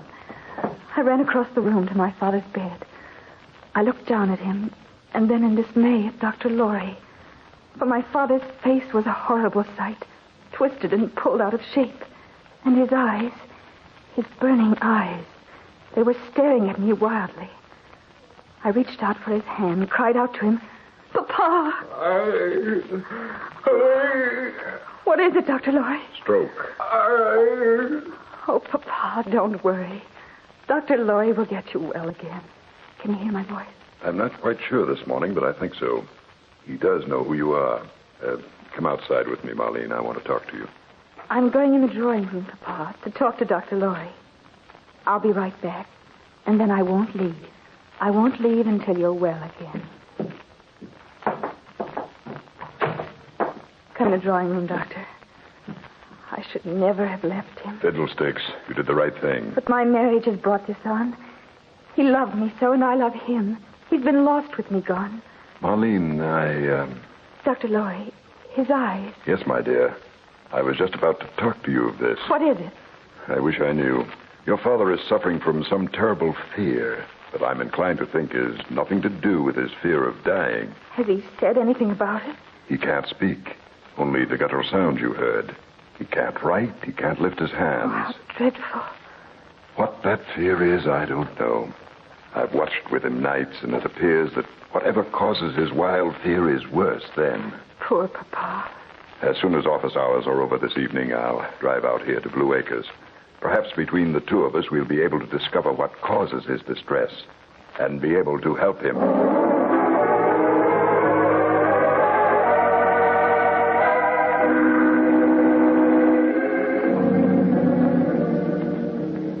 It filled my heart with sorrow to see my father suffering such pain and discomfort. And the look in his eyes, the mad, wild look, was almost more than I could bear. At last night came. I rejoiced when I heard Mrs. Eaton usher Dr. Lorry in. He and I sat by Father's bed while the heavy minutes ticked past.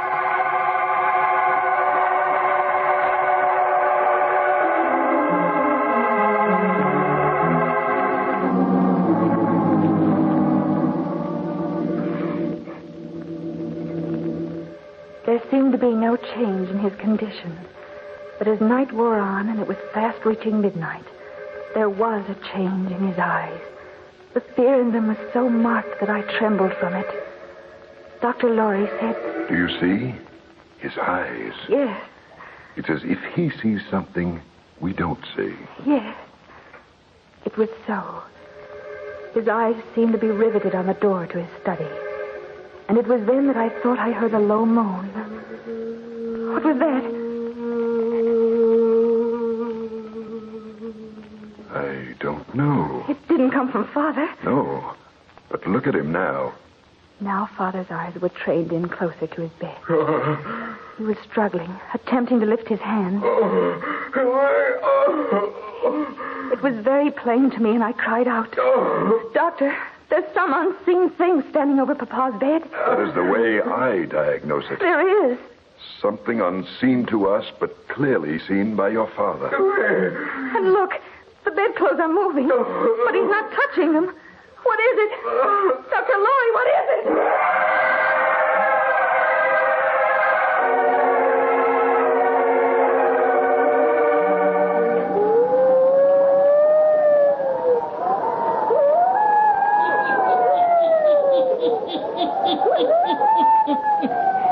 An unseen spirit, eh? Witnessed only by the dying. What does Lawrence Terrence Lane see, eh? What causes him to fear so mightily? The hermit will tell you before the night is done. And now the hermit will continue.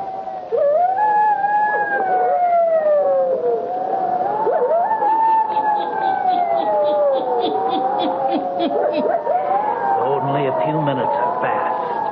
But Marlene, in her anxiety to aid her father in his terrible fear, only makes matters more difficult. Now it appears that the dying man wishes his beloved daughter out of the room, too.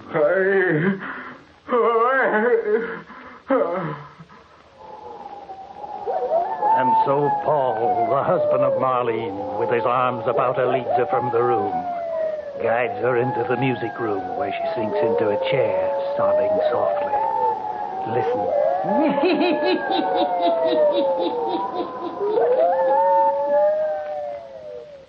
Darling, if you get overwrought, ill, you won't be able to help your father. Oh, Paul, So dreadful. I tell you, Papa sees things there in his room. Some vision that frightened him. I saw the bedclothes move and Papa wasn't touching them. Please, dear, try to control your nerves. Shall I have Mrs. Eaton make you some tea? It'll help soothe you. I'll be right back, darling. Only take a second.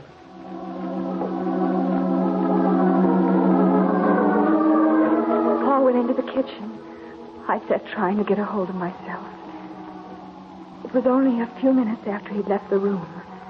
Once again, I was aware of the same sound I had heard in Father's room. The sound that had made his eyes turn mad with the terror of it.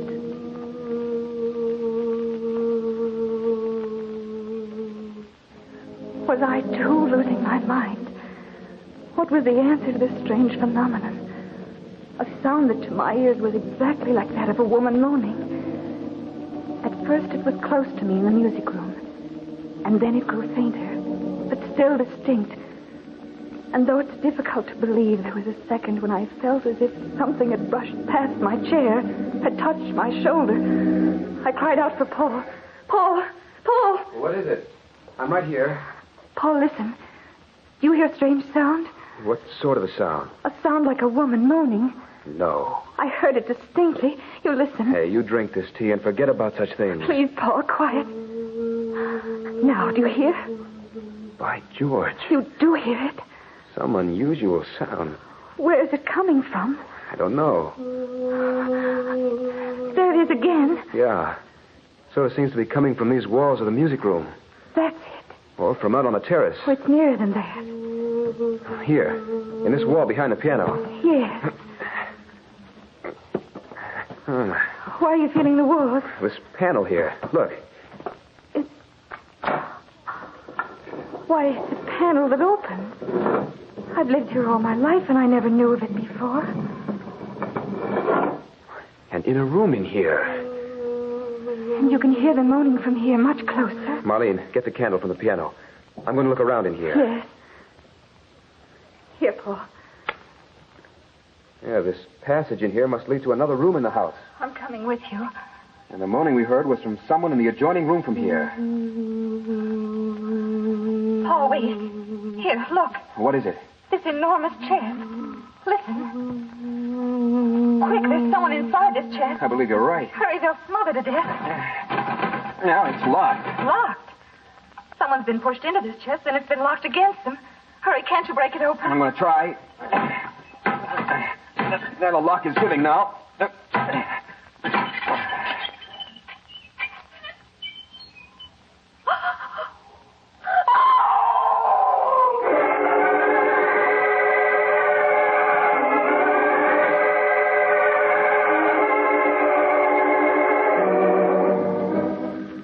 Not one skeleton, Paul. Two. Two. I'm going to take this chest into Terence Lane's room. When I question him and show him what we've found in his secret hiding place, no doubt we'll have the answer to our tragedy and our riddle.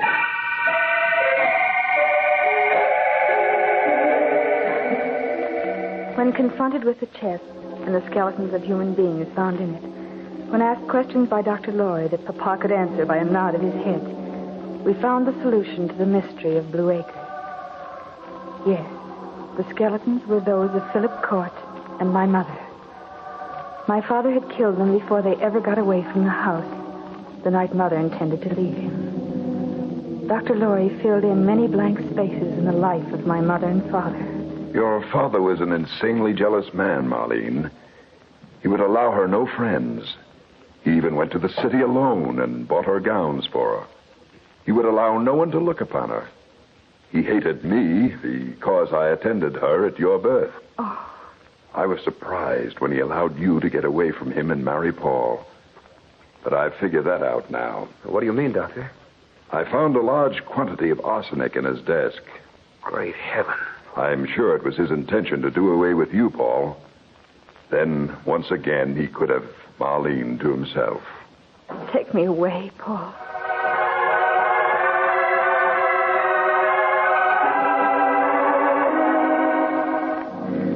Paul and I left Blue Acres next morning.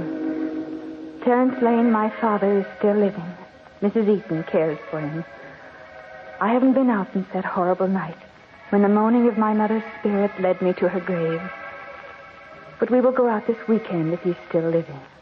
Paul says I can never be happy unless I forgive him. Besides, the eyes of my father show madness in the evening after darkness gathers. And so we know he is tortured enough.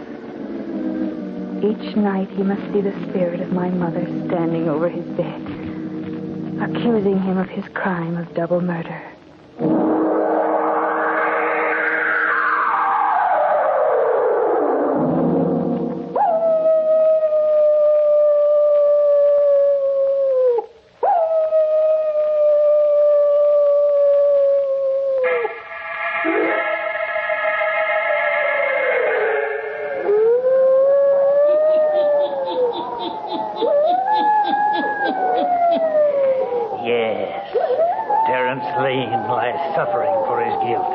Unable to speak to those who stand beside him.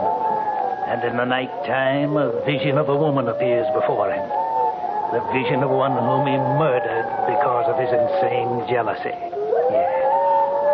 Terence Lane has learned during these last hours the blackness, the awful blackness of terror. Turn on your lights. Turn them on. I'll be back. Pleasant dreams.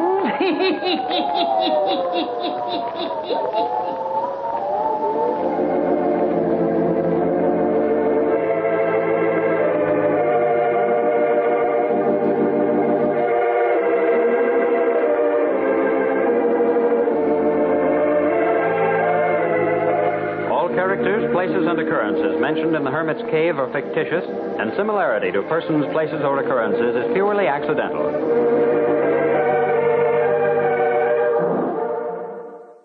The Mummers in the Little Theater of the Air.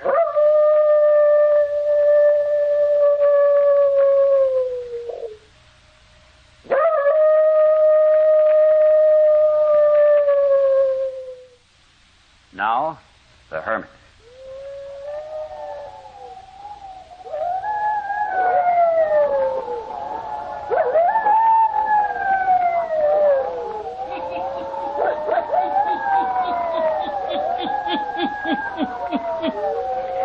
Ghost stories. Weird stories. And murders, too. The Hermit knows of them all. Turn out your lights. Turn them out. Have you heard the story? The mystery of the thing? Then listen while the Hermit tells you the story.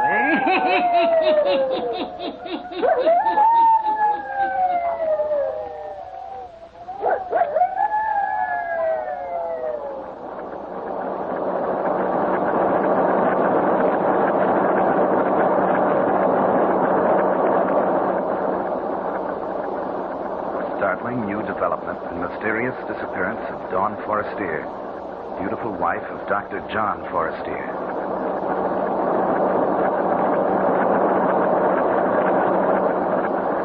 Hextree! You two in Forestier case! Sure, I saw the coat. It was Dawn Forestier's, that's for sure. Had her name stitched in it. As beautiful a piece of sable as a poor newspaper reporter ever looked upon. Yeah, and her other clothing was there, too, underneath the coat. Hextree! Big foul play in Forestier case! Police hunt for bodies! Well, read it aloud, Clara. It is believed that the beautiful Dawn Forestier has been murdered.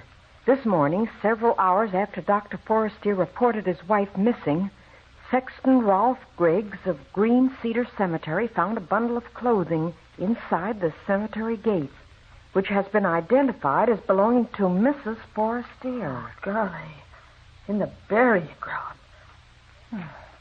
Readers of the Gazette will recall the dramatic circumstances which have surrounded Dawn Forestier since early this year.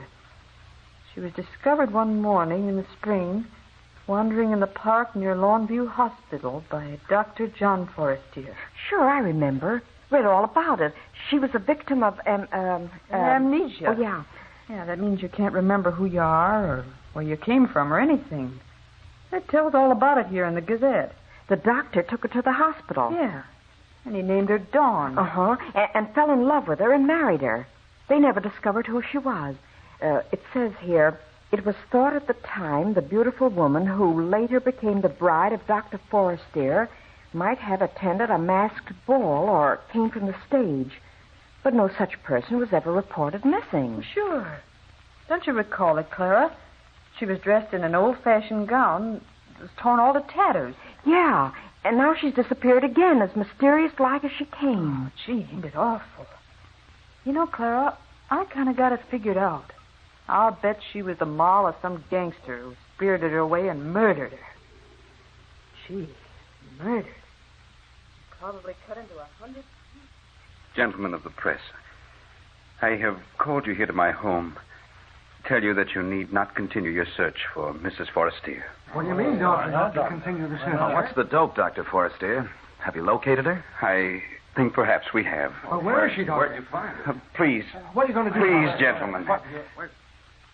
If you will kindly allow me to do the talking, or rather, if you will permit Mrs. Forestier to speak. Then she is here in the house?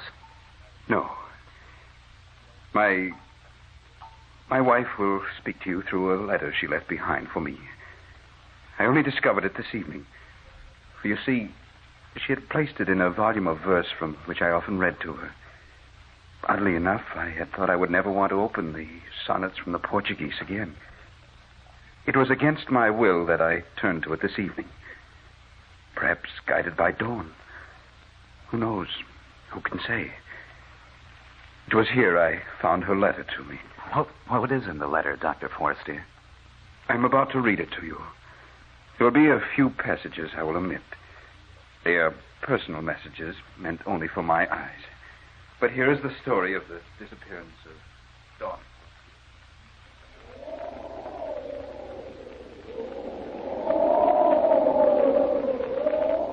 My darling John, this is going to be the most difficult and tragic hour of my life. For in this letter, I must say farewell to you, my devoted husband.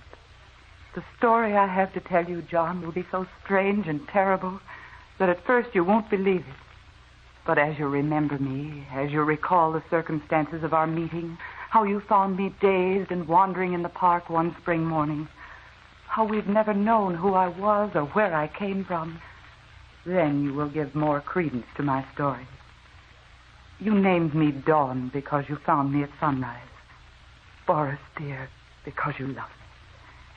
We met in the dawn, my darling. But I must creep away from you in the darkness of the night. Oh, John, how I've loved you. And yet how disturbed I've been since I've lived here with you. I've tried to keep it from you, but your analytical mind and keen eyes have often noted my condition. You've repeatedly said... What is it, Dawn? What's wrong? Nothing, darling. Why? You know, dear, I often think it must have been during the night time that you were mistreated or abused by someone or something which brought about your amnesia. Why, John? Because it's always in the night time that you appear nervous, disturbed. Oh, John, you're imagining things. It was not you, John, who was imagining things. It was I. At least at first I thought it was a product of my imagination. It happened for the first time a few days after we returned from our honeymoon and had come here to live. You had left my room. I had turned off the light by my bed, prepared to sleep. First, I thought I must be dreaming. From a distance, I heard a singing wind, like the opening strains of a melody played on an organ. Something quickened within me. I seemed to know the melody. I thought to myself, everything is going to come back to me. I shall know who I was before I became Dawn Forestier. I listened intently. And then as I was listening, my outer bedroom door seemed to light up. Yes, that's it, to light up. I sat up in bed. A streetlight shining through my window made the thing that materialized against my door very discernible. I could see that it was something phosphorescent. It glowed and shimmered in the half-light. Then I could see that it was taking a shape and form, the form of a human being. For many seconds I looked upon it, too frightened to speak. Finally, I got out the words, "What are you?" There was no answer. When I spoke, it disappeared. In the morning, I was convinced I'd dreamed it all. But the next night, the same thing occurred again. Once more, I was aroused from a half-sleep by the music of the wind. The second time, the glowing figure seemed to be closer. I spoke again. "Who are you?" This time, the figure didn't vanish so quickly after I'd spoken. It lingered a few seconds and then faded away like a picture on a screen. This materialization occurred for 7 consecutive nights. It was then, John, that I asked a favor of you. Remember? John? Yes, darling? Would you think it too bold of me if I asked if we might go away for the weekend? No, darling. I wish we could. I've noticed how nervous you've been the last few days. I'm sorry, dear. I don't know what it is. Don't let it distress you, Dawn. You're not entirely well, you know. Maybe some time before your nerves stop playing tricks on you. You're so helpful to me, John. I wish I might grant your request to go away for the weekend, but my work at present makes it impossible. Oh, it's all right, dear. It was only a suggestion. I'm really all right, so long as I have you. You had said it would be a long time before my nerves stopped playing me tricks. Oh, this was something to cling to. It was silly of me to get upset. No human figure really materialized in my room. It was my nerves playing me tricks. But the visitation didn't stop, John. Hearing the singing wind, having that glowing, shimmering thing appear in my room was continuous. And then came the thing that struck terror in my heart. This night I had fallen asleep. Again, the music of the wind aroused me. I opened my eyes, and then I gasped in fright. For this time, the glowing figure was standing beside my bed, so near me I could reach out and touch it. Then something terrible happened. I found I couldn't breathe. It was as if something was cutting off my breathing. I struggled for air. And while I struggled, the thing near me began to make a strange sound.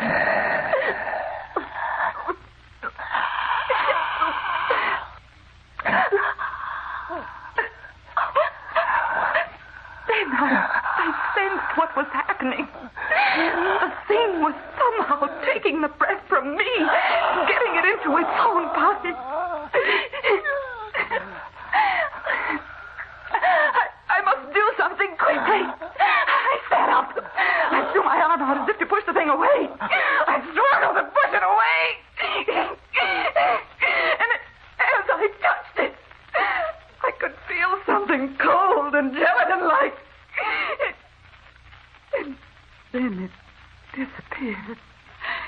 That was the night, John, that I screamed.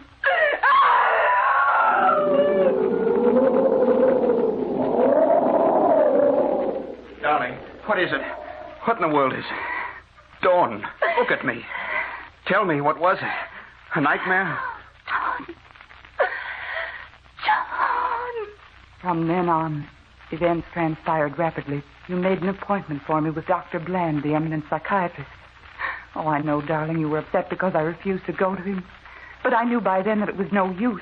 The thing was growing bolder all the time. Many nights it stood over me in my room, and without touching me, was yet able to take the breath from me and command it to enter its own body. As it did this, night after night, it became stronger, and I became weaker. You will recall vividly what occurred 2 weeks ago tonight. We were invited to the Westings for dinner, and we accepted. An hour before we were to leave, I sat at my dressing table, putting the last finishing touches to my makeup. It was only dusk outside. Never had the thing appeared but in the nighttime. I was brushing my hair when I heard the melody of the wind. The figure stood right behind me. And John, I could see what it was. In the mirror, I could see what the thing was.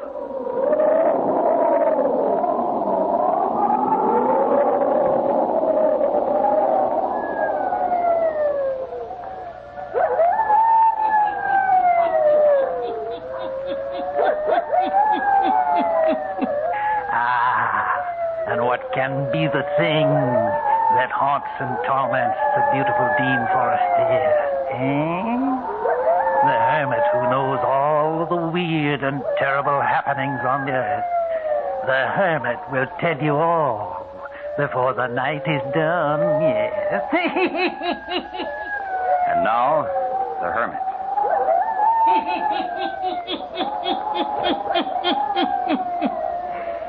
And now Dr. Forestier continues to read to a group of newsmen the letter his wife, Dawn Forestier, left for him before her strange disappearance. Listen to Dawn Forestier's story of the mystery of the thing.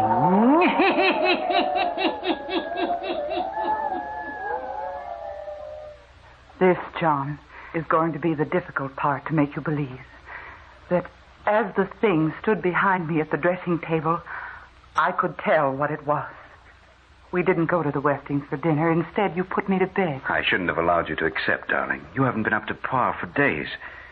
I'm going to call Ralph in to see you tomorrow. You don't look well, darling. Don't call anyone in, dear. It'll do no good. Nonsense, honey. There are very few things that medical science can't cure these days.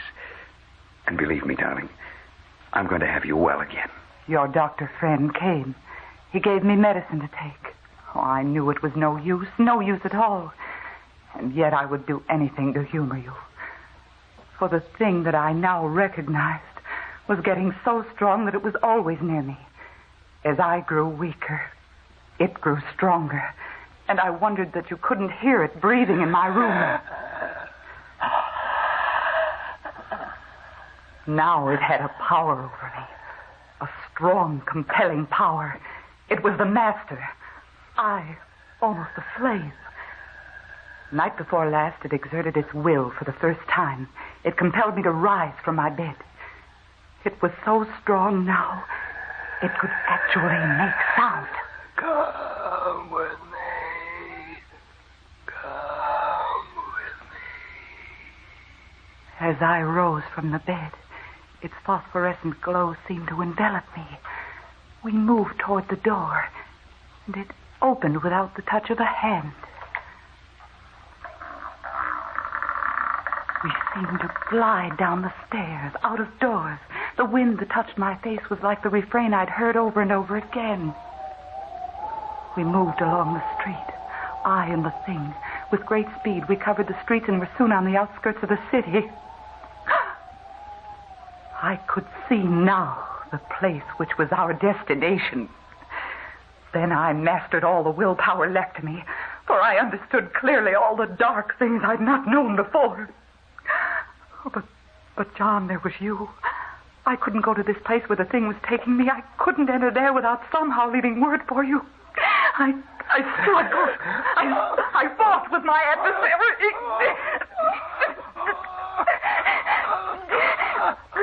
I was gaining. I broke away. Somehow I got breath and strength enough to return home into my bed. Now comes the end of my story.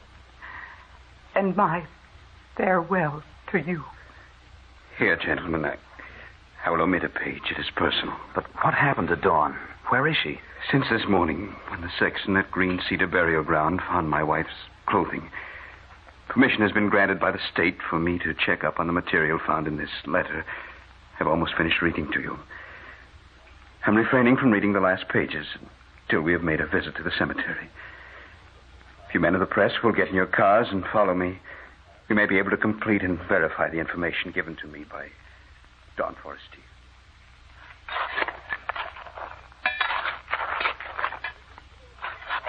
Hello, Dr. Forestier. The men have nearly completed digging. Thank you, Sexton. What goes on, Dr. Forestier? As you can see, these men are engaged in opening up a grave. Doctor?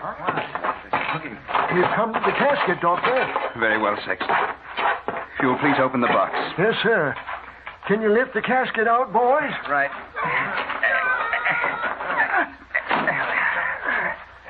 Now, gentlemen, after the box is opened, I will read the remainder of my wife's letter. Open it, please, Sexton.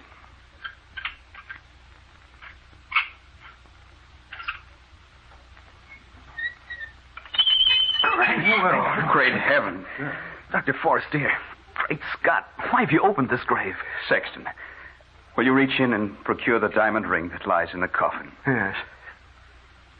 Here it is, sir. This is my wife's ring, gentlemen. How did it get in this coffin? Here are the last pages of my wife's letter to me. Now comes the end of my story and my farewell to you. John, I knew from the moment I saw the thing in the mirror of my dressing table. I knew from then on who and what it was. The first night I was strong enough to break away from it as it drew me to the gates of Green Cedar Cemetery. And I've spent my last day writing this letter to you. For tonight, the thing will appear again. And this time, I must follow it. I must follow it to the grave, John. Into the grave. I know how it will be. The thing, the protoplasm that has appeared before me so many nights and has grown in features and strength, will absorb me until I'm no longer a living person, and I must follow it. First, I will hear the music of the wind. Then the thing will appear, and I will be dissolved into it. John, my darling, in case you don't believe my story, open the grave near which you will find my discarded clothing. For I'm wearing the ring you gave me, my love. I'm wearing it as I return to the grave. For you see, John, the thing that I saw in the mirror, that which has gained power over me, is I, John. It is my own ghost, come to claim me to return to the grave from which I broke away.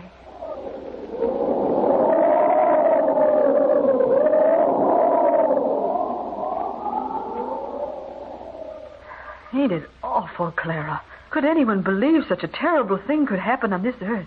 It's almost too horrible to talk about. Yeah. There, when they opened that grave, lay a decayed skeleton. Wearing the same satin gown that Dawn Forestier was wearing when she was found wandering in the park by Dr. Forestier. And there was Dawn's ring inside the casket. Yeah. It says here in the Gazette that the inscription on the tombstone over that grave read, Lila Manton. And Lila Manton was a famous actress 85 years ago. She died one night very suddenly, just as she was to appear on the stage. Her cue to appear on stage was an organ playing. The music was written by the man Lila Manton was going to marry that night after the theater play was over. And the name of the man was David Forestier. He was a relative of Dr. John Forestier. But she died that night. The marriage never took place. What do you think it means, Clara? Does it mean that Lila Manton returned from the spirit world to live out her life that was ended so suddenly? Sure, I think so. But her ghost body made her come back to the grave. Well, that's how I got it figured out.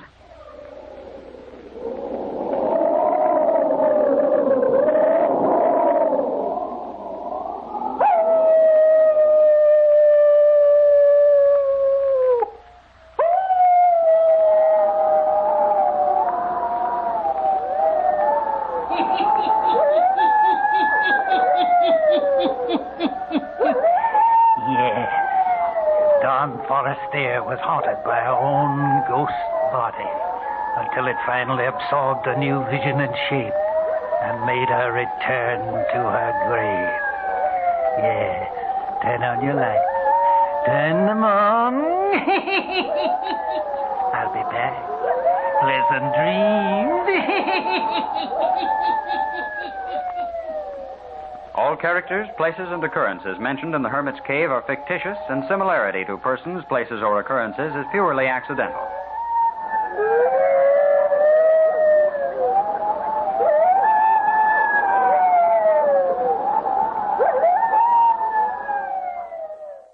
The Mummers, in the Little Theater of the Air.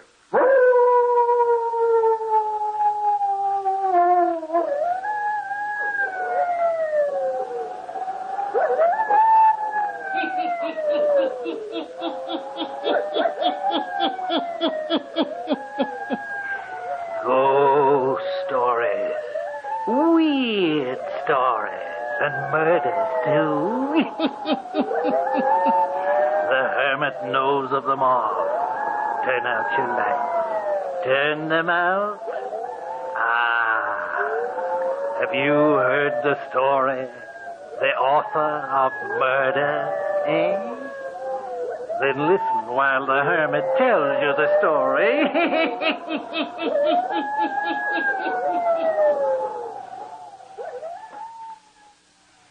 Hazel Clinton. Well, I'm glad to see you. Come here and sit down. Let me look at you. It's good to see you again. It's good to see you again, too. Only seen you once since your marriage. Where do you and Lyman hide out? And how is that author husband of yours anyway? Well, it's your fault you haven't seen us. Been invited 3 times, you know. And couldn't get away. Besides, why do you live way out in the wilderness? Hazel, you're not ill. Or are you? No, Dr. Russell. It isn't I. Bob. Not Dr. Russell to you, my dear. It's easier to call you Dr. Russell on a call like this. What can I do for you, Hazel? Here. Want to smoke? Have a cigarette. Thanks. There now. I came to talk to you about Lyman. Yes? Is he ill, Hazel? It's worse than that. I don't know what it is, but it's something dreadful. Terrible, I know. You tell me the best you can. Well, at first, when we moved out in the country, he seemed so happy. He was busy writing a new novel. And he had you there with him? Yes. I thought that should make him happy. He'd made me rush the marriage so. Married 2 months before you planned to be, weren't you? Yes. But then, several months after we'd been out in the country, Lyman began to act very strange. Very strange. What do you mean? Well, at first I thought it was fear of something. I don't know what. And then he began to sit in the library. All night long. Writing, you mean? Some, perhaps. But when he'd come upstairs early in the morning, he'd look like someone who had undergone a terrible struggle. An ordeal. His face would be white and chalky. His eyes would jerk and his lips tremble. How long has this been going on? For a month now. Oh, it's terrible. Something's driving him mad. Whatever it is, it'll kill him. Hazel, I don't know what to say. I can't say anything right offhand. But you know, my dear, writers... Well, anyway, Lyman has always been rather a peculiar chap. Normal, of course. Normal as any other. He's not normal now. He's changed. He's not the same. Oh, you've got to do something. Can you get him to come and see me? No, that's the trouble. I can't.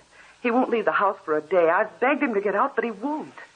Tell him you were coming to see me? Oh, mercy, no. Just in town shopping. And you want me to come to him? Is that it? Exactly. Without his knowing, I'm making a professional call. Yes.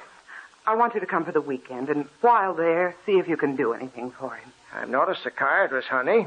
I may advise pills when he needs a change of air. Oh, I know you. You'll do the right thing. When can you come? Well, want me this weekend? Tomorrow? Indeed, I do. I think I can get away this weekend. I will. I'll be there. Oh, fine. I feel better already. About Lyman, I mean. I know you can help him if anyone can. Now, don't put too much faith in a doddering old surgeon, my dear. Oh, you're the best physician in the world, because I have faith in you. I'll be expecting you for dinner tomorrow. Hazel, this has been a splendid dinner. I've really eaten more than I ought. Oh, it's nice to see a man relish a meal. Lyman rarely eats. I was going to tell you, Bob, that I have no appetite. But it isn't true. Lyman, you know it is. Why, night after night he leaves the table scarcely touching his plate. It isn't true, I tell you. Well, perhaps Lyman is more sensible than I am. Now, I know too hearty a meal isn't good for me, particularly at night. I don't recommend it to my patients, but like all who preach, I don't practice my own teachings. Like the shoemaker's children who go without shoes? Something like that. Well, if you finished your coffee, shall we go to the drawing room? Fine. Now, Lyman, how about telling me about your new novel? What's the theme? I haven't been writing lately. But he has to soon. He's promised his publishers it'd be ready in a month. Don't remind me what I have to do. I'll have it ready. Sure you will. With Hazel here for inspiration, it ought to go fast. Shall we go to the drawing room then? Yes. This way, Bob. Oh, beautiful here. Beautiful, really. Hazel, this is a lovely home you have out here in the country. I'm glad you like it. Quiet and peaceful, too. Ought to be a writer's paradise. Oh, here, Bob. Sit in this chair. I'm sure you'll find it comfortable. Thank you. Where are you going to sit, Lyman? If you'll excuse me, I think I'll go to the library. I have some work to do. Don't let me annoy you, Lyman, or keep you from work. But I thought you'd like to visit with Bob. I tell you, I have work to do. All right. Of course we'll excuse you. Yes, I have work to do. Will you join us later? Perhaps. No, don't wait for me. It's getting late. I'm sure Bob will want to retire soon. Oh, but it's early yet, Lyman. All the same, don't wait for me. Well, what do you think? I don't know what to think. He does act strange, doesn't he? Yes. He isn't the same. No, he isn't. Changed. I'm so awfully worried. Notice how he glances everywhere and looks nowhere? I did. What can be the trouble? He seems to be listening for something. Waiting for something. Yes, that's it. Of course, Lyman's never been very loquacious. No, that's right. He dislikes small talk. There's something almost rude about his taciturnity this evening. I know. Oh, Bob, as a doctor, not as a friend, what would you say is the matter? My dear, I can't answer you yet. Is it I? Is he tired of me? No, I don't think so. But I must know. Notice how white and drawn his face is. He's under some strain, all right. What do you propose to do? As soon as you go upstairs to bed, I'm going to the library and sit with him. Oh, but he won't let you. I'm accustomed to giving orders, not taking them. I know, but you don't He'll know let how... me stay. Did you notice how he kept looking towards the library and yet tried to hide it from us? Why, yes. Now that you mention it, I do. I have a feeling that whatever it is that's bothering Lyman, the library has something to do with it. I'll do my best tonight to find out what it is.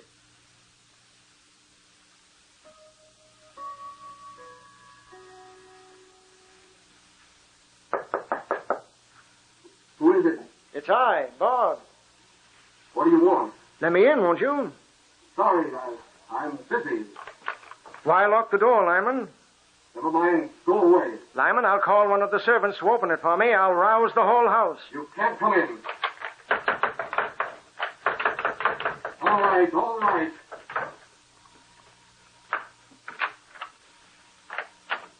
Well? Come on, let a fellow in. Came here to snoop, I know it. Hazel brought you here to watch me. And you admit that there is something wrong, Lyman. I admit nothing. What time is it? Chimes just struck as I came down the hall. Let's see. 11:45. Then you must go. Get out of here. I don't understand. The door. I must lock the door. Come on, Lyman. Tell me what it is that's bothering you. Go. Leave me alone. No, I'm here to stay. I have a gun here, Dr. Russell. But you won't use it. Not on me. She'll be coming in a moment. She'll try to get out of this room, rattle the doorknob. Try to get out of this library to kill my wife. I confess I don't know what you're talking about. Who will come, Lyman? You'll hear her in a minute. Moving out of those bookshelves. Moving towards me. Towards the door. Who do you mean? At first, you'll smell the perfume she always wore. Lyman, who are you talking about? Shirley Gray. The ghost of Shirley Gray. Shirley Gray? Ghost of Shirley Gray. She lives in this room. At night, midnight, she tries to get out. and kill Hazel. Oh, now come, Lyman. You've been working too hard. Your mind is weary. Your imagination is working overtime. Better go up and get some sleep. I knew this would be the way.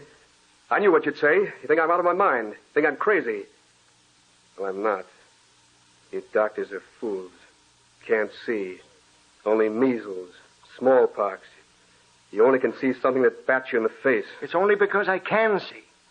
But I'm asking you to go upstairs and get some rest. No one can go on sleepless for weeks and remain sane. I'm sane, all right. More than you are. Listen. The clock. It's midnight. She'll be here in a moment. Listen. Listen, do you hear? Listen if you dare. Do you hear her? I hear nothing, Lyman. She's coming nearer. I can almost see her tonight. She's dressed in a soft, flowing gown. She's coming closer towards me. Nearer. Nearer. She's coming nearer. Shirley, I didn't kill you. I didn't mean to kill you. Lyman, what on earth is the matter? Dr. Russell, don't grab my arm. Let me go. Let me go, I tell you. Let me go. Can't you see? She's moving towards the door. She wants to get out. No! No, you can't get out of here. I'll stop you. No! No, you can't get out that door. Get back. Back into the shelves. I didn't mean to kill you, Shirley. Get back into the shelves. Back. I'm pushing her back. I'm winning. Back into the shelves. Back. There.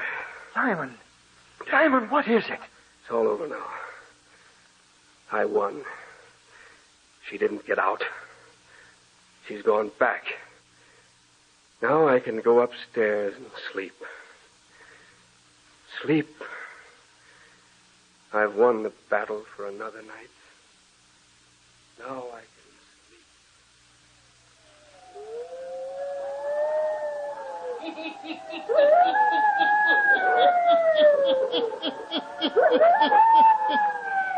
Who is Shirley, who comes out of the bookcase at midnight? Is it someone Lyman killed? The Hermit will tell you before the night is done. There are people in most countries who would like to live in the Republic of the United States or the Dominion of Canada where that good Olga coal is sold. The citizens of our free countries are the envy of many people elsewhere because of the personal freedom which we have enjoyed. Why, then, doesn't every country adopt a form of free government? One answer is that, unfortunately, there are people and parties in many nations who are so greedy for power that they will sacrifice the freedom of their fellow countrymen to obtain power for themselves. History, even recent history, is replete with such instances. That is why the citizens of the Republic of the United States and the Dominion of Canada must be careful to recognize at its very beginning any movement to steal or limit their freedom. That is not always easy. The man who would enslave a free people doesn't begin by saying, "Now I'm going to be your dictator." Instead, he probably will claim that he is a devoted supporter of personal freedom. But all the while, he will support policies that weaken and undermine personal freedom. Such a man will deny any totalitarian aims. But free citizens must not be deceived by such denials. Apparently, it is a cardinal principle of every sincere totalitarian that he is justified in lying, if such lies will advance his plans. In these times, no public figure and no party or organization supporting such a person can be accepted without careful consideration. Every public figure and organization must be carefully scrutinized. And if their real aims are to limit or to destroy our freedom as individuals, they must be opposed and defeated. Now the Hermit again.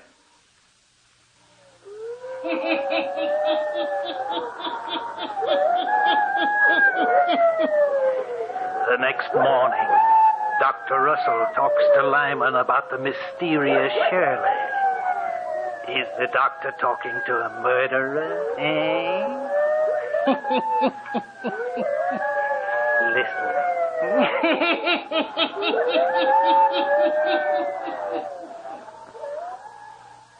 Lyman, I want to hear the story. In this clear, clean daylight, I want you to tell me your story. It's nothing I can tell you. I'm your friend, Hazel's friend.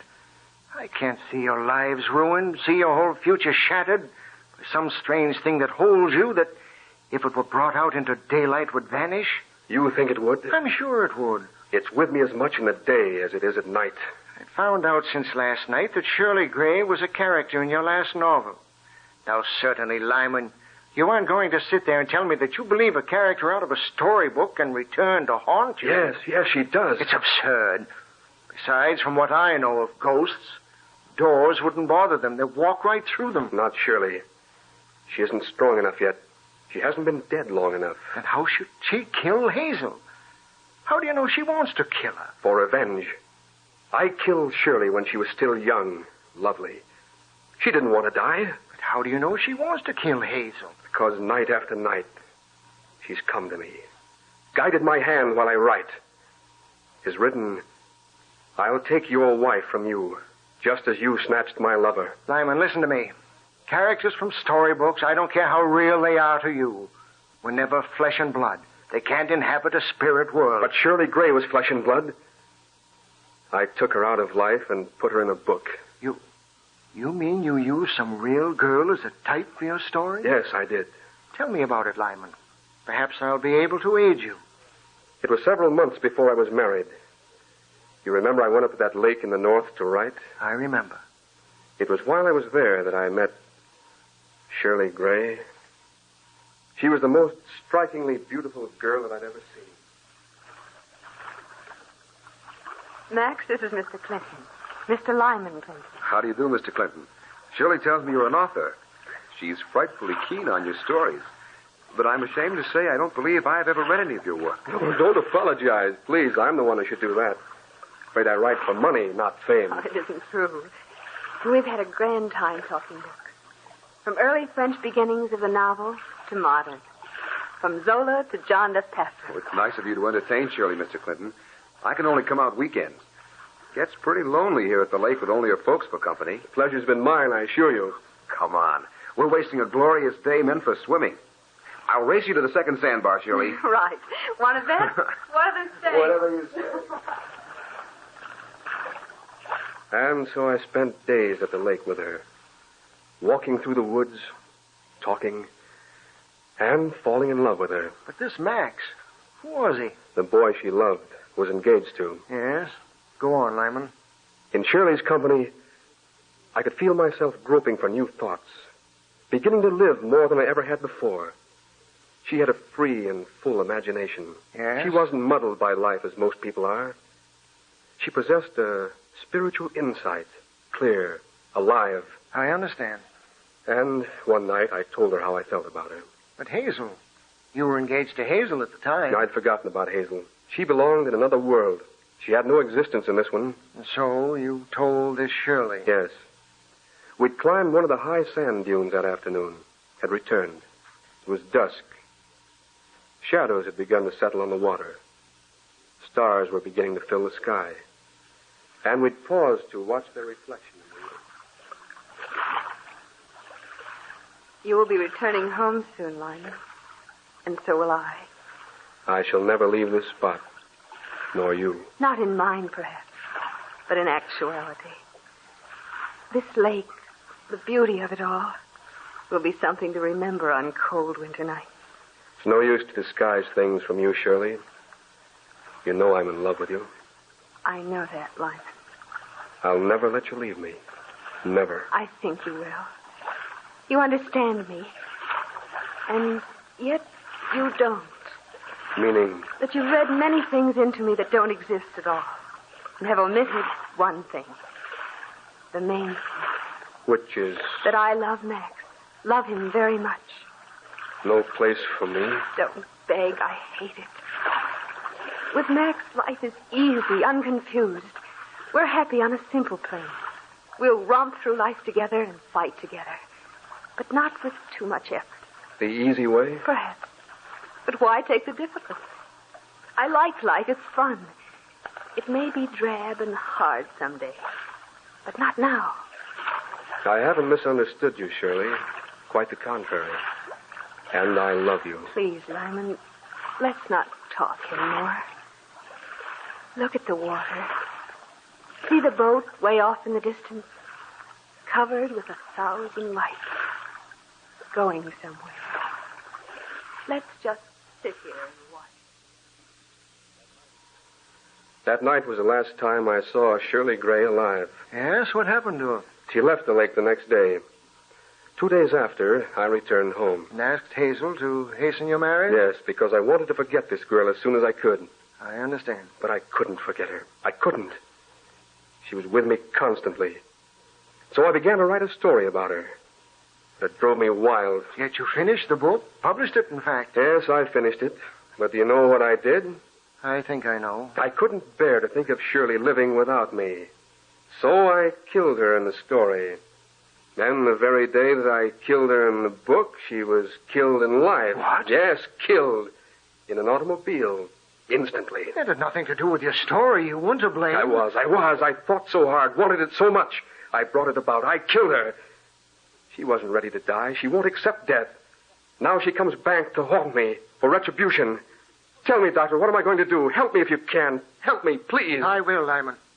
Tonight we shall go to the library together, and I will help you. I have a plan. I killed her. I killed her. How do you do, young man? You're Max Pierce, aren't you? Yes, sir, I am. I'm Dr. Russell. Oh, yes, Dr. Russell. I'm glad to meet you. But there's nothing you can do for me.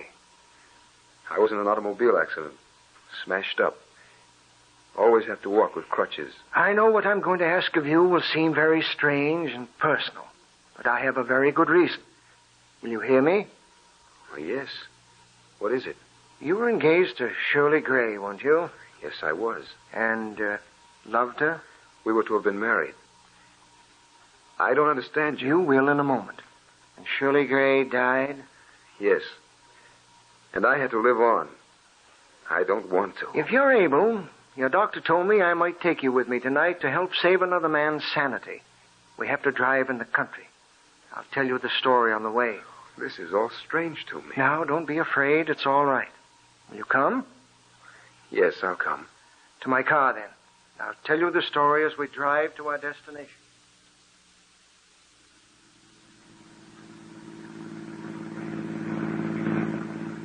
That's all there is to tell right now. It doesn't seem possible. I'm sane and considered to be a level-headed man. I've never believed in ghosts. Never. Nor I. But I'm compelled to believe this time. But why doesn't she come to me? Perhaps she will. Tonight. Here we are. It's 11:30. You'll find him in the library waiting.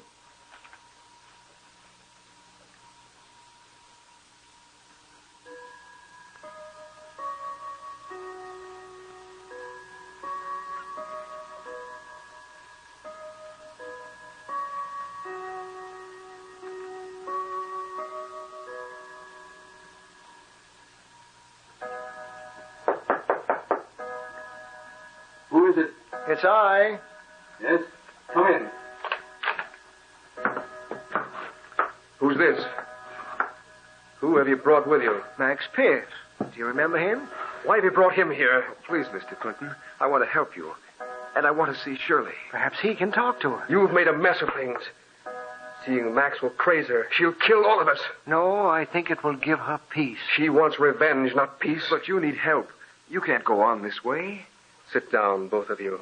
Be quiet and listen. Listen. Do you hear that rustling sound? It's the wind and the water. She brings the sound with her. Listen. She's coming. Nearer. Nearer. I can see her tonight. Do you see her? Why, yes. Yes, I do see her. Shirley, my darling.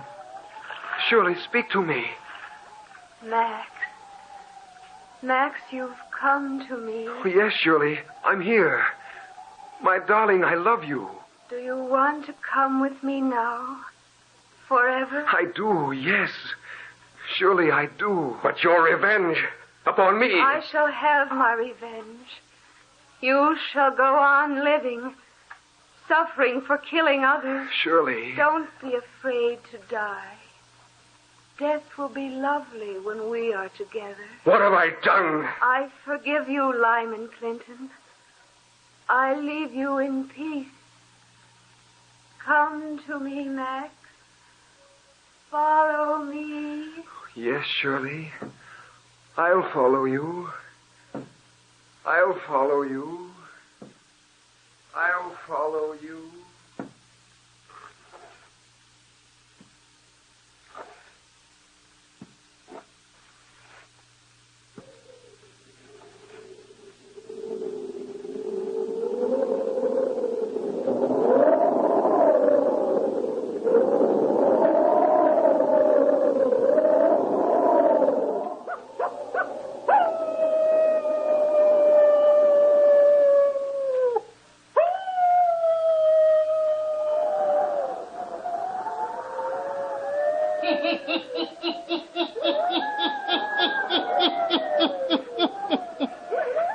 Could Lyman's story actually have caused the death of Shirley Gray? Her spirit returned and took Max Pierce to her, leaving Lyman to ponder and suffer the rest of his life. Turn on your lights. Turn them on.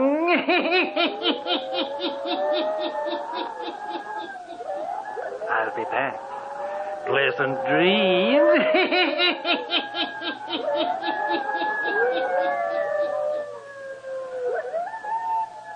All characters, places, and occurrences mentioned in the Hermit's Cave are fictitious, and similarity to persons, places, or occurrences is purely accidental.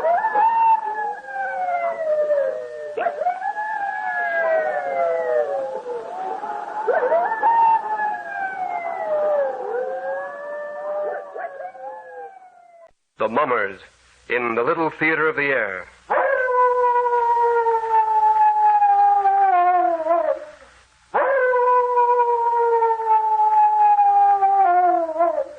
Now, the Hermit.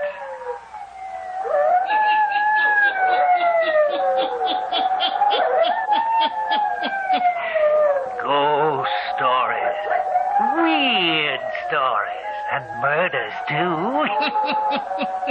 The Hermit knows of them all. Turn out your lights. Turn them out. Have you heard the story, The Nameless, eh? Then listen while the Hermit tells you the story.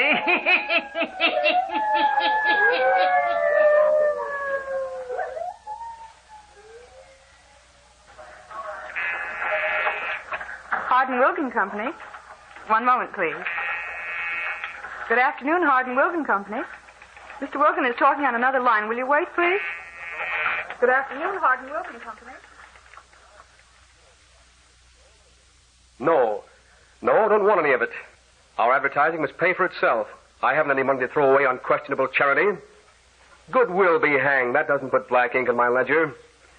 No, tell them to peddle their magazine space somewhere else. I haven't any use for it. I didn't make my money to give it away. I have enough brains to make it. Let's hope I'll continue to have enough brains to keep it. Hello? Yes, Wills. Republic, 70,000 units, yes. American, 140,000 units. Standard, 95,000. That's grand, Wills. Huh? Well, never mind about that. You just bring in the orders. I'll take care of filling them on time. Yeah? Yep. Right. 305,000 units in one day. I knew this invention would bring me a fortune. Over 3 million units the first year. Hardin Wilkin, a millionaire in 3 years. A millionaire. That's all that counts. A millionaire.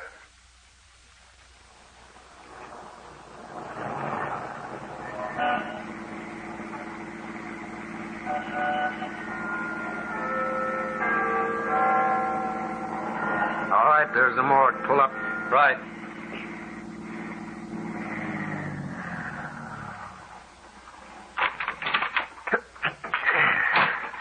Hello, Alex. Hello. What you got? Another John Doe for you. John Doe, huh? Yeah. All right, bring him in. All right. You got that in, Bill? Yep. Go ahead. Where's he from? Out by Coleman Swamp. Drowned? Nope. How then? Dunno. Coroner had a look at him? Yeah. Performed an autopsy and still don't know how he died. Here, put him on here and we'll wheel him in. A little higher. How come he's a John Doe? Not a mark of identification on him. Labels torn off his clothes, even the buttons ripped off. Murder, huh? Looks like it. The question is, how? Poison? Coroner says not. Analysis showed no trace of poison. Say, Alec, do we have to go back any farther with her? Why? I don't like this place. You've been to the morgue enough times for it not to bother you. It always does. I want to get out into the fresh air. Good thing my nose don't bother me. Well, okay, you can leave him here. I'll take care of him. Coroner will be in tomorrow, Alec. All right. I'll just check him in and wait for the coroner. That's right. Come on, let's get out of here.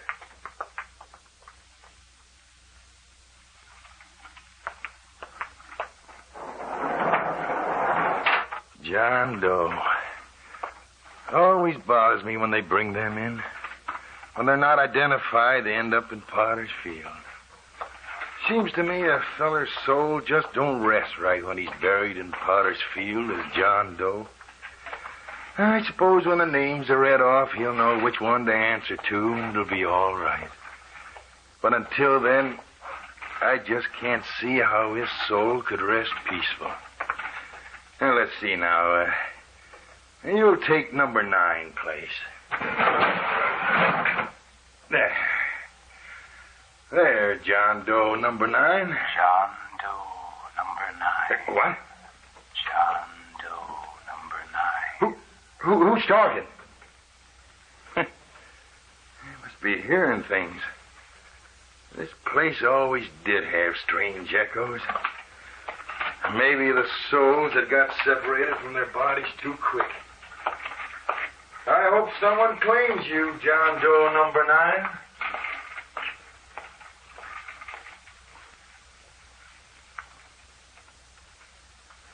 I, Stanley Creighton, now John Doe, number 9, destined for Potter's Field, to rest among the nameless. Hardin Wilgan saw to it that identification was impossible. Hardin Wilgan. I thought he was my friend. My friend. I know now that he never intended to share the proceeds of the invention with me. He was just waiting until I had it perfected. How was I to know when he handed me the drink that afternoon a month ago that it was the first step toward Potter's Field? It was in the little shack in Coleman Swamp where he'd gone for privacy. Wilgan said. Nearly finished, Stanley? Yes, Wilgan. And it's going to work this time. It's going to work. Good. What have you been doing in the kitchen? Just mixing up a little celebration drink. You chemists are always mixing up some new concoction. Here, stop a moment and try it. All right. Smelled good while you were making it. It is good. It is at that. What is it? Made mostly of herbs that grow around the cabin here. Swell. Now, hold your breath. I'm all ready to try the unit. You hook those 2 connections to the battery while I get the thermometer attached. X goes to the positive terminal. Where's that ammeter? Yes, here it is. Ready?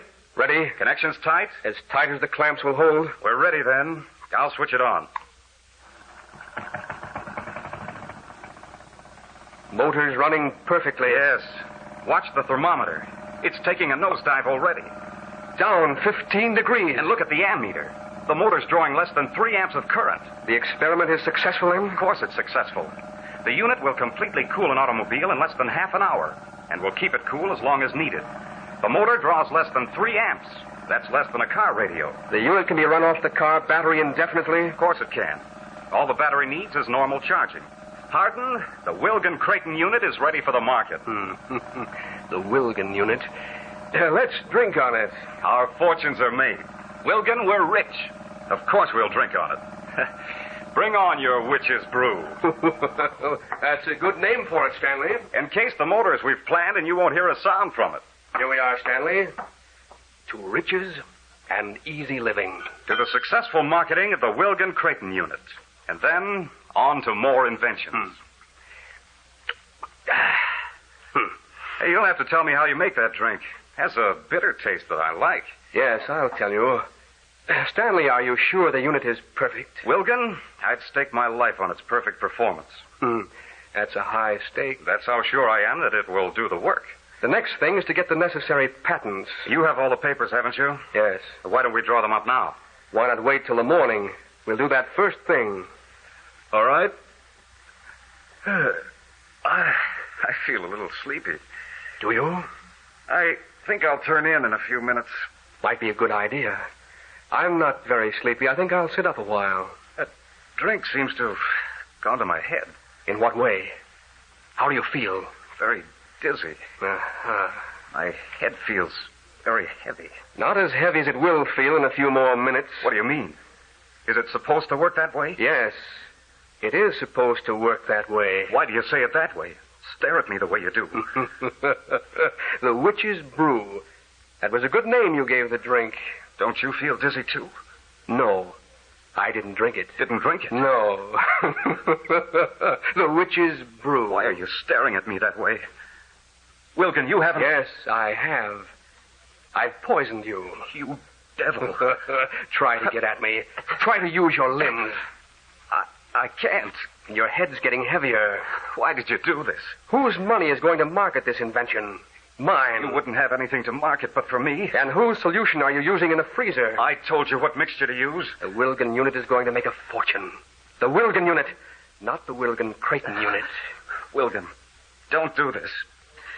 Give me an antidote. There's no antidote known. I wouldn't if I could. I'll go away. I won't lay any claim to the invention. For heaven's sake, don't kill me just to get it all for yourself. You'll go away. I've made sure of that. Wilkin, I can hardly see you. Give me an antidote. Save my life. You can't be so inhuman. The poison is made from 2 common herbs that grow here in the swamp.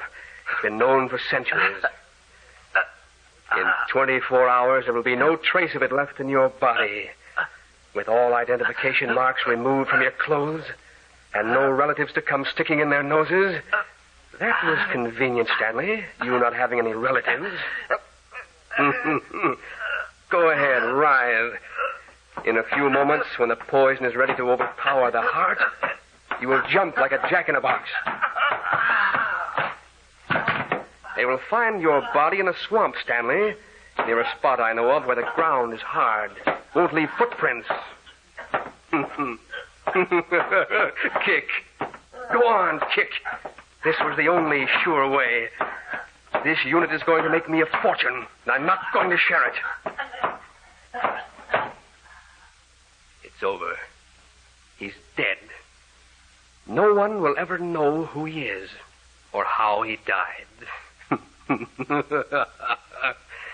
Life is going to be easy now. Riches, luxury. I'm safe. They'll never trace this to me. They won't know who he is. Got to get him out of here. Drag him outside, then see if I can lift him. Got to get out of here. Got to get out of here.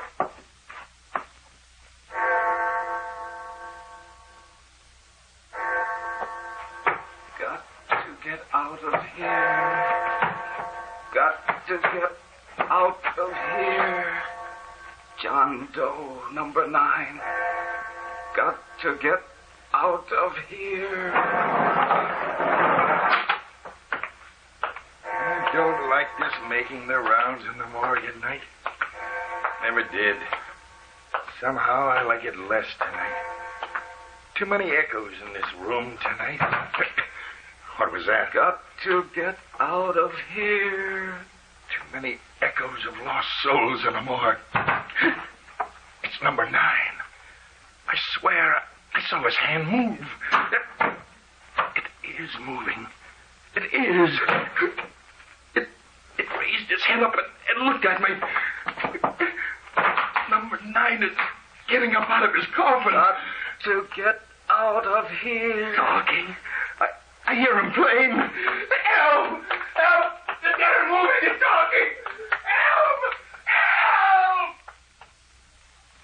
John Doe, number 9. Got to get out of here. Got to get out of here. John Doe, number 9. Got to get out of here. John Doe.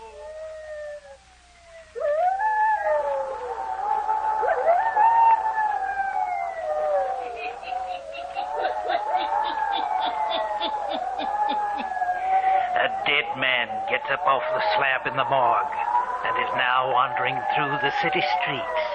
Where is he going? What is he going to do? The hermit will tell you before the night is done.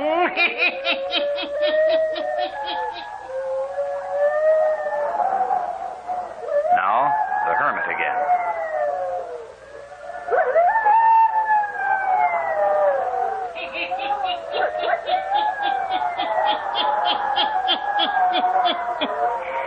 John Doe, number 9, wanders through the streets.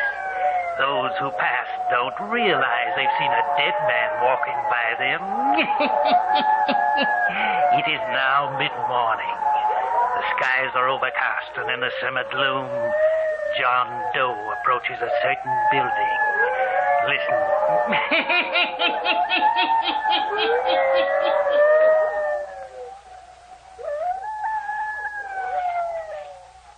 Going up. Up, please. Take me up, please. John Doe, number 9. Floor, please. Hardin Wilgan Company. The Hardin Wilgan Company. 18th floor.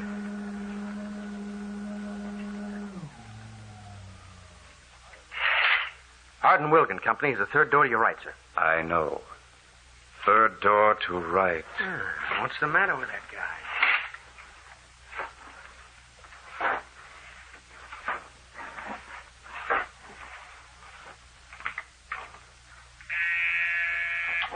Good morning, Hardin Wilgan Company.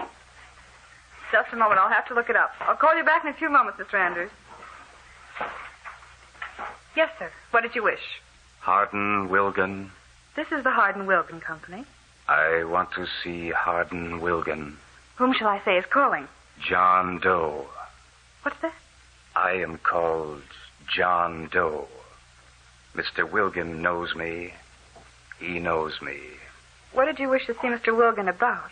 The Wilgan unit. Just a moment, then. I'll call Mr. Wilgan and find out if he can see you. Mr. Wilgan and Mr. Doe... Wait a minute, sir. You can't go into his office yet. Oh, look. Look, there's that man. He walked right through the door. He didn't open the door. He walked right through it. Help!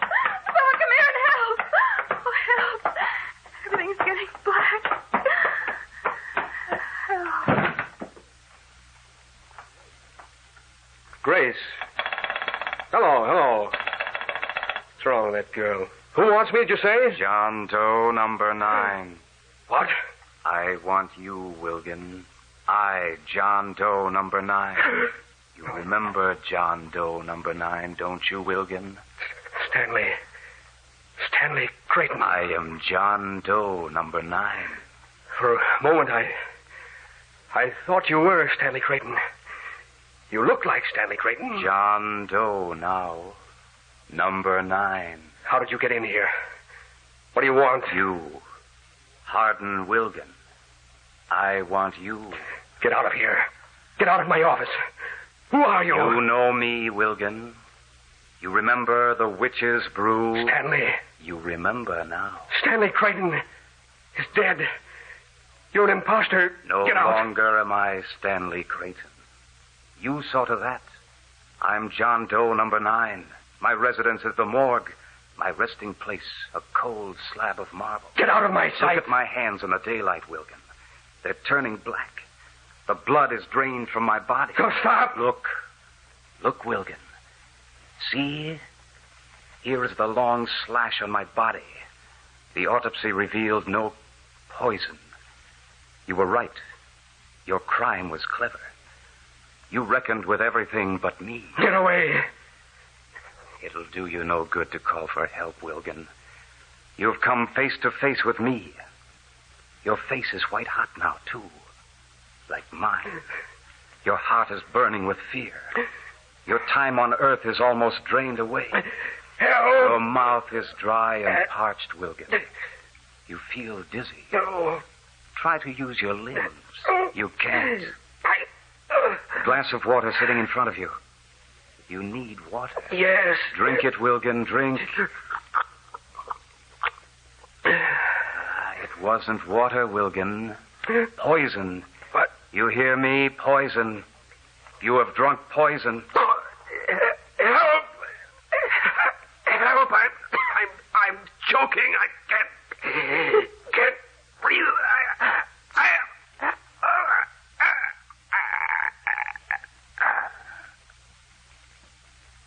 You'll speak no more. It's all over, Wilgan.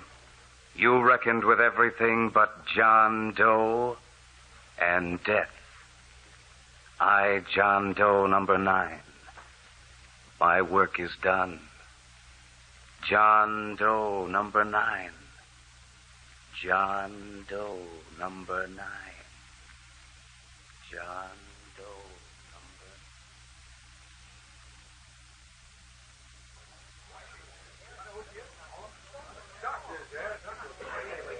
I found her just like this, Doc, lying on the floor. She just fainted, that's all. She'll be all right in a moment.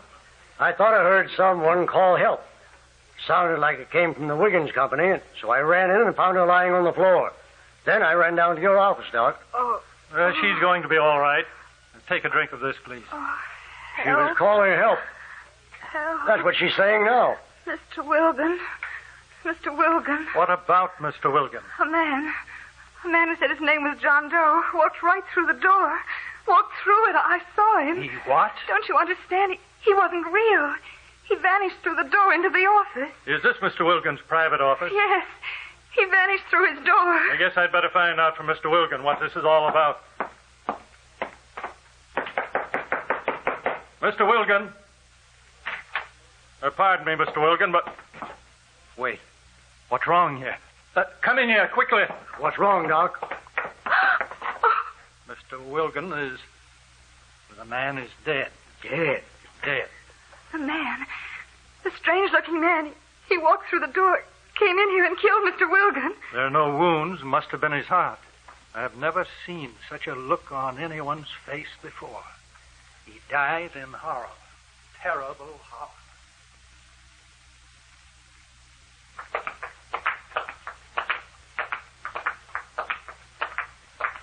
I told you I can't stand this place, Alec. And it's worse at night. You think I like it after all that's happened? What are you bringing me back for? I just gotta see. I gotta see. You talk like a wild man. I think I'm losing my mind. Here. We're going to look at him. Who is it? You remember? John Doe, number 9? Yeah, I remember. He's lying here quiet now. Like all the dead lie. Sometimes you think you can see him breathing. Cut it, Alec. I heard him. I heard him speak. I saw him move last night. I saw it. You know, you're plain nuts. Is that so? Well, listen. You saw the evening paper, didn't you? Sure, I saw it. You read about Hardin Wilgan, didn't you? Yeah, I read it. Died in his office today. Sure he did. The coroner says it was just a case of heart attack. No signs of murder. Yeah. Oh, what are you talking about? They didn't bring the body of Hardin Wilgan to the morgue. No. But you read about the girl in his office, didn't you? How she says a strange-looking fellow came in the Wilgan Company, said his name was John Doe, and how he walked right through the door. They say she was seeing things. Well, what about it? And listen. You know what I think? It was this John Doe. Him, lying here. He walked into that office. Alec, you are crazy. Crazy, am I? Dead bodies lying in morgues. Well, they don't get up and walk out in the streets. You don't think they do. No one thinks so. But me, I think so. Now I do. I tell you, I saw this John Doe number 9 move on the slab last night. I heard him speak. I've always said a man buried as John Doe didn't rest easy in his grave. I want to get out of here. This one didn't rest easy. even before we put him in the potter's field. It's like he really didn't die at all. And look at him now, lying here, quiet. Quiet and somehow peaceful. You know, he even looks different than he did last night. Sort of like he had gone to sleep in death.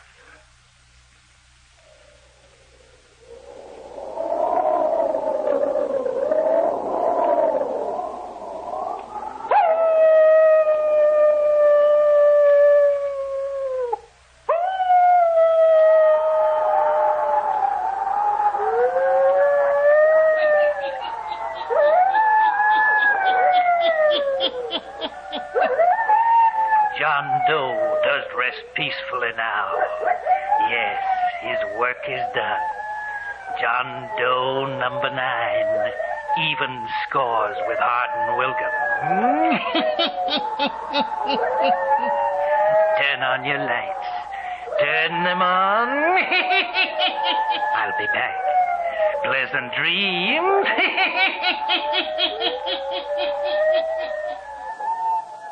All characters, places, and occurrences mentioned in the Hermit's Cave are fictitious, and similarity to persons, places, or occurrences is purely accidental.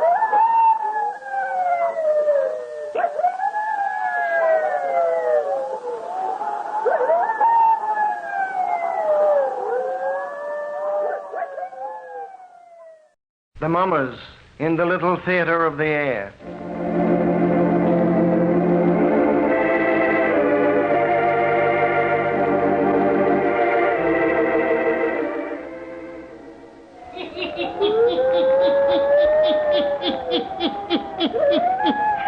Oh, stories. Weird stories. And murders, too. The Hermit knows of them all. Turn out your lights. Turn them out. Have you heard the story without end, eh? Then listen while the Hermit tells you the story.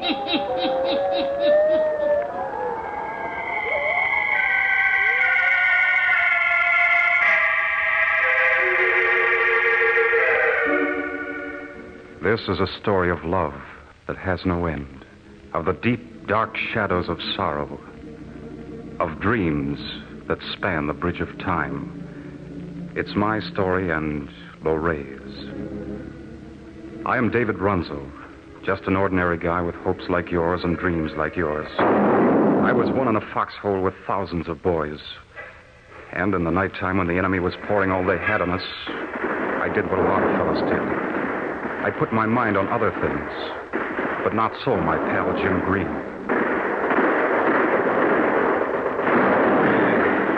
You're giving us all we got tonight, Dave. Yeah. There's a funny feeling a guy gets out here, never knowing just what minute the end is going to come, and yet always so close you can darn near taste it. Yeah. It's a funny thing, though. It never seems to get you like it does me. You know why, Jim? Got some secret system? Maybe. Well, let another guy in on it. You got a girl back home, Jim? A girl. Man, I've got dozens. I've got just one. I figure there's more safety in numbers. You got just one. How do you know she'll be yours when you get back? I know, Jim. There was never anyone for Lorraine but me. And there was never anyone for me but Lorraine. You got more faith than I have, Dave. There's still a lot of fellas on the home front making hay while the sun shines. So they tell me. I never worry about Lorraine. She's always with me. Always.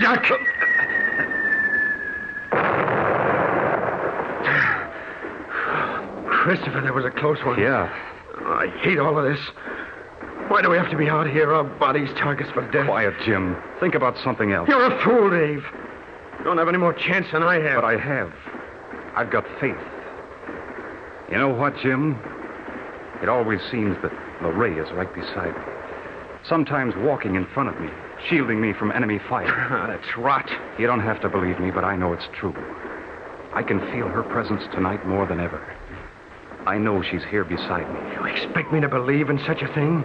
As if a person a million miles away could protect you in this foxhole.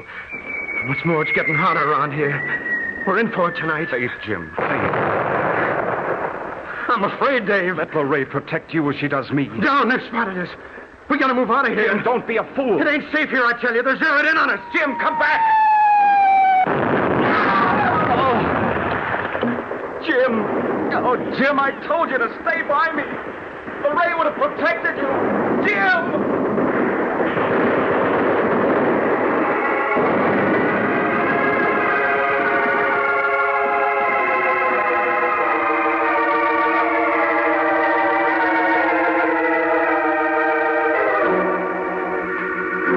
Oh, you may not believe my story any more than Jim, who lost his life that night.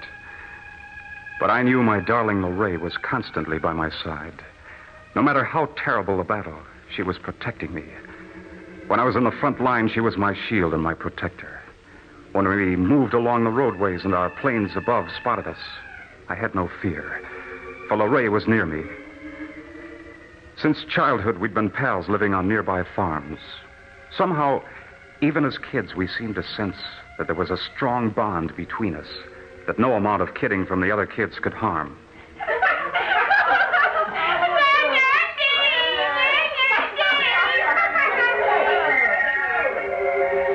They're all laughing because you're walking home with me, Dave. As if I care. They'll bother you all day tomorrow in school. Let them just try. Dave, Yeah? are you planning to marry me when we grow up? Well, I guess I am. I'm planning to marry you, too. Can't nobody bother us. Only Pa. He says it's silly for a little girl to have a sweetheart. You are my sweetheart, aren't you, Dave? Well, I guess so. You're the only one I like in all the world. More than your uncle and aunt that you live with? Sure, they ain't like real folks to me. You are. I'll always belong to you, Dave. Always.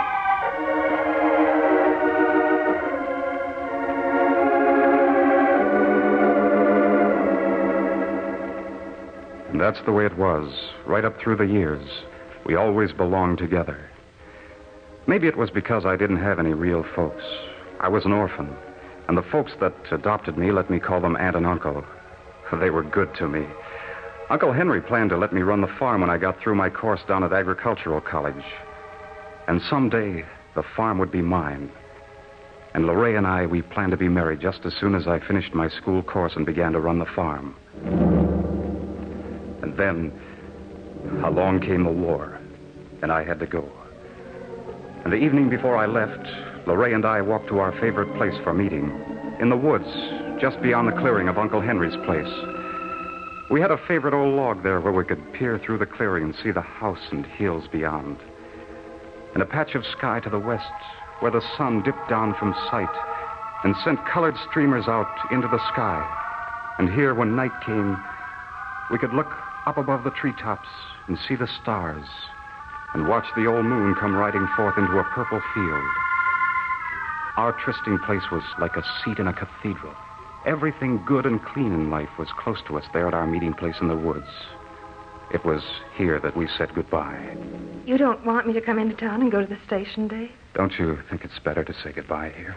We'll never say goodbye, Dave. Never. No matter where you go. I'm always going to be with you. Sure. I kind of feel like that, too. And, Dave, when you come back, the very hour that you return to me, I'll know it. I won't come down to the station. I'll be waiting here in the woods, here on the old log. This is where you'll find me. Oh, Lorraine. Dave. You'll be brave? Yes. I'm going now.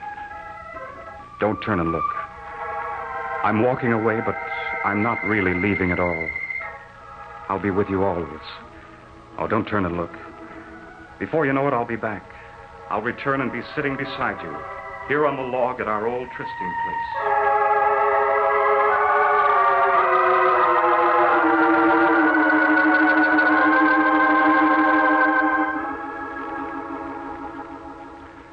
And so it was that all during the long days of war, I never felt that I was really away from Lorraine at all, or that she was absent from me. Why, there were times when it was as if I could reach out just a little and find her beside me. In fact, there were times that I could actually hear her voice.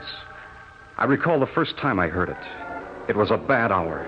The enemy was giving us everything they had from the sky.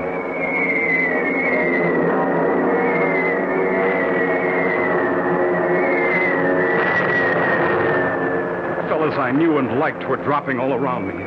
Their cries struck terror in my heart.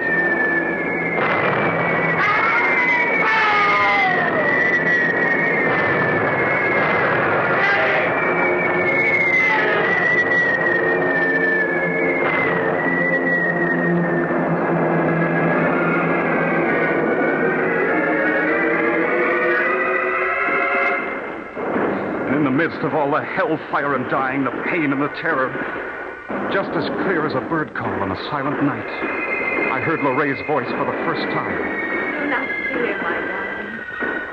I'm here, Dave. Here beside you. It was so clear, that voice of hers, that I expected to look and see her standing near me.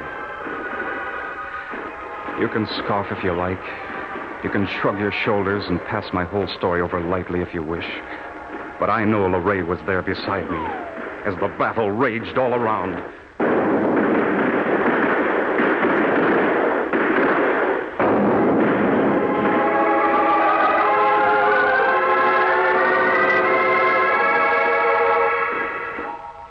And then it was over. The war was over. And finally the day came for leaving the battle-torn old world, getting on a ship and starting homeward.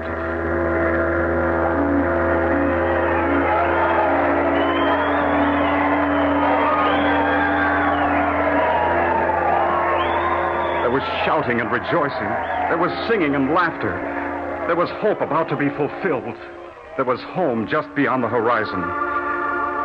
We were at sea. Then we were in the harbor. Then on shore. And then soon discharge. I'd made up my mind I'd return without a word to anyone. Yes, I'd fool Lorraine. She said she'd know the very hour that I'd be returning. I wouldn't have to tell her, she said. The very hour that you return to me, I'll know it. I won't come down to the station. I'll be waiting here in the woods. Here on the old log. This is where you'll find me. Yeah. We'd see how good she was. We'd test that second sight of hers, that intuition. All the while on the train that carried me towards home, I kept chuckling to myself. We'll see. Just see if she will be waiting on the old log when I come walking into the woods.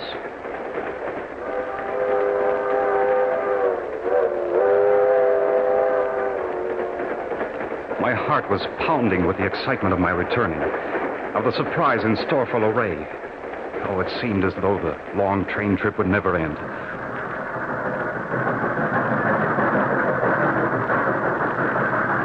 But finally, we pulled into the station. There was a little bunch of town folks around the old depot. I didn't want to see anybody.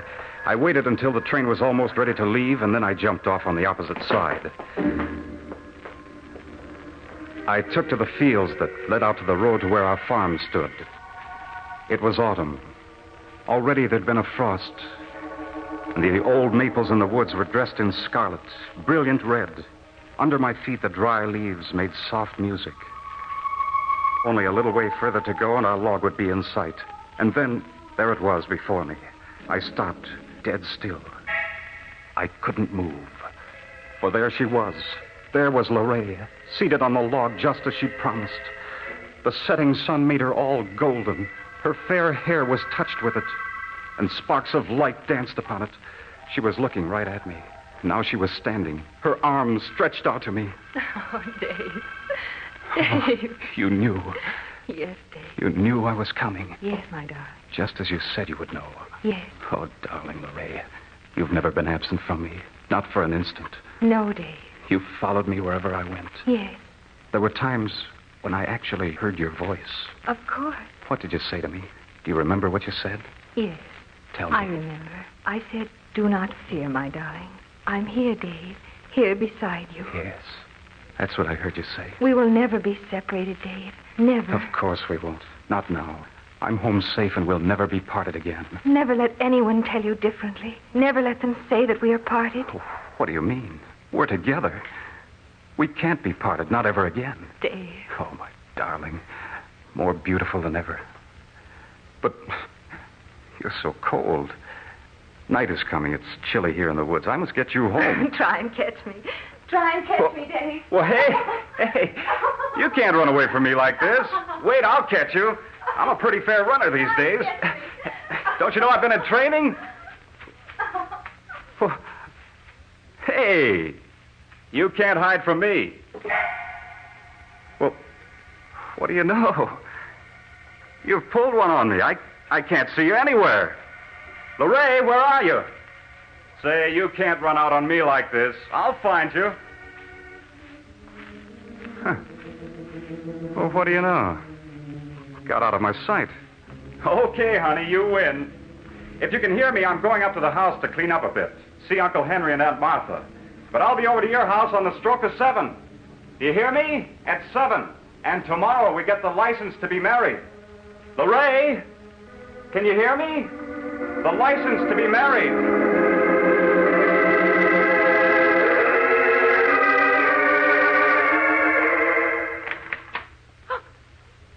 Dave.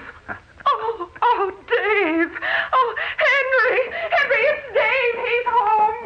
Here, my boy. You're home safe. Oh, what a grand feeling to see you two. Don't he look wonderful, Henry? Taller than ever and filled out, too. Oh, we're glad to have you back, David. Glad you made it safe and sound. Oh, I tell you, there wasn't a chance of me not making it.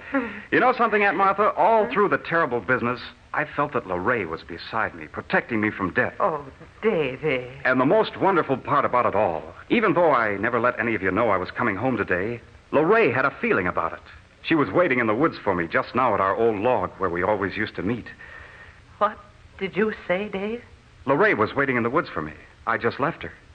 She sensed that I was coming home today, and just like we planned before I went away, she was waiting for me in the woods. My boy. Henry, you gotta. Didn't you get our letters, Dave? Well, sure, I got some, but Mail hasn't caught up with me now for a long time. David. Oh, David. What's wrong? What is it? Well, David, it's like this. She couldn't have met you in the woods, David. Lorraine couldn't have been in the woods just now. But she was. I just saw her. No, David, no. Lorraine died, my boy. She passed away just a little while after you went overseas. We wrote you. We finally wrote you about her death.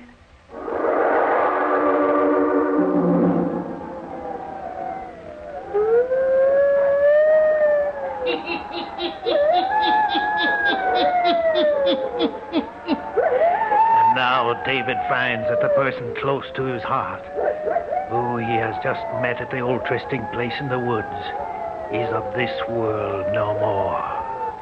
She's a dream and a vision that is ended in death. What will happen to David's life now? The hermit will tell you before the night is done. Now the hermit again.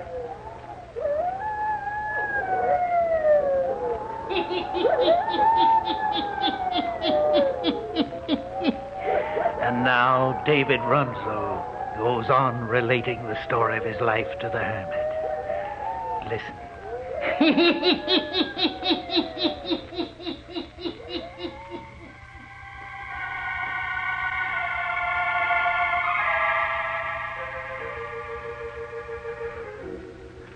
You ask, what happens to my life now?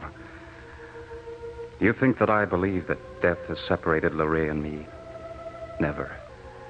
As we reckon time on this earth, my Lorraine was asleep in death at the time she appeared to me on the battlefield. She was not of this world when, in returning home, I met her in the woods at our old and destined meeting place. Uncle Henry and Aunt Martha have taken a place in town. They've left me the farm as they promised, and I'm working it. I've been here 3 months now. Last evening, Aunt Martha came out to see me. I brought you a pie and some cookies, David. Thanks, Aunt Martha. Oh, your Uncle Henry and I worry about you, my boy. Oh, you must not do that. But we can't have you here all alone. I'm not alone. David, you need somebody to keep house for you. You should find a nice girl. court her and marry Aunt her. Martha, never. Oh, it ain't right. It's a sinful, terrible thing, you thinking that a dead girl is beside you all the time. Oh, stop, Aunt Martha. You can't talk this way to me. I gotta, David. The living can't bow down to the dead. Lorraine is not dead. I saw her lowered into her grave. You must say no more. It's the way I want it. There's no one in all the world, here on this earth or after, that I want but Lorraine. Oh, David. It's the war. It's touched your mind. No, Aunt Martha. There's no use trying to explain. There's a bond between Lorraine and me that is stronger than life, deeper than earth, and beyond all time and reckoning.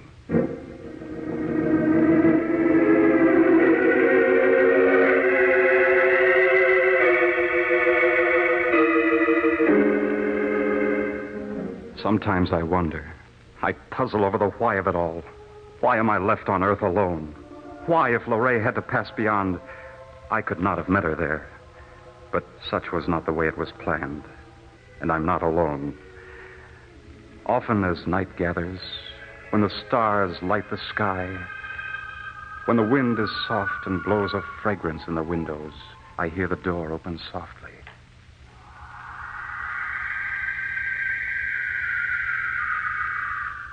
Lorraine, Yes, David. I am here. I can feel your presence, but I cannot see you. I cannot always return to your sight, but I am ever present. Yes, I know. I will always be near you. Oh, why can't I, too, die that we may be together? That I cannot answer. There will be an hour, a time for meeting. You will never appear to me again like you did in the woods when I came home? No, my darling. Not until the final hour. Until my death, you mean? We do not call it death. We who love, for love is stronger than death, my darling. Love is of the spirit, and the spirit never dies.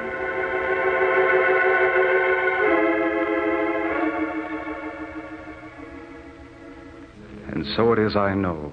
The love I bear for Lorraine and the love she bears for me knows no boundary, nor no ending. Do you scoff? Do you shake your head in disbelief? Do you believe, as does Aunt Martha, that my mind is addled by the horrors of war? Do you believe it untrue that my Lorraine, because of death, hath left me? What matter what you say or what you think?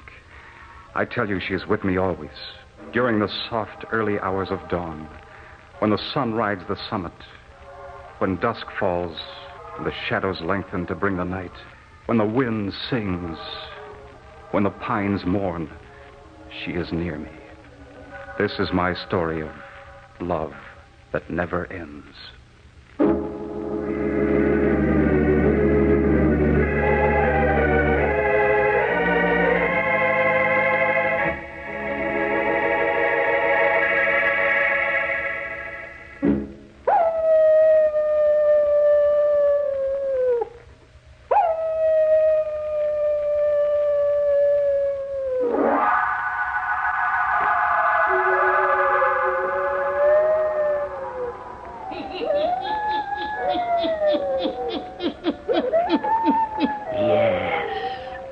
This is the story of David Rudsell, a boy who believes in a love stronger than life or death.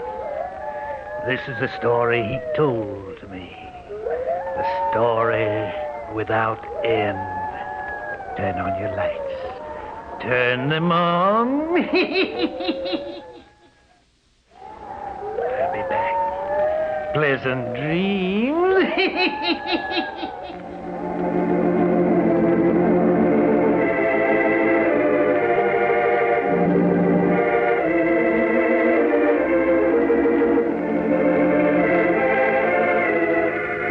All characters, places, and occurrences mentioned in the Hermit's cave are fictitious, and similarity to persons, places, and occurrences is purely accidental.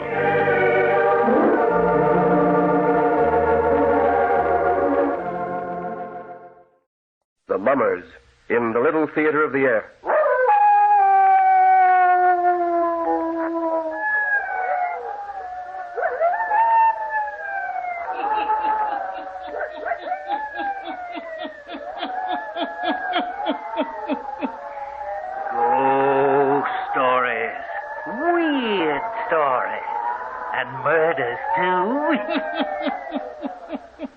The Hermit knows of them all. Turn out your lights. Turn them out. Have you heard the story? The house with a past, eh? Then listen while the Hermit tells you the story. It's 8 o'clock, Paul. You'll have to hurry if you're going to get to the store on time this morning. I'm hurrying. Oh, you know, Paul, I think I'm going to like this little town. No, I couldn't bear the thought of moving here when you first told me you had bought out the drugstore in a little jerkwater town. I think we'll be happy here, honey. Oh, imagine finding a dear little house like this, all furnished. Why, it's nicer than anything we could get in the city. And the rent so reasonable. How did you ever happen to locate it, Paul? Well, Mr. Rogers, the banker here in town, owns it. It belonged to some member of his family. They've gone away or something, so he rented it to me. Now, I've got to go, honey. All right. Will you be home for lunch? I'll call you on the phone if I can get away. Okay. Oh, listen, dear. You must be careful about leaving lights on in the house all night. When you came to our room after listening to the radio last night, you left 3 lights on in the living room. What? No, I didn't. Oh, yes, you did. But I tell you, I didn't, Margaret. Our neighbors in small towns might think it very strange if they saw lights burning at all hours of night. Besides, we can't burn up money right now, Paul. Just getting started in this new business and all. I don't know what you're talking about. I know I turned off the lights before I came to bed last night. I'm afraid you're getting absent-minded, honey, because 3 lamps were burning when I got up this morning. No, I won't argue with you. I gotta go now. All right. Don't get too absent-minded, dear. You might mix the wrong prescriptions for people. What? Well, look. Well, there goes the milkman right past the house. I told him to leave milk and cream every morning. He must have forgotten. Call him in, Paul. Yeah, all right, I will. Oh, let me see. What should I do first this morning? Oh, I love this little house. It's going to be grand living here. Oh, that must be the milkman. Good morning. Good morning, ma'am. Won't you come in? Thank you, ma'am. I guess you forgot about me this morning. I want milk and cream every day. Yes, ma'am. I didn't forget about you exactly. I thought maybe you would be moving out already, so I didn't stop. Moving out? Why, we just moved in the day before yesterday. Yes, ma'am, I know. But that's about as long as anybody stays in this house. I don't see what you mean. I just figured I wouldn't leave any milk for you because you might move away in a hurry and I might not get any pay. Oh, we aren't in the habit of moving out of places in the nighttime. I still don't see what you mean. The last folks that moved in here about 4 months ago, they got out in the night and in a hurry, too. How strange. What for? Well, if you haven't found out yet, you soon will. Found out what? This house. There's something in it. Queer things go on here. Things that frighten folks half out of their wits. Yes? Well, what is it? What is it that's strange? No one knows, ma'am. But they say the house is haunted. Is it one of the superstitions of this little town? I don't know, ma'am. But most folks here in town know it's true. Should I leave a quart of milk, ma'am? Yes, and a pint of cream every morning, please. Yes, ma'am. Here, I'll pay you for the week. Then you won't be afraid that I'll run off and you won't get your money. Here you are. Is this the right amount? That's right, ma'am. Oh, someone at the door. Pardon me. It's your next-door neighbor, ma'am. I seen her coming across the backyard. Oh, thank you. None of my neighbors have called as yet. Good morning. Good morning. You're Mrs. Liveston, aren't you? Yes, I am. Won't you come in? Yes, although I can't stay long. I'll be going, ma'am. Oh, yes, and don't forget to stop every morning. No, ma'am. Yes, ma'am, I will. Goodbye. Goodbye, ma'am. Well, so you've moved in here to stay, have you? And your husband bought out the drugstore. Oh, it's too bad old Mr. Green had to die. He was such a good druggist, and I depended on him so. He fixed up the most marvelous remedy for my rheumatism. And I always say these new doctors mean well, but they don't know the old-fashioned remedies the old men did. Oh, no, sir. Oh, won't you come in the living room and sit down? No, if you don't mind, I'll stay right here in the kitchen. Not that I'm afraid in this house in the daytime, mind you, but, well, I like to be right near a door where I can get out in a hurry. Mrs. Dutton, will you please tell me what this mystery is all about? The milkman was trying to tell me something about him, but... Now, that's just what I thought. I said to my man last night, I said, like as not, Seth Rogers. He's the banker who owns this house. Oh, yes. I said, I'll bet you dollars to donuts he didn't tell you folks a thing about it. Now, isn't that the limit? Oh, what is it? Tell me all about it. Well, there are no two ways about it. This house is haunted. Huh? Oh, you don't mean to tell me that a lovely new house like this is branded with any old-fashioned belief like that? Enough, all right. Sometimes I actually get so frightened right next door to it that I threatened to move out of the neighborhood. I said only last week that if I heard any more stories about it, I'd have to get out. Oh, for goodness sake, tell me what it is. I don't want to live in ignorance of what's wrong with my own house. That's what it is. Oh, it's a tragic story. A very tragic story. Yeah? Well, tell me. Well, this house was built for Mr. Rogers' daughter. He gave it to her for a wedding present. Oh, I remember as well as if it were yesterday. She was such a beautiful girl. And her husband. My, but he was handsome. They live here in this house? Yes, but only for 4 weeks, mind you. Just 4 weeks in this lovely little house. How long ago was it? Just 3 years ago last October. My, it was a terrible thing. Oh, what happened to them? Well, as I say, they'd only been married 4 weeks when one day he went out hunting. Oh, well, I remember that day. I was the first one over here when I heard about the accident. To him, you mean? Yes. Oh, my. To think that a couple so much in love should come to such a tragic end. Well, as I say, I was the first one over here. I even got here before Mr. Rogers came to tell his daughter about it. I had to break the news to her. Something had happened to her husband, you mean? Some other hunter shot him accidentally. Killed him outright. Oh, how terrible. Terrible is no word for it. And wait, you haven't heard the worst part of the story. 2 weeks afterwards, that poor girl, that lovely bride, who was a bride no more, killed herself. Oh, no. Yes, she did. Threw herself in the river. Drowned. Oh, what a tragic thing. Oh, her poor little body. They never recovered it, though they dragged the river for days and days. Well, it's a terrible thing, Mrs. Dutton, but I don't see what it has to do with this house being haunted. Oh, wait, I'm coming to that. You see, for 6 months after they died, it was closed up tight. Mr. Rogers never came near it. I came over and sorted out her clothes and personal things for him. He wouldn't step inside.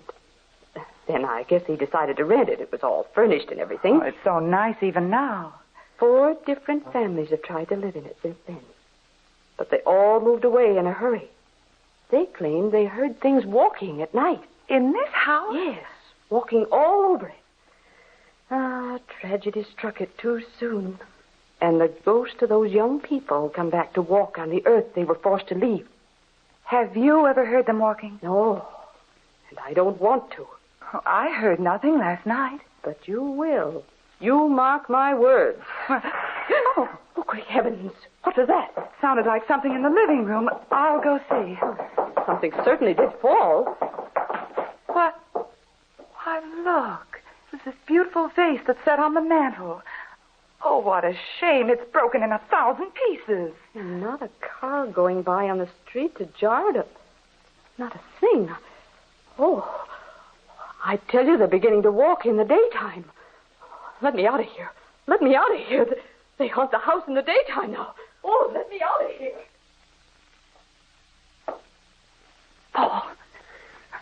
Paul, wake up. Turn on the lights. Well, what is it? What did you say? Wake up. Turn on the light. Right there beside you. What's the matter? Listen. There's someone walking up in the attic. I don't hear anything. Wake up and listen, you will. You hear it? I hear a noise. Someone walking, I tell you. I can hear it plain as day. Oh, turn on the light. Now do you feel better when you can see? I don't think I hear it now. I suppose whatever it was knew we turned on the lights and scampered away. Honey, I'm ashamed of you. You let that neighbor of yours get you all upset. Oh, no, I haven't. I'm certain I heard someone walking upstairs. Well, it's stopped now. What do you say we go back to sleep? Well, let's sleep with the light on. Nonsense. Go on back to sleep and forget it. All right. I'll try. May I turn off the light then? Yes, go ahead. There. Now you calm your fears. Go back to sleep. Oh, I know you think it sounded silly. Of course I do. You can't scare me. There are such things as ghosts, you know. Where? In books? In life. Ah, you're silly. Paul. Listen, Paul. There it is again. Don't you hear it? I do hear a noise. There's someone walking right up over our heads. Paul, you've got to go up in the attic and see what it is. All right, I will, just to satisfy you. But I know it isn't anything. Just the wind rattling something up there. Wind doesn't make the sound of footsteps. Oh, hurry, Paul. You wanted to get me? I want you to find out what it is. Well, where's my robe? I'm beginning to see why people moved out of this house. How could they stay here with this strange walking over them? You want to come with me? No, I'll stay here. Oh, what's that? Oh, it's Paul walking up the attic stairs. Oh, I've got myself in a nice state of nerves. Now, if that's Paul, it sounds exactly like the walking before he went up there. What was that? Paul! Paul, come here! Paul, come here, quick! What happened? Margaret, that was down in the kitchen. I'm coming. What is it? Look what's happened here. My heavens. Oh, what in the world? Every dish in the cupboard is smashed on the floor. Oh, of all things. All these lovely dishes broken. What could cause it? By golly, if this isn't the limit. What could cause it, Paul? Was there someone up in the attic? No, there wasn't.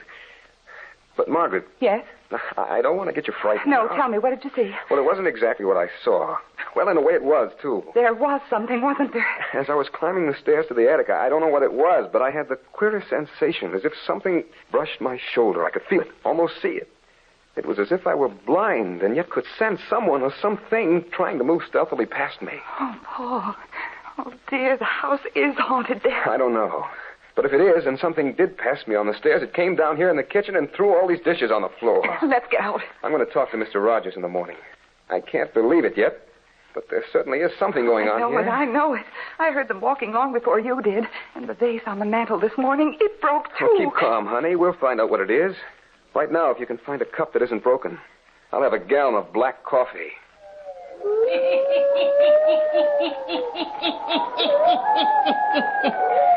What can the trouble in the house Paul and Margaret have rented be, eh? Who is moving about in their house in the dark of night?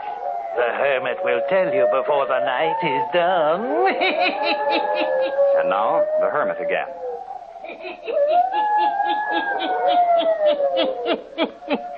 It is the next morning, and we find Paul in the office of Mr. Rogers. Listen.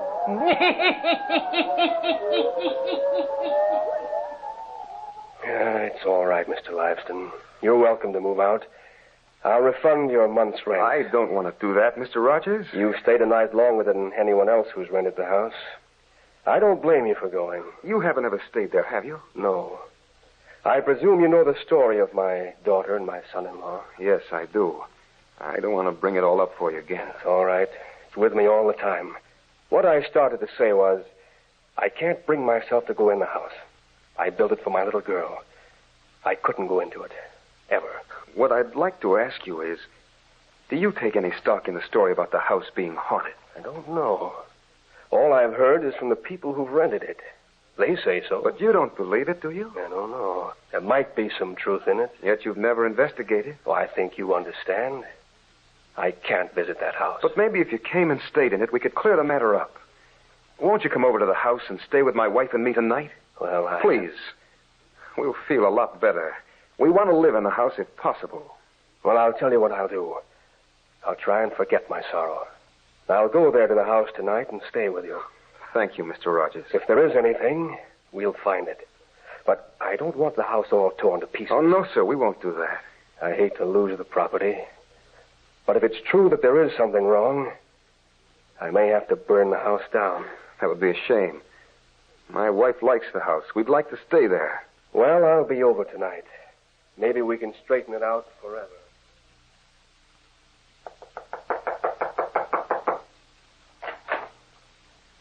Good evening. Oh, Mrs. Dutton. Come right in. Suppose you're surprised to see me.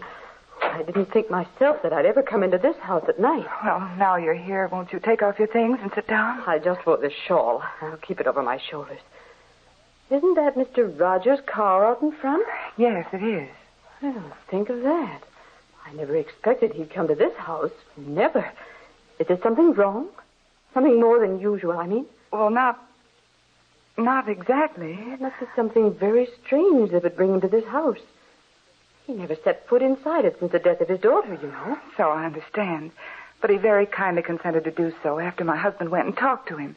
What about? Well, we like the house very well, and we'd like to stay here if we can. Has anything else happened since the day I was over? We did hear some strange sounds. I knew it.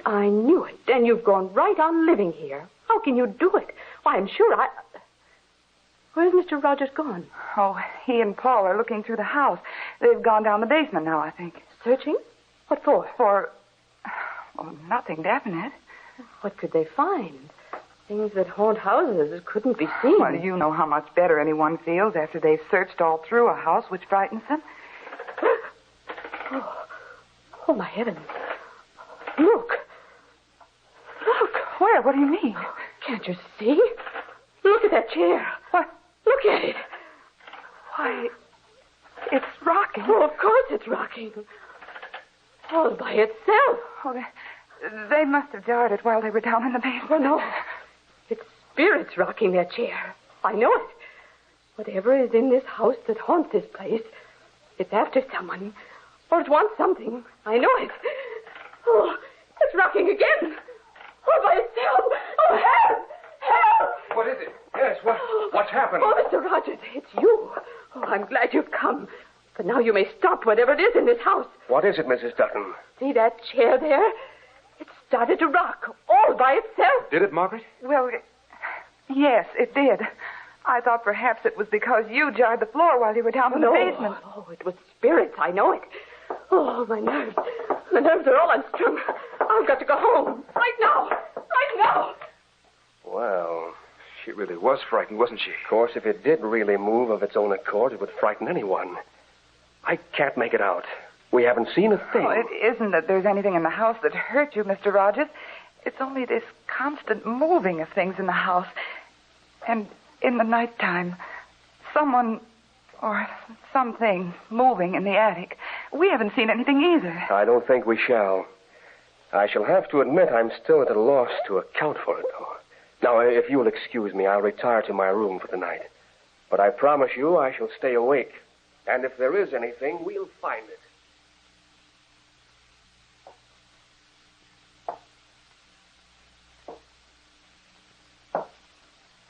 Well, I can hear it tonight, all right, Margaret. Was that the sound you heard? Yes, that's it. Should we call Mr. Rogers? No, let him hear it for himself. Then we'll be certain it isn't a product of our own minds. How could it be a product of our own minds? There's certainly something moving about in the attic. Someone, something walking. You're right, it is. Yes? Mr. Rogers. Just a minute. I think I heard what you've been referring to. The sound of something moving in the attic. Yes, Mr. Rogers. We just heard it, too. Shall we go up there? Yes, I guess we better. I can't make it out. I'm going to. All right. Will your robe be warm enough? Yes, I'm all right. Then let's go right away. Oh, wait. There aren't any lights in the attic. I'll take a flashlight. Why, the attic was wired for electricity. I guess the bulbs have been taken out then. Because I couldn't get any light the other night when I went up there. Listen. I hear it again. Do you? It sounds as if whatever it is was moving faster, walking more rapidly. Are we all ready now? Yes, I am. Of course, we won't see a thing. All these weird things happen and we never see a thing. Here are the stairs. Watch out now. Don't fall on anyone. Oh, I hate to admit it. I'm so scared my heart is pounding like a trip hammer. I know. I went cold all over when I heard the sound of walking while I was in my room. The light should turn on right here. Guess they don't work. We can see pretty well with this flashlight. Yeah, you see? Not a thing. Totally deserted. We can't peer into the corners very well. Wait, I'll stand up in this chair. Maybe the light bulb has come loose. Maybe I can fix it. I can almost reach it. Here, I'll give you a boost. Now I've got it. Yes, it is loose. There. Now turn on the switch. Yes. Oh, there. That's fine. Now we can see there. But there isn't anything to see. Isn't it the queerest thing? Did you feel anything pass you on the stairs this time, Paul? No. Did you, Mr. Rogers? Pass me on the stairs? No. Well, neither did I. And if there is anything in this house, it should still be right here in this attic. Do you mind if we tear things to pieces up here and search thoroughly, Mr. Rogers? I don't know what there is to search for, but go right ahead. I hate to disturb my girl's things that were left here in the attic, but we might as well, I guess. I just thought it might be an animal or a bat or something living up here. We may find it. Well, that wouldn't account for the dishes breaking, Paul, or the chair rocking. This is just a pile of bedding, isn't it? Yes, I guess so. Oh, look. Look at this big trunk. What's in it, Mr. Rogers? Oh, that trunk, why, it was one my wife and I first took to Europe with us. My little girl used it for her trousseau, I guess. Oh, I think it's locked, but maybe I can open it. Stuck, I guess. Rusty. Oh, there. It's opening. Paul. Paul. Come here. Paul. Oh, Paul. Margaret, what is it? Don't look. It's a body. What? Great heavens. What is it? It's a body, Mr. Rogers. A woman's body. What? Let me look at it. Great heavens. It's the body of my daughter. The body of my daughter. Margaret is much better, Mr. Rogers. I'm glad to hear she's getting along all right. It was a terrible shock for her. And for you, Mr. Rogers. Yes, it was. So much I can't even think or reason it out. You know how it happened? Yes, we found a bottle of poison in the bottom of the trunk. She crawled away in there and died. Believe me, my heart aches for you. But at least now I can give my little girl a decent burial. Mr. Liveston, I'm convinced there was something that moved about in the house. Aren't you? Yes, I am. Either the spirit of my daughter walked in that house, or that of her husband trying to tell us that the body of my little girl was there. We haven't heard or seen anything strange for the last 3 nights. No, and you won't. The spirits will rest easy now. They'll rest easy.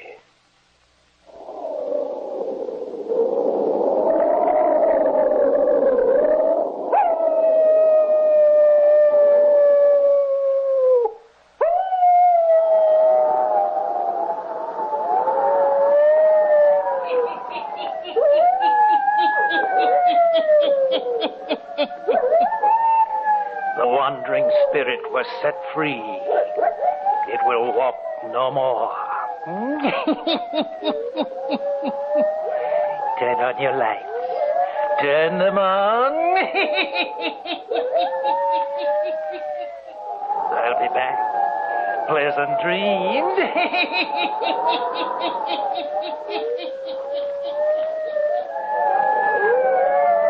All characters, places, and occurrences mentioned in the Hermit's Cave are fictitious, and similarity to persons, places, or occurrences is purely accidental. The Mummers in the Little Theater of the Air.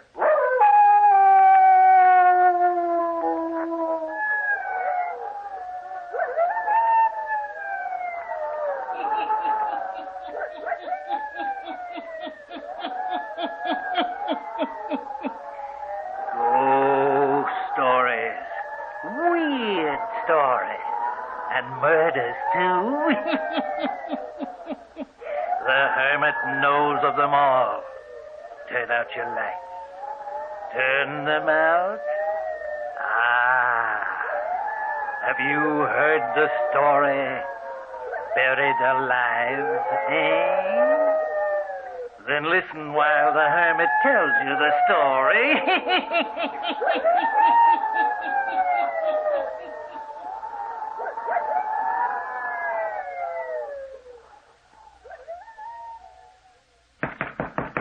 Let me out of this room. Help! Can't you hear me calling? Where are you? Let me out of this room, I say. Do you want to drive me mad? Why have you locked me in here? Bruce, where are you? Come here and let me out of this room. Lenore. Lenore. Oh, I've got to find her, and you won't let me out of this room. Help! use. No use. I can't get out. No use. Locked in. Windows are locked. I can't get them open. No use. If I could get them open, it's too far to jump. Why am I locked in? Lenore. Lenore. I hear you calling me, Lenore.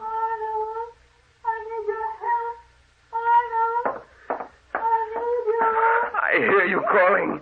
I hear you. But they won't let me out of this room. I'm locked in.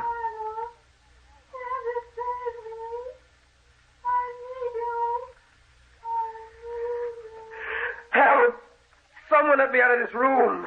Let me out. Lenore is calling me. She needs me. Bruce, where are you? Let me out of here. I've got to help Lenore.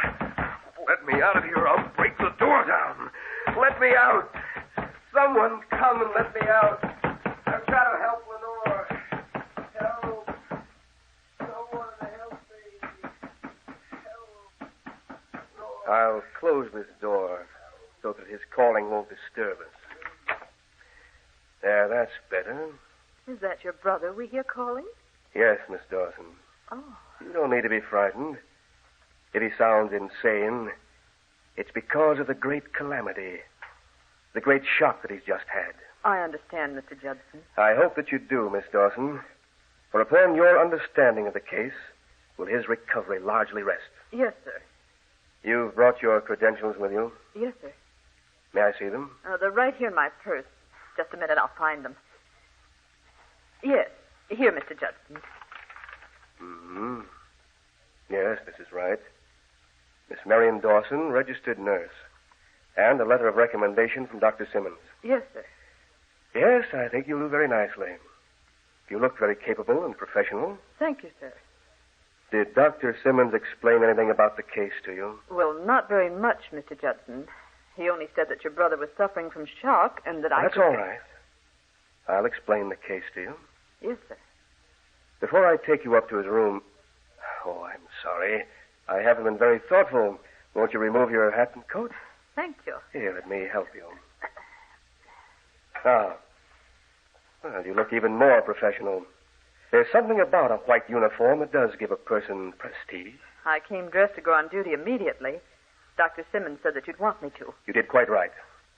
Now, sit down, won't you? Thank you. Now, Miss Dawson, it's my only blood relation living that you heard calling for help from upstairs. My brother, whose life I value more than mine. Yes, sir. Last night, we buried his wife. Oh. He'd only been married to her a month. How tragic. Well, death is not always tragedy, but this death happened to be. For Lenore was not only young, but beautiful. My brother and I were traveling when we met her 6 weeks ago. Oh? A young girl, without family, but a charming girl nevertheless. Arnold fell desperately in love with her. In 2 weeks they were married. We returned to our country estate here. A week later, she was taken ill. Last night, we buried her. It's awful, isn't it? Well, no wonder your poor brother's mind is deranged. You have not heard all the tragedy yet. She suffered from a strange malady. Because of it, my brother was not allowed to see her from the hour she was taken ill. I see. I could not have my brother's life endangered. Naturally not. We allowed no one to see her. Dr. Simmons attended her. When she died, we buried her without ceremony and immediately. I didn't allow even the servants to come in contact with some strange disease which might sweep us all to death. But you? Yes, I cared for her. The hours of my life may be counted right now, as well as those of Dr. Simmons. But that doesn't matter. It's my brother Arnold with whom I'm concerned. That's why I've called you in to care for him. Yes, sir. And this is the point that you must understand. My brother Arnold doesn't realize that Lenore is dead and buried. That's not unusual, sir. Many people are like that about death. They won't accept it or believe it. I've had to lock him in his room, bolt down the windows, to keep him from rushing out to find her. Perhaps if he'd seen her dead, sir, You forget, she died of some strange malady That was impossible. Yes, of course. The worst part of it is that he keeps thinking he hears her calling to him. Claims that he hears her voice. Oh. That's why he wants to get out of his room and go to her. That's why you'll have to watch over him, carefully. Don't allow him out of your sight. Humor him, but guard him carefully. Remember, my brother's life and sanity may depend upon the good care you give him. I'll do my best, Mr. Judson. I'm sure you will. You realize that I love my brother. You'll be well paid for your services on this assignment, Miss Dawson. All I ask is that you carry out my orders explicitly. Don't let him out of his room or out of your sight. Now I'll take you up to him. If you'll just come along this way.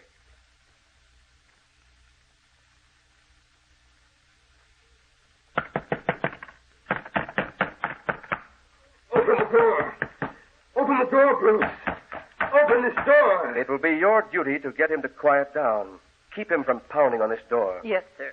I presume that Dr. Simmons suggested that you give him sedatives. I'll get him quiet, sir.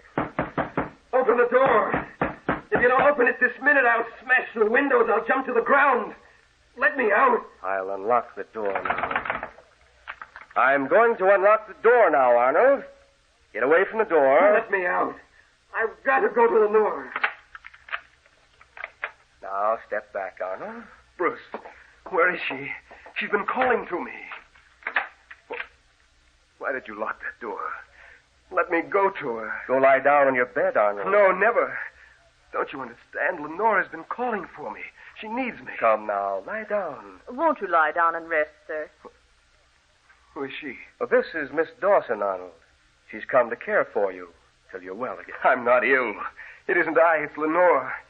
And you won't let me go to her. Bruce, why are you doing this?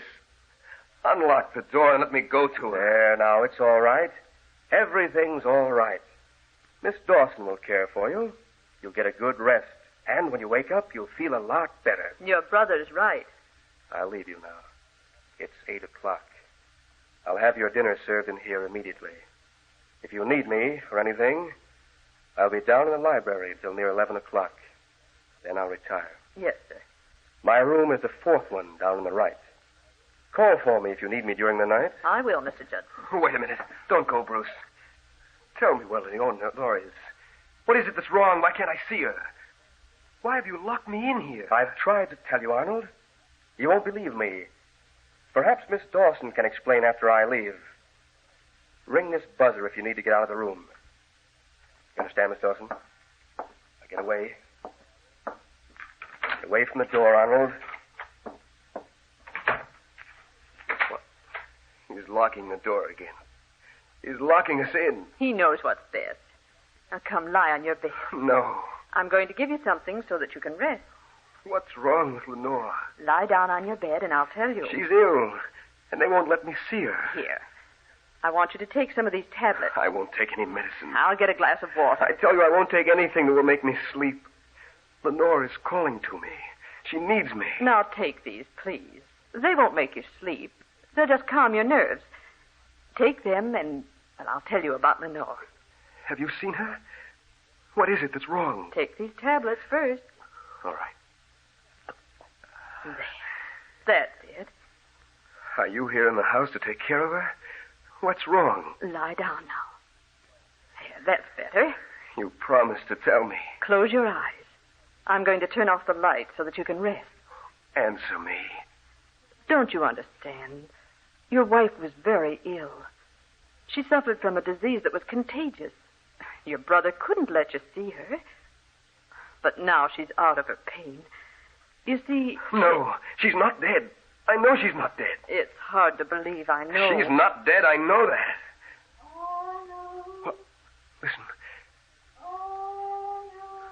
You hear that?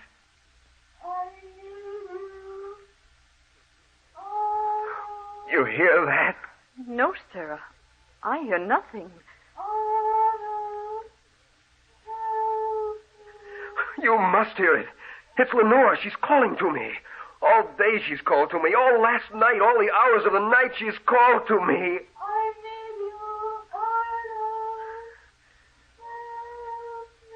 She's calling now. Can't you hear her? She's still in this house. She's not dead. She's in this house and she's calling to me. Calling to me.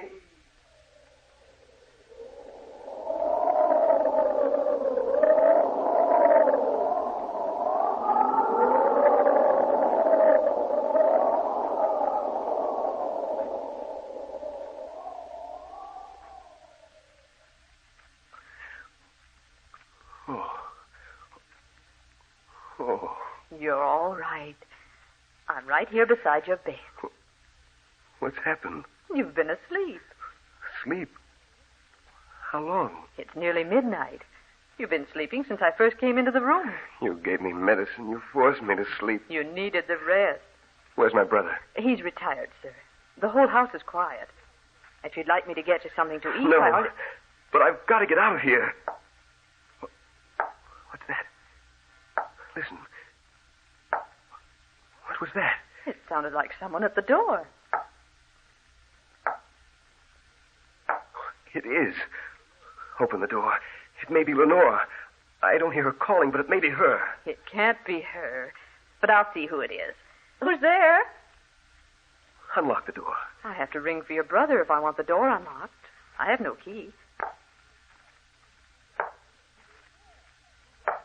Who's there? Who's outside the door? Is it you, Lenore? Why don't you answer? I guess we must have been mistaken. There's no one outside the door. Someone knocked at the door. I think we must have been mistaken. Listen. There is someone outside. What? They're tapping on the door again. It does sound like it. But when I called, there was no one there.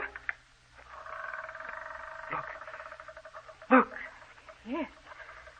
Yes, I am. Doesn't it seem to you as if the door was slowly opening? Yes, it is. It's like it was opening all by itself. But the door is locked. Well, that may be, but that door is opening all by itself. How can it be? Oh. Look. Standing in the doorway. It's Lenore. Oh, great heavens. Lenore, you're not dead. You're here. They told me you were dead. Lenore. She's leaving again. Where are you going? Wait. She's vanished. Oh. She just vanished, but now look. She's standing at the head of the stairs. She's waving for me to follow her. Lenore, I'm coming. I see you. Stop! Oh, Mr. Judson, help! Come here quickly! He's gotten out of the room! Oh, Mr. Judson, please come quickly! Oh,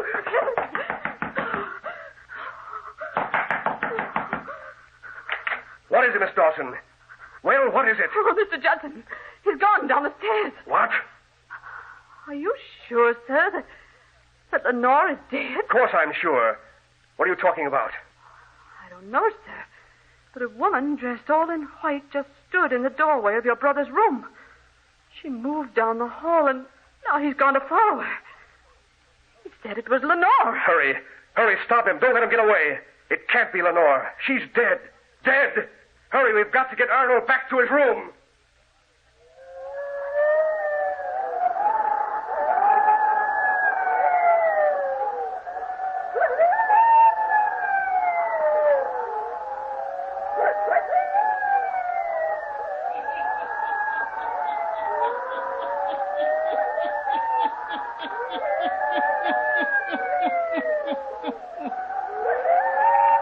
If Lenore is dead, how can she appear in the doorway of the room?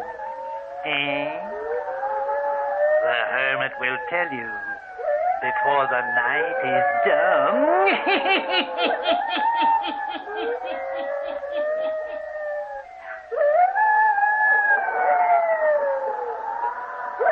Now, the Hermit again.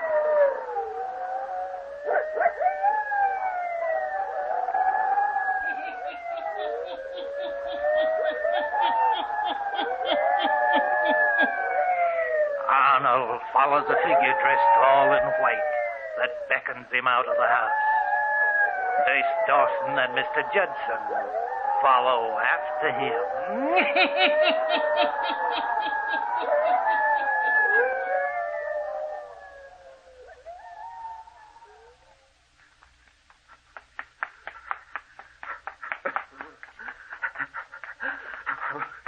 Wait for me, Lenore. Where are you going? Wait for me. Wait for me. Lenore. Lenore, I'm coming. I'm coming, Lenore. Wait for me. Come on. Hurry. Come on. There he is. Up ahead of us. I see him. Yes. Yes, I see him too. Arnold! Stop. Wait a minute. Wait for us. He's running faster. Why did you ever let him get out of the room? I couldn't help it. The door opened. I don't know how. She was standing there. Have you gone out of your mind? How could a door open by itself? And who could be standing in the doorway? He said it was Lenore. Nonsense. Arnold! Wait for us. Wait! Wait. I don't see him now. Where's he gone? He turned down that side road, sir. Just now. He's liable to get out on the highway and be killed. We've got to stop him. This way. He went this way. Yeah. I see him now. Arnold, stop where you are. We're coming. Lenore. Lenore. You must come back to the house, Arnold. She disappeared. You didn't see anyone, Arnold? Yes, I did. I saw Lenore. Asked the nurse. She knows. Lenore stood in the doorway of my room. She beckoned me to follow her all the way down the road. Now she's vanished here in the park somewhere. Don't you realize, Arnold, that Lenore is dead? She couldn't have stood in your doorway. She couldn't have beckoned you out of the house. She's dead. She wouldn't speak to me. She just waved for me to follow her. And now she's gone. We must get my brother back to the house, Miss Dawson. Yes, sir. Now, come, Arnold. We're going home now. We'll take you home now, Arnold. You and I must have been mistaken. We didn't see anyone. No. We were not mistaken. For look. Look. Up ahead of us. Lenore. There she is again. Great heaven. I see you. Wait for me. I'm coming. Stop him. Stop him. We've got to stop him. We can never catch him this time. He's running so fast. Oh, he mustn't go that way. No. No. Arnold. Arnold, wait for us. Wait. Look, Mr. Judson. Look where he's going. I see him. He can't go that way. No. Arnold, stop. You can't go there. No. We've got to stop him. He can't go there. We must stop him. Wait, let go of me. Let go of me. You can't stop me now. I'll not let you go in that vault. Let go of my arm, Bruce. You can't stop me. Lenore went in there. I'm trying to save you for your own good, for the sake of the sanity of your mind. Your wife lies in her coffin in that vault. You couldn't have seen her. She didn't beckon you to come here. It's just a trick of your mind. I'm going into this vault. You can't go inside. She died of a contagious disease. You may get it too, Arnold. Nothing can stop me now. I'm going inside. Oh.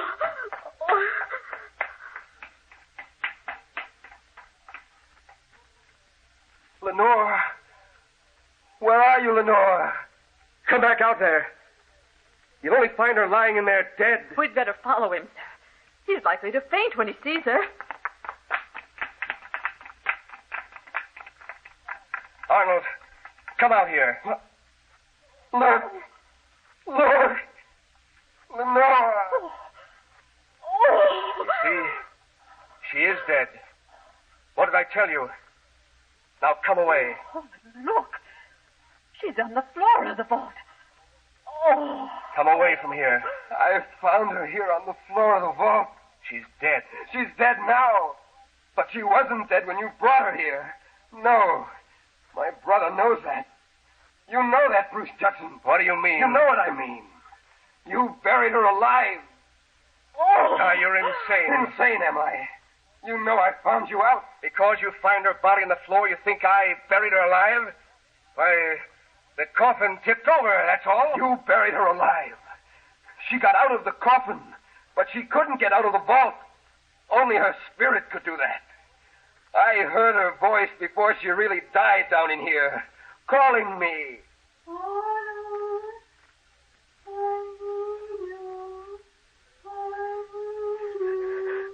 She called to me, but you locked me in my room. And then her spirit came to me tonight to tell me what had happened. Oh, Lenore. Lenore. Oh, what a terrible thing. You did that to your brother and that woman. What if I did? What if I did do it? She's dead now, isn't she? Forever. She fell in love with Arnold, not me. Now she's dead. Forever. Sure, I planned it, plotted it. It worked out. The medicine I gave her made her sleep the sleep of death. And we buried her alive. We buried her alive. Buried her alive.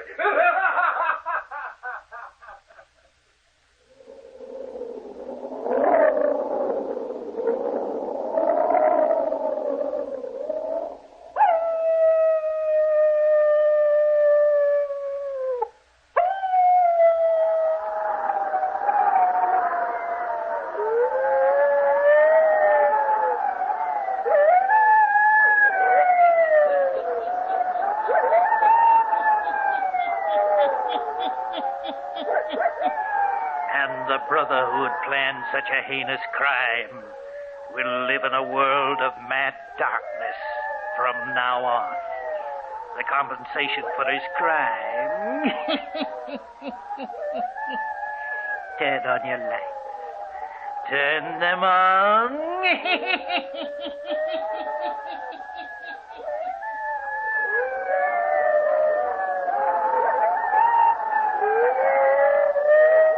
Be back.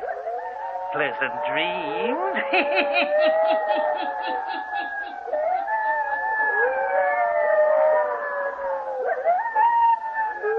All characters, places, and occurrences mentioned in the Hermit's Cave are fictitious, and similarity to persons, places, or occurrences is purely accidental.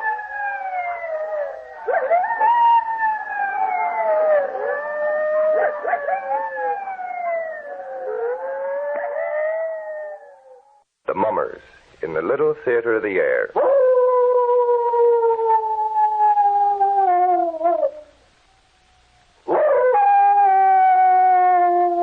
Now, the Hermit is ready to begin.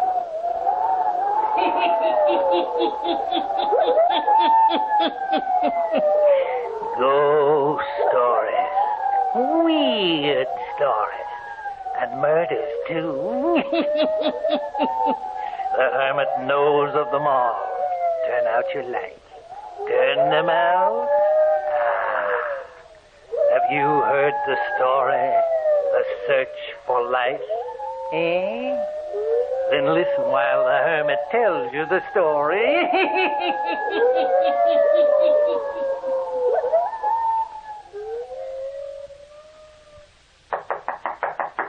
Yeah? Hale, don't you think it's time you stopped for a while? It's getting awfully late. Just a moment. I didn't notice what time it was, Vera. Come on, I have a nice warm supper ready for you. Well, I'll lock the laboratory door and be right with you. Oh, I wish you wouldn't work so hard, Hale. You mustn't worry about me. The research scientist has to work hard. I've barely seen you these past few weeks. You've never worked this hard before. And I've never done anything like this before. Here, let me seat you. Thank you. What are you doing, Hale? Vera, have you been in my laboratory? I only went in the other day to clean up. I didn't notice that you had cleaned up. Looked the same to me. You came back before I had a chance to do any cleaning. But being somewhat of a chemist yourself, you studied my notes, eh? Well, they were there on the desk. I couldn't help but read them. Hale, you must stop it. Stop this experiment immediately. What I'm doing is nothing more than other men have done before me. The creation of the elements the body needs to live on and on. Yes, possibly the chemical and operative procedure for the recreation of a dead person. Recreate a dead person? Well, that's impossible. Why is it? Why is anything impossible if you know the cause and effect and the properties that make it up? Hale, drop it, please. Don't go ahead with this thing. If you succeed, you'll control a thing that was never meant to be controlled. Yes, I shall control death. And the world will bow to you, flock to you at first, and then they'll grow to hate you and despise you for what you've done. They'll seek you out and kill you, because if death was not to be, someone else would have changed it eons ago.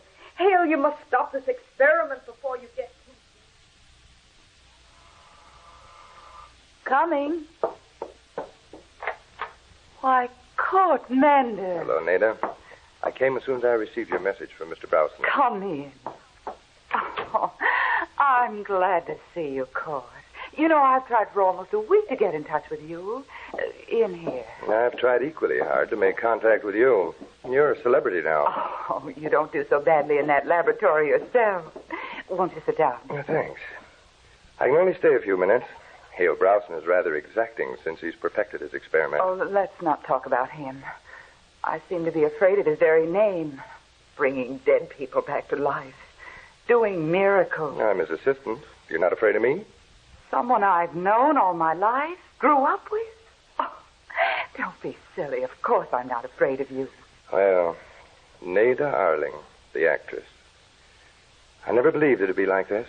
You doubted my sincerity or my ability? No, I never doubted either. But that night 6 years ago when you went away, well, that's the way I've always pictured you. I've never forgotten that night, Court. Nor I. I wish we could have had this meeting when I first arrived. Then you're leaving? I must, Court. But why? Is it always going to be like this? I said 6 years ago, if I ever married, it would be you. But I can't turn back now. I have contracts. Doesn't the fact that something inside both of us is slipping away mean anything to you? Our youth is slipping away, and that's the only thing I have. Our relative proportions and understandings are what I meant. That's not true. Because I'm Nada Arling and your assistant to Hale Browson, the new creator, even that can't change it. I don't like my position, Nada. That of waiting for me or as a research scientist? Both, but I'm afraid of the latter. I'm surprised. Mr. Browson's discovery has made him the most important person in the world, and you're basking in every glory that's his. That may mean a great deal to you, but to me, it's something horrible. I only accepted the position as Browson's assistant for one reason. You accepted him? It was the other way around. No, he told me what to expect, but I was willing to chance it then. Now I know I was wrong. Already it has begun to show itself.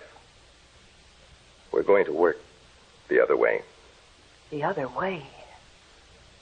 To work against creation? Yes. Hale Browson gave his discovery to the world thinking its greatness would overshadow any evils it might give rise to. And instead, its evils have overshadowed its greatness and has gone beyond control. Court, what you contemplate is murder. There's no alternative, Nada. Oh, what of the good you've done? Good? You haven't seen some of those old people we treat continually. We give them life when their souls cry out to die. That's what we're doing. And everyone calls it good. You've changed, Court. I didn't know. I'm sorry, Nada. I shouldn't have come here. You know how I feel about you. I'm entering another world, and you are the only thing that remains between me and... Well, I can stop now. Leave Browson. You and I could go where no one knows us. Oh, that'd be running away, Court. Something that never solved anything. I know what to expect as I am now. I'm realizing an ambition, and I can't give it all up in a moment. No. I guess you couldn't. I should have known. Where does your tour take you?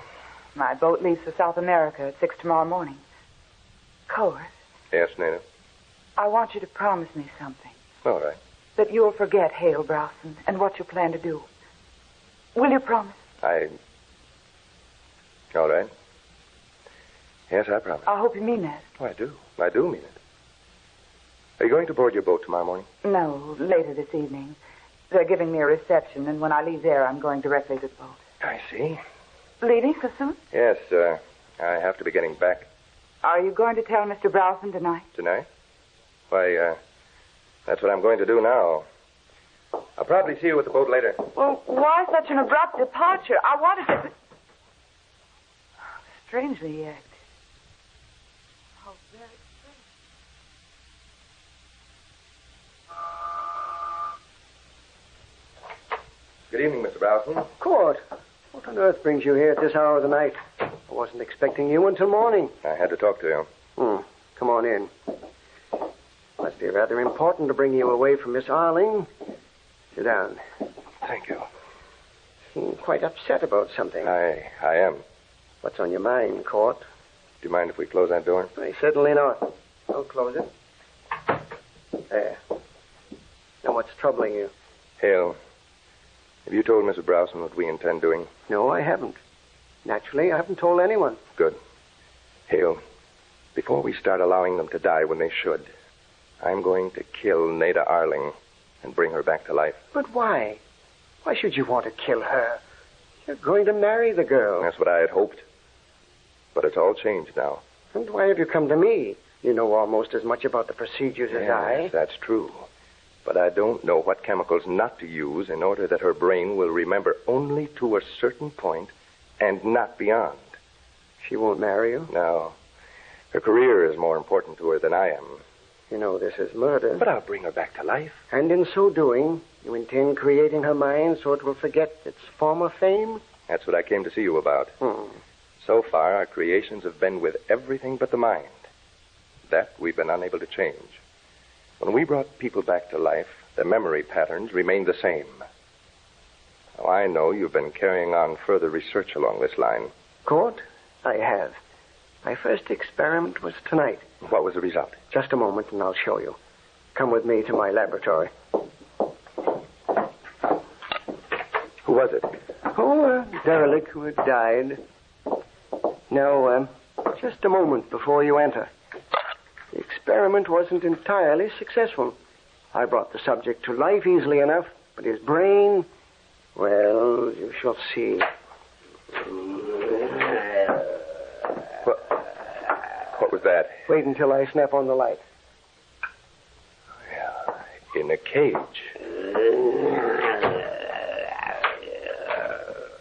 Looks all right. Doesn't seem to be anything wrong with him. Don't go too near that cage. He may look all right, Court, but I assure you he isn't. Look at his eyes. Yes, they have a wild, starry cast to them. And his gibberish. What does that sound like to you? It's almost like an animal. Yes. He wasn't insane before he died. No, he died of a heart attack. Well, then how did he become like this? I reconstructed his brain exactly as it was. But the brain must manufacture something of its own that I don't know about.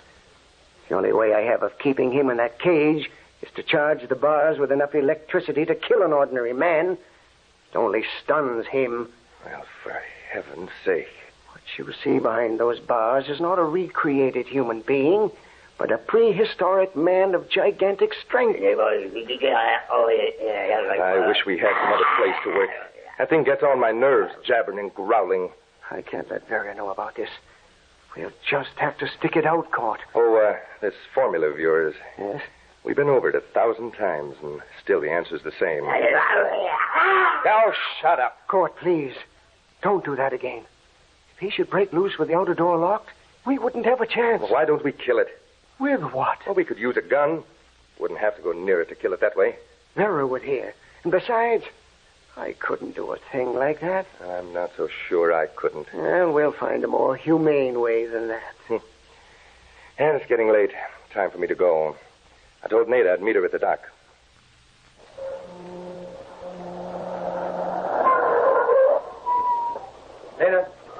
Nada. Cole, I thought you'd wait on the ship. No, it's best this way. I was rather hurt the way you left me this evening. I'm sorry, Nada. Well, come. Sit in the car a few moments. It's warmer in here. All right. I'm so glad you came down. So glad I was able to see you again before I left. Nothing could have kept me away. This will be a long trip.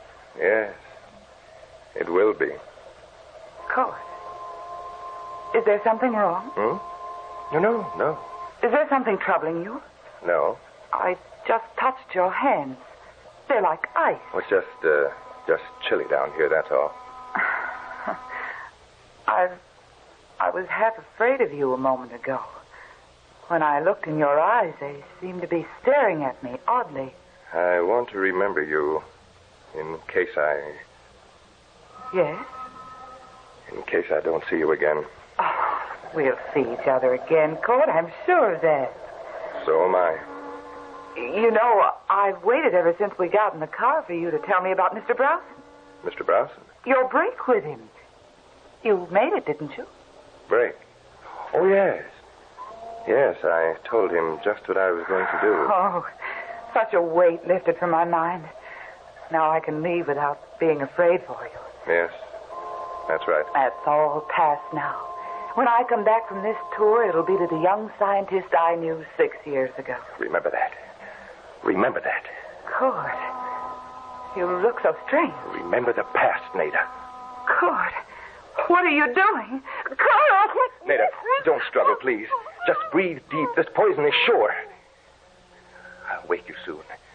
Oh, Nada, wherever you are, hear me. Believe me. You're the only life I have. I'll bring you back. But you must remember only the past. You must remember things as they were before. You must remember only...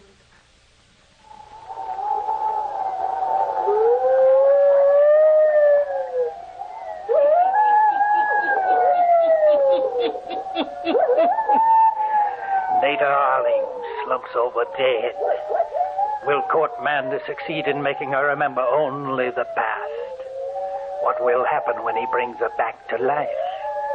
And the medieval monster in Hale Browson's laboratory, what about him, eh? The Hermit will tell you before the night is done. Now the Hermit again.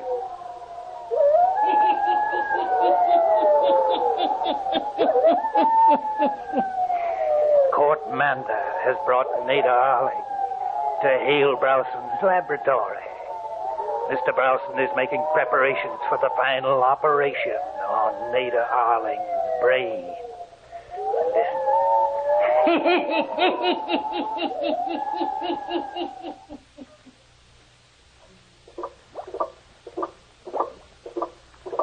Have those clamps ready. Court, place your fingers here while I put these clamps. Now, not too much. Tear apart. I'm holding it. Will those creases smooth out when I let go? Yes, when I inject these chemicals. There. Clamps are in place. Now for the injections of this fluid. I'm ready for that now. Gently, gently. Now release your fingers slowly. Slowly. Careful. Careful. Oh, his growling frightened me. These clamps slipped when you moved. I have to put them back on again. You cause anything more like that to happen, and I'll take the shotgun and blow your head off. Hold your hand steady. If we expose the tissues too long, it will die again. We'll have everything to do all over again. Here, I have it down again. Steady, steady. Now forget him. Now, just a second. We'll be ready for the solution. Now. That does it. Release the pressure slowly. Slowly. Right. See? The creases aren't coming back. Hurry. Hand me that piece of her skull that we cut away. Here it is, in this case. Ah, you bored all the holes in it so we could fasten it down in place? Yes, they're ready. Now help me again. We must replace it exactly as it was cut away. I marked it. Good. Ah, yes. I see the marks. Now, turn it just slightly. There. Hold it in place while I fasten it.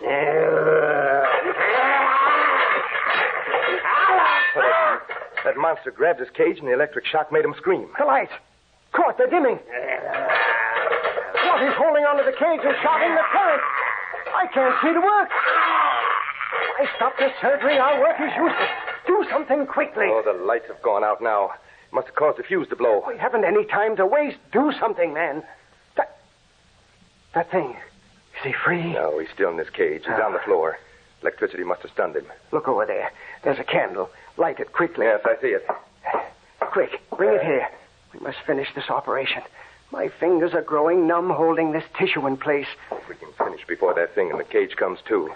Can you see by this candle? Oh, I must. Hurry. I think I hear him stirring in his cage. Can you see if he is? No, there isn't enough light to see that far. Was the cage intact? I didn't have time to look. There. I have one clamp in place on the skull. I'll have another in a moment. What was that? I didn't hear anything. Here, hold the candle closer. Nada's coming too. I can see her breathing. I must hurry. We still have to bandage her head. Oh, I can't seem to get this other clamp through the hole in the skull. Her breath is coming faster and louder now. I can hear it. Watch where you're holding the candle. I can hear her breathe, Hale. Once I get this fastened, the rest will be easy. She's breathing so loudly, Hale, behind you. What? The man! He's out of his cage. He's coming toward us. He'll kill us. Wait! We're your friends. We're going to help you. See? Come, follow me. Hale, Nada. She's going to be all right for a moment. We must get him back to the cage. Now, that's it. Come along. Court, he's watching you and Nada. He's motioning for you to get away from Nada. Watch out, Hale. He's reaching for you. Oh, he's crushing my arm. Court, quick, there's a hypodermic needle on the table. Get it. Yes, I have it. He's watching me now. Look what I have here. This will make you feel better. Come just a little closer. Get him with that needle. His fingers are crushing my arm. Now, just a little closer. I won't hurt you. Let go of me. Let go. Court, get him with the hypo quickly. Court, he looks like he's listening to something. He's loosening his hold on me. In a moment, I might be able to pull free. Staring at. Court, look. Nada is getting up from the operating table. No, she can't. The operation isn't finished. Use the hypodermic for her, Court. Hurry before she stands up. See? She's sitting up now. Nada, lie down. Oh, get back, you. He doesn't want you to go near her. Man. Nada. Speaking. Man from the past. We are going back, you and I. And we will take Court Mander and Hale Browson with us. Court! Man from the past. Bring Mr. Browson here. Court, do something. Help me. Court Mander, try to move. I can't. I can't move. No. You want to. But I now control your will. They can let me go. He's killing me. Court, talk to her. I didn't bring her here. Have her make this inhuman monster. Let me go. Hale Browson, you must die. No, you can't do this to me. It's murder. You have murdered many. But it was different. It was the only way. Man from the past, you must hurry. I'm not much longer for this earth. Fingers, they're crushing my head. My head.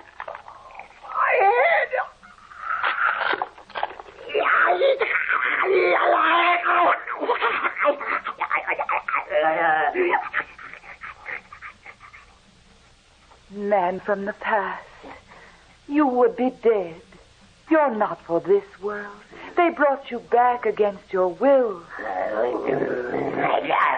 Court Mander, you spoke of shooting this man. Where is the gun? In the gun rack. On the wall there. Get it.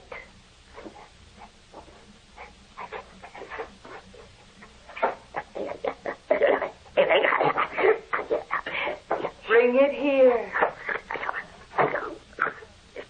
Point the gun at that poor, mixed-up soul of yesterday with the body of today. No. Now, so that he may have peace and rest, pull the trigger. No.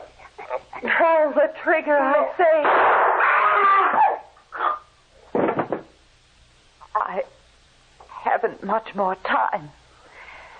Court Mander, you and Hale Browson have been violating the eternal law. Man is born to die, and die he must.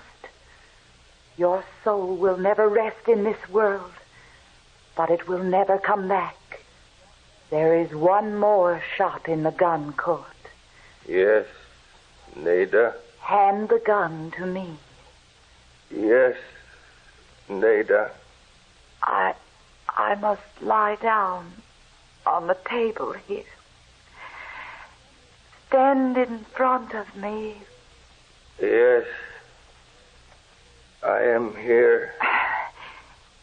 This is the end of the world you created.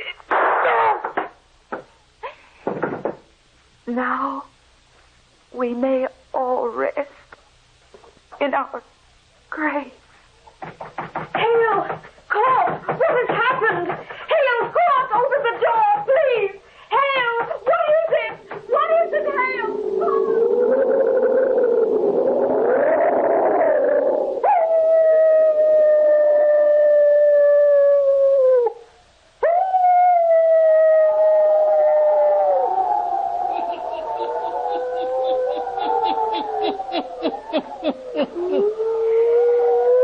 Vera Browson's cries go unanswered. Hale Browson and Court Mander are dead. They will bring no more dead back to life. Now, turn on your lights. Turn them on. Pleasant dream.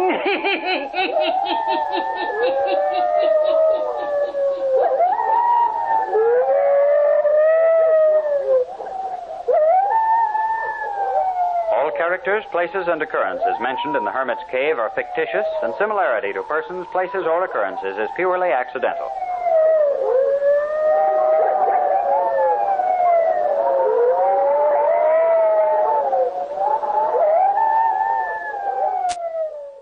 The Mummers in the Little Theater of the Air. Now, it's time for the Hermit.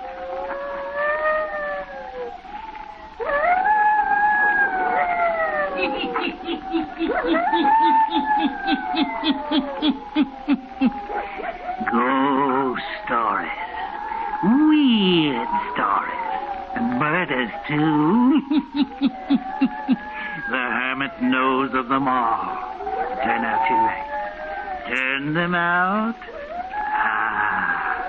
Have you heard the story? It happened on Sunday. Eh? Then listen while the Hermit tells you the story.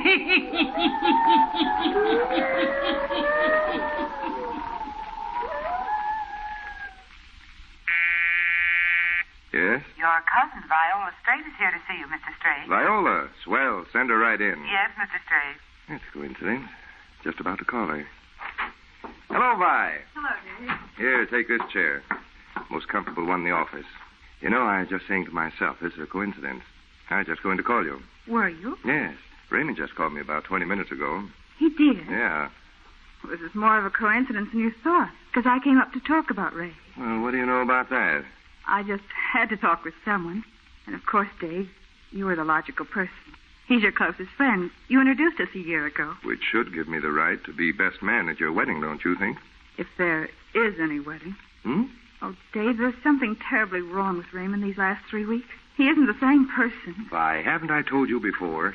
When he gets one of these painting streaks of his, he isn't like other people. He always goes out to his studio cottage and refuses to see any of his friends. I know those moods, but this is different. In what way? I don't know where to begin to tell you. I've been so upset. It's so baffling. It all started 3 weeks ago. Monday night, Ray and I were having dinner at Meadow Lane Inn. You know that place about 4 miles from his cottage? Oh, sure. Well, we'd driven out to the cottage in the afternoon. Ray was going to pick up some canvases he had out there. The housekeeper... Mrs. Orion, you mean? Yes.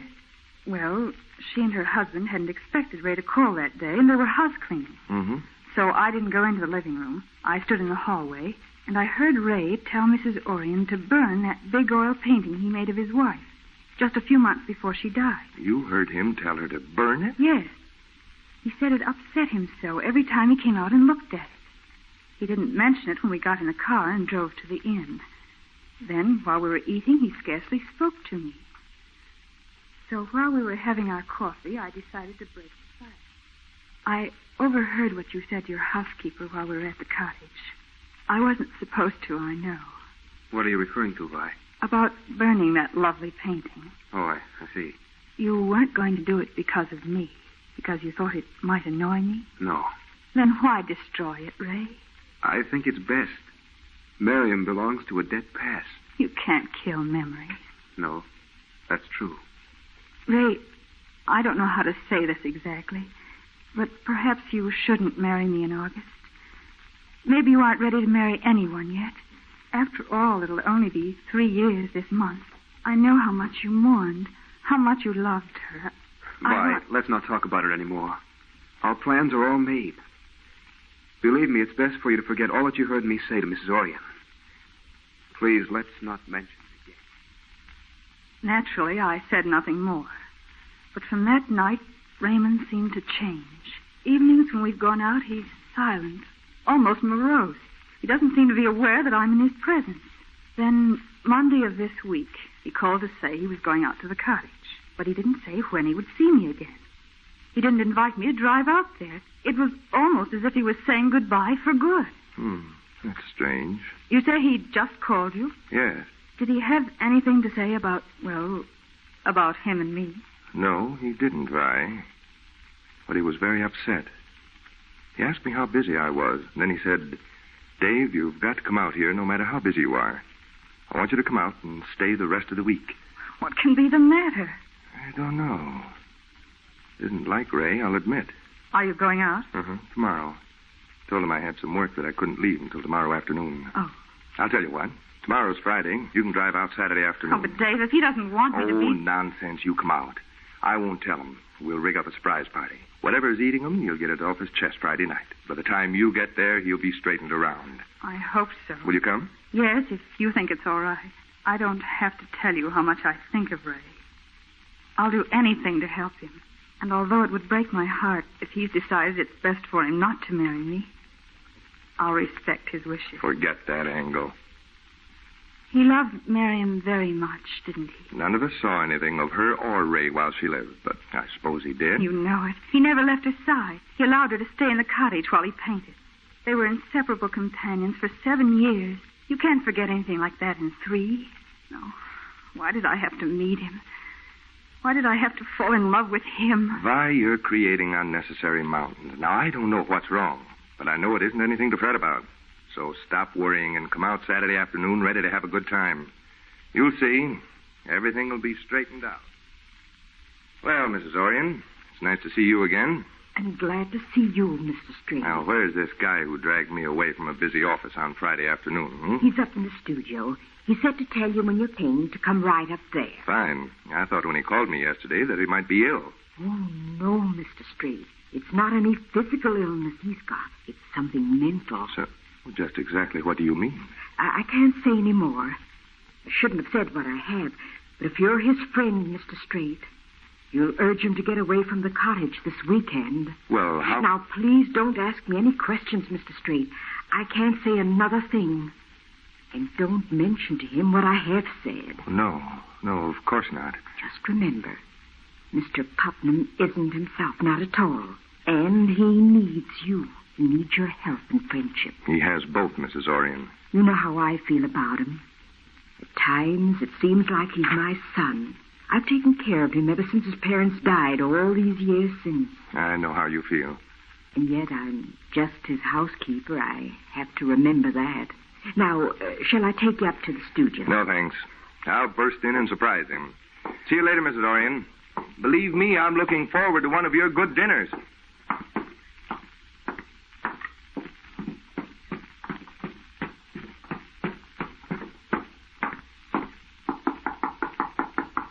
Come in. How are you, Ray? Hello, Dave. I'm glad you came. Gosh, I thought from the urgency of your invitation that you wanted me to come out and pose for a painting. I've often wondered why you never saw anything worthwhile in this mug of mine. Yeah, what's wrong, Ray? Just no go? There's nothing wrong. I invited you down because you haven't visited me for a long time. That's all. Okay, Ray. Been doing some work? No. It's a doggone shame that you came into so much money you don't have to paint for a livelihood. You've done some mighty fine things.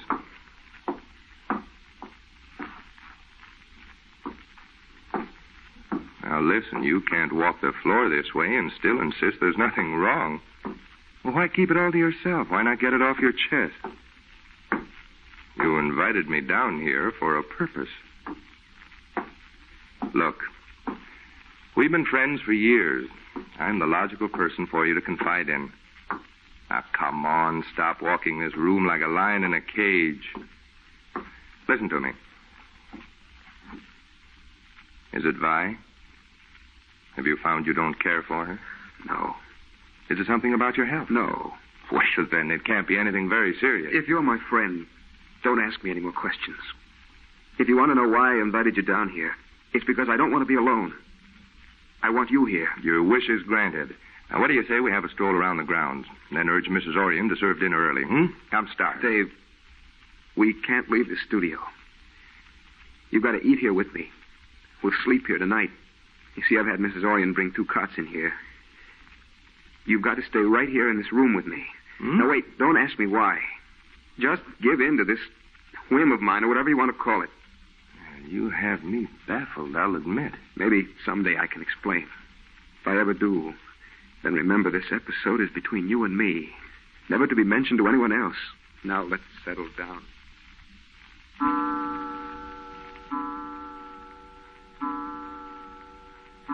$12. Guess I'll roll up in my bunk, Ray. You ought to do the same. Go ahead if you're sleepy. I am.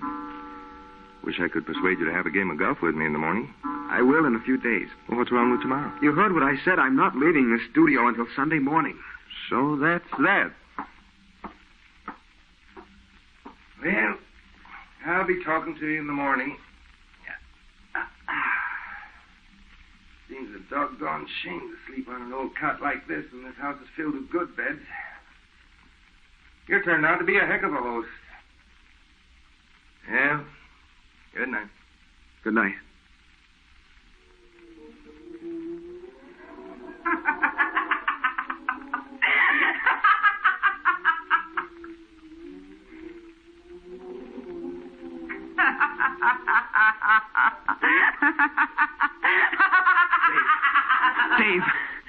Dave. Did you hear it? Someone laughing.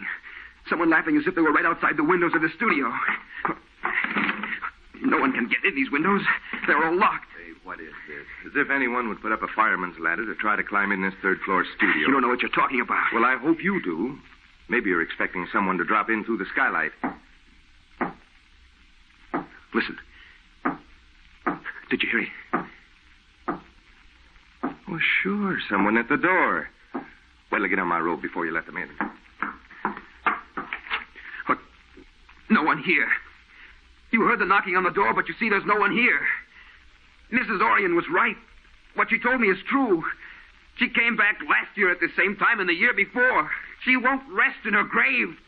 Mrs. Orion was right. She does come back. This business has to be cleared up once and for all. Here, Mrs. Orion, you sit here in this chair. Thank you, Mr. Street. Pete, supposing you sit here. Sure. Hate to get you 2 good folks out of your beds at 1 o'clock in the morning, but I want this crazy business cleared up. My wife and I don't mind, Mr. Straight. Oh, we don't mind at all. Anything we can do to help Mr. Putnam. There's nothing anyone can do. I want the whole of this story. Now, Mrs. Orion, Ray tells me that for the past 2 years since Miriam died, that you people think she has walked about in this house each year on the eve of the night she died. Oh, yes, Mr. Straight. Pete and I heard the walking up in the studio. We heard something, all right. Got up to investigate, but we didn't see anybody. Of course you didn't. You know that there's no possibility of such a thing being true. Mrs. Orion, just this afternoon you told me how much you thought of Ray. Well, if that's so, why in thunder would you tell him such yarns? He made me tell him. I didn't want to. I tried to convince myself there wasn't anything to it. But we did hear walking up in the studio, and we heard her laughing just like she used to do. Mr. Putnam, he made me listen on the night last year and the year before and report to him. Ray, what made you think Miriam's spirit would come back to haunt this house? Because she said she would, just before she died. Well, of all that... Now, come on. Suppose you tell me the whole of this wild tale, You might as well know it all, Mrs. Orion. Well, that's what I say. I was a coward. I stayed away from the cottage last year and the year before at this time. These days are the anniversary of her death. I was afraid of a threat. Well, go on, Ray. No one but Pete and Mrs. Orion knew what Miriam was like. She was insane, Dave, but I never let anyone know it. I never let her out of my sight. What I'm saying is true, isn't it, Mrs. Orion? Oh, the poor boy put up with more than anyone will ever know. She used to stand here in the studio when I'd be painting and laugh, just as she did tonight. Creep up behind me as I worked.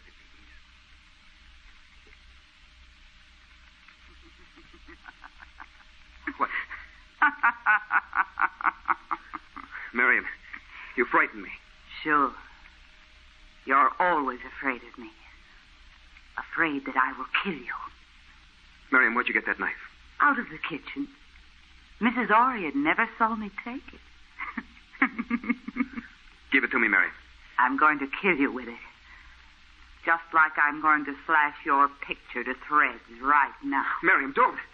Miriam, wait.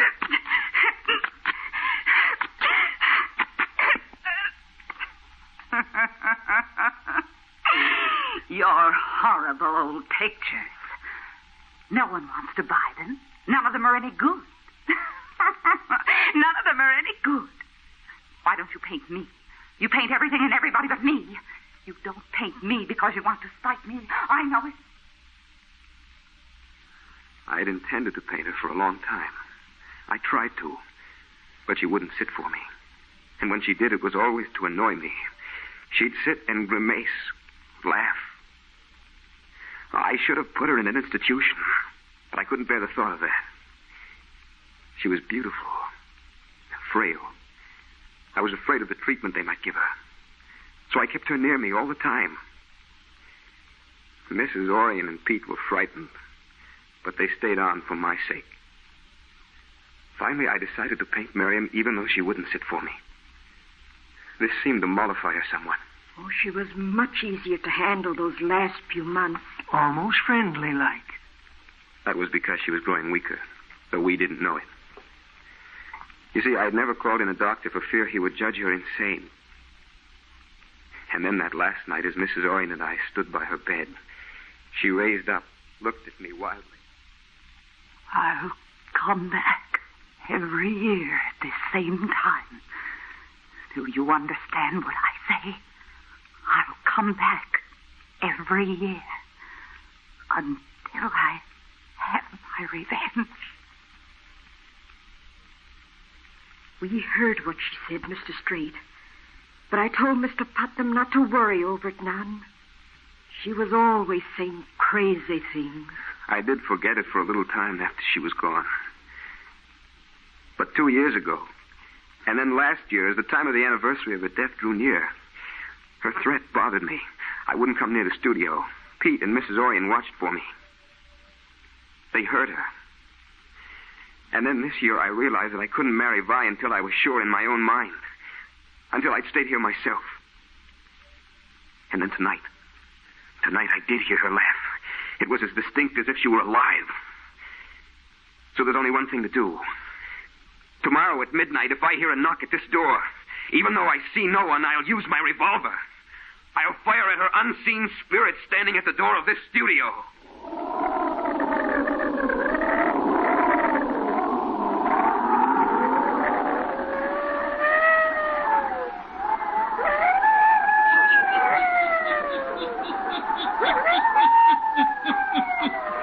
An unseen spirit, a visitor at midnight. Will she return again? Will she make a threat come true? The Hermit will tell you before the night is done. Now the Hermit again.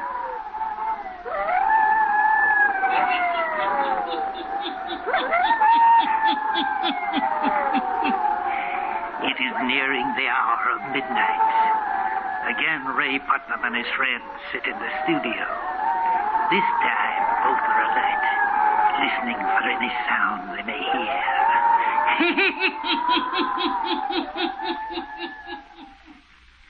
Miss Orion left us some sandwiches and coffee, Ray. Want to join me in a snack? No. Well, I'm going to have coffee, or I may fall asleep on you. Stays piping hot in this thermos jug. Good cup of coffee is just what you need. No, nothing. You know, it's a strange thing to me how you can be taken in by all this nonsense. You aren't going to hear anything tonight or any night. You forget that I did last night. Oh, you listened so hard last night you had to hear anything your mind created. Didn't you hear someone knock? You had me believing almost anything. I feel so darn silly. As if we were playing a game of cops and robbers. You sitting here with that gun, both of us waiting for a spirit to make an appearance. Here I was planning on having a swell weekend. I told Vi to come out today, but with things as they are, I decided it was best to call her and tell her not to come. Better have some of this coffee. Dave. Yeah. Look at that rocking chair. The one Miriam always sat in. It's moving. See it? Rocking back and forth. Well, what's funny about that? I've seen chairs rock by themselves lots of times. Wind catches them. Miriam sitting in that chair. I see her. She's sitting in the rocker. Oh, get a hold of yourself. There isn't anyone there. Stop that laughing. I'll end that insane laughter of yours forever. Ray! You're the one who's insane. There's no one sitting in that chair. Oh, you frightened the wits out of the Orient. They're coming up the stairs. Mr. Strange, it's us. Is everything all right? Coming. I'll let you in. Get away from me. You can't touch me. Why, it's all his imagination. Fired at the rocker. Thought she was sitting in it. Mr. Putnam, what's the matter? What's wrong? She's got her hands around my throat. There ain't anyone in here but us, Mr. Putnam. Her hands around my throat. Stop. Stop. I'll confess. I poisoned you. I had to kill you. But you might have harmed innocent people.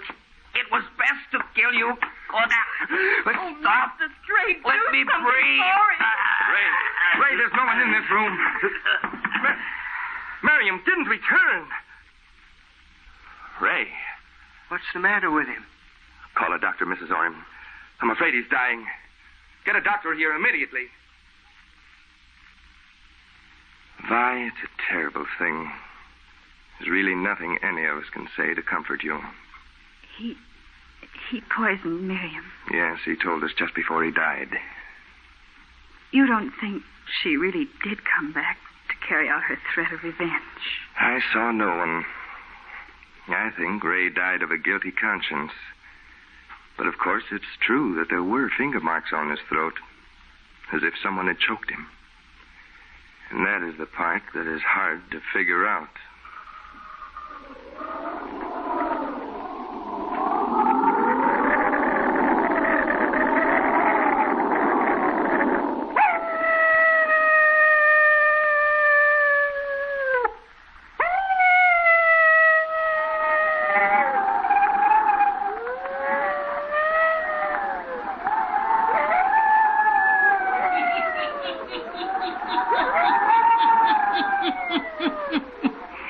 It happened on Sunday night.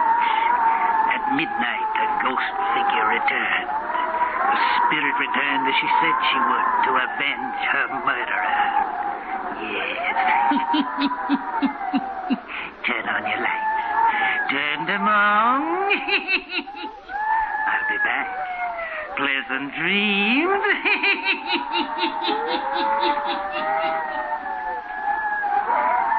All characters, places, and occurrences mentioned in the Hermit's Cave are fictitious, and similarity to persons, places, or occurrences is purely accidental.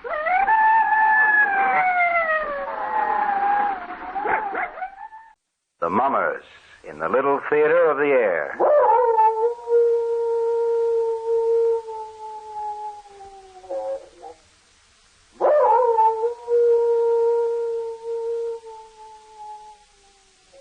Now, the Hermit is ready.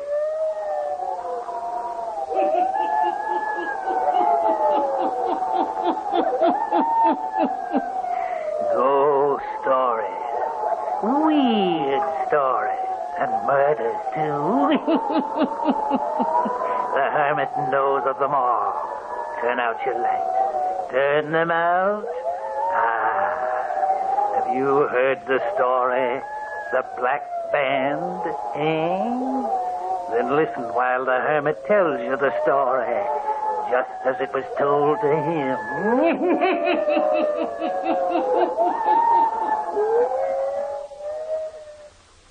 You asked me to tell you the strangest story I've ever heard.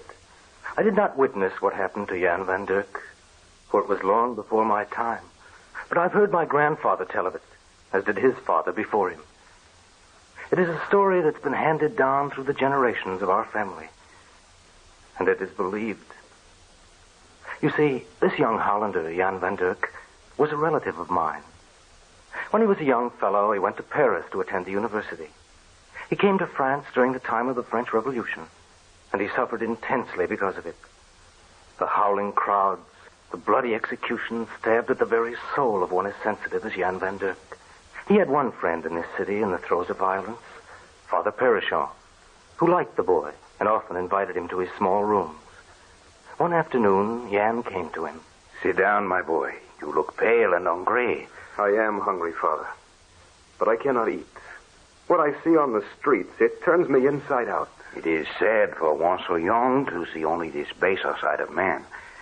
You need sunlight and only small shadows at this time in your life. Father Perichon, all of this horror, these scenes of cruelty, they weaken my faith in my fellow man. Why do you not return to your own country, Jan? As soon as I finish studying, I shall go.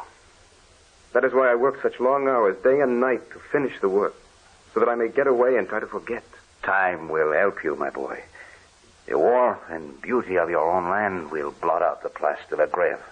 You will marry, and your own life will make you forget the peril you are witnessing today. I often wonder. About the marrying part, I mean. You see, Father, I admire beauty so much. I know. Since I can remember, I've dreamed of only one woman for me. She is so beautiful, this girl I dream about. I don't think I can ever find her in real life. It is the beauty of soul that counts you. Oh, I know this girl I dream of has a soul of beauty, Father. Come, my boy. Let us eat of the little I have to offer. Outside of the visits with Father Perichon, Jan was a recluse, spending most of his time in the libraries, always surrounded with people, yet always alone, an escape from the realities of the present. One night he stayed in the library late. While there, a storm arose. But it was closing time, and so Jan was forced to step out into the storm to make his way to his lodgings in the old part of Paris.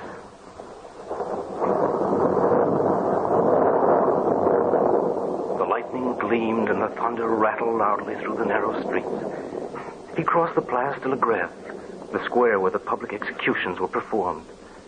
Just as he was passing the permanent guillotine which had been built there, a bright flash of lightning bathed the square in its cold blue radiance.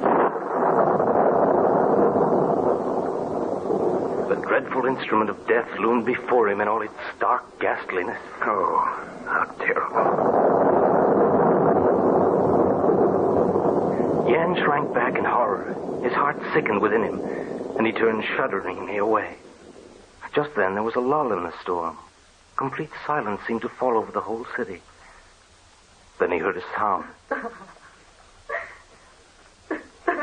He turned back, and there on the bottom step of the guillotine sat a woman, crying bitterly. I beg your pardon. Can I do anything for you? May I not help you? No one can help me now. You've lost someone through the guillotine. Today I lost everyone. They made me come and watch, as one by one they died. I wanted to close my eyes, but I could not. I understand. Horror kept your eyes open. But why stay here now? Why not leave this place? I have not the strength. I can still see them marching up the steps. The heavy knife being raised, the whistling thud as it fell, each time taking another of my loved ones from me. The blood of my father, my mother, and my two brothers mingled on that platform today. Have you no place to go? No, I have no friends left. They too have gone. You can't stay here. Come with me. I cannot accept your offer. I want to be your friend. I promise that no harm shall come to you. Here, let me help you up. I am very weak. You're shivering from the storm. You need warm food and dry clothing. Have we far to go? Not far. Across the Point Neuf. How strange it is tonight. All of a sudden, the storm has ended. And Paris is as silent as a tomb. Here, we turn this way. You are very kind. You need a friend. And so do I. Now, careful. These streets are very narrow. Do not touch the walls. They're covered with mold. Soon we'll reach the stairway leading to my apartment. Can you walk a bit farther? Oui, for you are fairly lifting me along. Here. This is my place. I'll carry you up the stairs. Oh, no. Of course. You're very light. And you're very cold. You should not have stayed out in the rain. I'll put you down until I find my key. Oh, yes, here it is. In a moment, we shall have warmth, light, and food. Yeah, stand by the door until I light the lamp.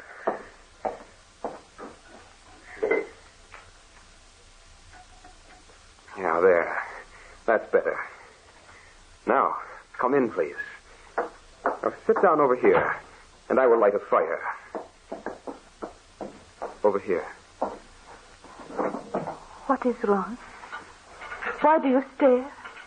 Sit here. I will have a fire going in no time. Then I will fix you coffee. I do not know why you are so kind to me. You are alone and lost. And so am I. Draw up closer to the fire now. Why do you still stare at me so strangely? May I tell you that you are very beautiful. All my life I've dreamed of someone just like you. I feel as if I had known you for a long, long time. You're safe now. You need fear no longer. It may be dangerous for you to arbor me. I am an aristocrat. I'm supposed to be an enemy of the revolution. You may find yourself in prison for giving me shelter. I'm not a Frenchman. They won't put me in prison. But I am an aristocrat. Yes, I know. I could tell. Not only from your beauty, but the black velvet band you wear about your throat. It has a diamond brooch of rare and costly design. It is all I have left. Will you tell me your name? Marie. And I am Jan van Dirk. Marie, I'll not let them find you. If they do, they will put me away where you will never see me again. Listen to me. I am earnest and sincere. All of my life I've been searching for you, Marie. Will you marry me? Oh, no. As the wife of a Netherlander, they can't touch you. You only pity me. I love you. I want you to marry me, Marie. It is true. I do feel that we met a long time ago. And so do I. I've dreamed of you. I've spoken with you. I've looked into your eyes before. But it is all impossible. Say my name, Marie. Jan. Jan. It is not impossible. I want to marry you because I love you. Perhaps you will not want me to be your wife when I tell you what happened to me today. I don't want to hear it. Our lives began when I found you in the Place de la Grève. I'm going out to get a priest, and we'll be married tonight, now. But the clergy has been forbidden to practice the rites of religion. Those who have not left Paris are in hiding. Oh, but I have great news to tell you. My only friend in this city is Father Perichon. Some time ago he confided in me, told me that he is a priest. I will go and find him now. Marie. Jan. You consent? Oui. For I love you. Yes, these two. One who had suffered untold horrors that day, and one revolted by the tragedies all about him, met on a dark night. Met and found that they believed they had known each other during some other hour. Met and fell in love on sight. Jan looked into Marie's soft brown eyes, gazed on the pale face, and knew that she was the girl of his dreams. With her consent to marry him, Jan rushed out into the dark night, now silent, foreboding, as if the black skies were mourning for the dead. Finally, he arrived at the door of Father Perichon. He knocked. There was no answer. He tried again. Then he saw a wisp of light through the darkened door. Father Perichon, it is I, Jan. Step inside, my boy, quickly. Father, I want you to come quickly. I found her. Found who, my lad? The girl of my dreams. I found her tonight. I want you to come and marry us now. Father, don't ask me any more questions. come with me now and marry us. It's over. We're married. You belong to me now. We. For as long as he permit me to stay. He? Whom do you mean? Death. His shadow is always hovering over me. Why do you keep speaking of death? You're not going to die. We have years and years of life and happiness ahead of us. I wish it were so. Oh, how I wish it. Marie, come to the window with me.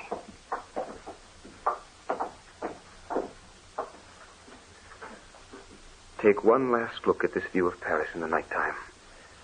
For I'm going to take you out of this city of death and terror, out into the country where we can live in happiness and peace. If it could only be so. I'm going to make it so. Tomorrow morning I'm going out into the country and find a little villa, away from the blood and the hate, out into the sunshine, Marie. It will purify us. If you could do that, Jan, perhaps... No. It would make no difference. The angel of death is forever with me. You must not talk so. I will find the villa. Marie smiled wistfully. Somehow it gave Jan the hope that she would someday forget all the horrors and sorrow which now held her in their grip. They sat at the window looking out over the sleeping city. They sat silent till the gray of dawn came into the sky, until a rosy haze was over the east. It was then that Marie's fears came back twofold. She was alarmed, quickly agitated. Jan, if you are going into the country, go now. Go now. I will wait until the sun comes up. No, it will be too late. Too late, I tell you. Go now at once. You really wish it? What do you fear? You know, they will find me. Never. And they cannot harm you. For you are Madame Jan van Dirk, a Netherlander. Oh, Jan. All right, my darling. I will go now. For the sooner I go, the sooner we will be away from all of this. Oui. You will be here when I return. You promise? I promise. Then I will start at once. By nightfall of this day, we will be away from here, you and me, starting a new life in the world of peace. Marie, you and I in the world of peace. Jan left. He walked out into the country. He had no trouble finding a charming place. A little house set in a lovely garden, the whole property surrounded by a high wall. Jan knew that here Marie would forget and be happy again. He rushed back to Paris as fast as he could and up to their little apartment. Marie! Marie! Threw open the door. Yes, she had kept her word. She was there waiting for him. Exhausted from the tragedies of the day before, she was lying across the bed, head hanging over the edge, one arm thrown over her face. Marie, I found it. I found the most beautiful place you ever saw. A place far from this city of unhappiness. A place that will be heaven for us both. Wait until you see it. Wait till we... Marie? Marie. She doesn't move. She's not breathing. Her hand is cold. No pulse. No pulse. Marie! She's dead. She's dead. Help! Help! She's dead. She's dead. Marie, she's dead. Help!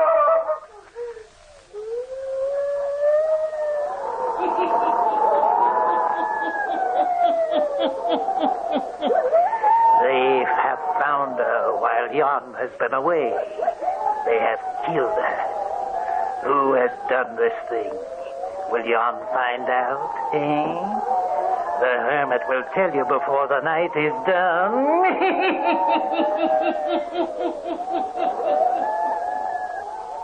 And now, the Hermit again.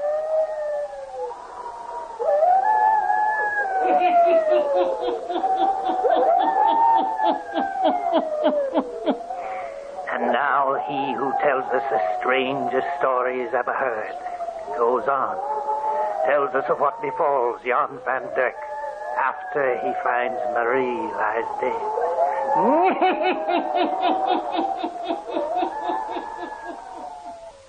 Horrified and frantic, the young boy runs out of the apartment, down the stairs, babbling to himself, crying out in grief and terror, calling for help. And then an officer stopped him. Here, what is the matter with you? She's dead. She's dead. I went to the country. I came home and found her dead. Who is dead and where? My wife. She's up in our apartment. Come, I will show you. You are not a Frenchman? No. My wife. Someone has killed her. Get hold of yourself. Death is a common thing these days. But to Marie, they had no right to do this to Marie. We will investigate. Over here on the bed. I found her here. She is dead, all right. You say you left her alive and then found her like this when you come back from the country? Yes. Are you sure you did not kill her? No. No, I loved her. I loved her more than anything in the world. Let me get a good look at her. What is it, officer? What is the matter? How long have you known this woman? I met her last night, but I've known her forever. I met her last night. We were married a few hours later. You were married last night? Yes. Not a week ago, not 2 days ago, but last night. Yes. Sit down in this chair. You are half crazed. Sit down and let me talk. Yes. Now, listen. Listen carefully. I saw this woman yesterday near sunset. I know who she is. She's the one I love. She's gone forever. Listen. I was stationed near the Place de la Grève. You saw her as I did, weeping. I will tell the story if you will listen. Down the street near sunset came the howling mob.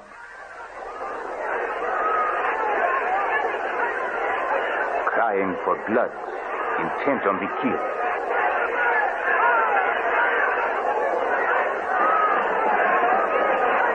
And down the street came the tomb, carrying its victims.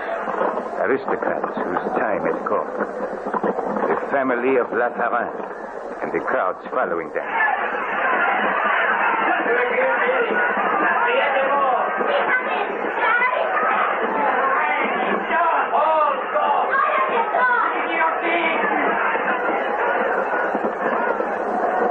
The tumbril drew nearer the square. The crowd cried out in fury. Then the cart stopped.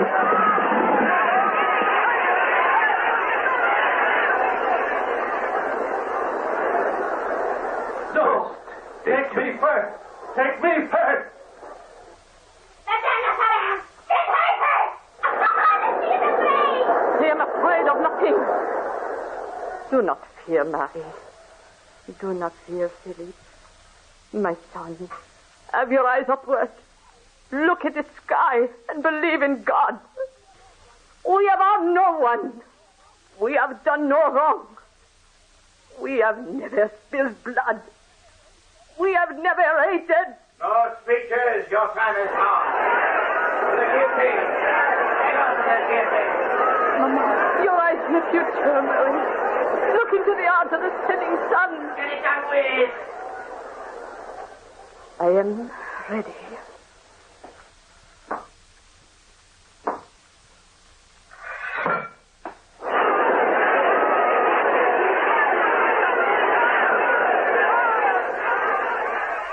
One by one, the family of Monsieur Lafarin walked up to the guillotine. First Madame, then the boys.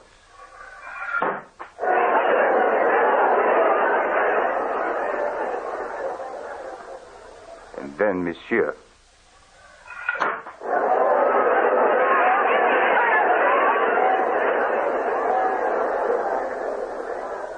And then the daughter. She stood there, her head held high, her eyes on the sun, now almost gone. The crowd was silent for a minute. She seemed to frighten them. There was a pause, and then...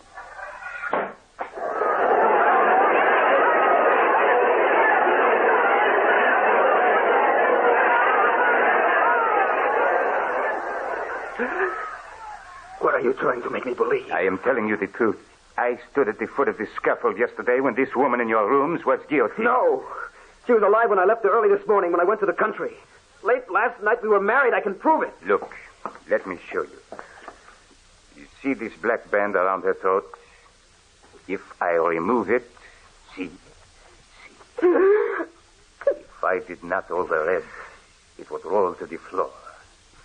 Now do you believe? Do you believe? No! No!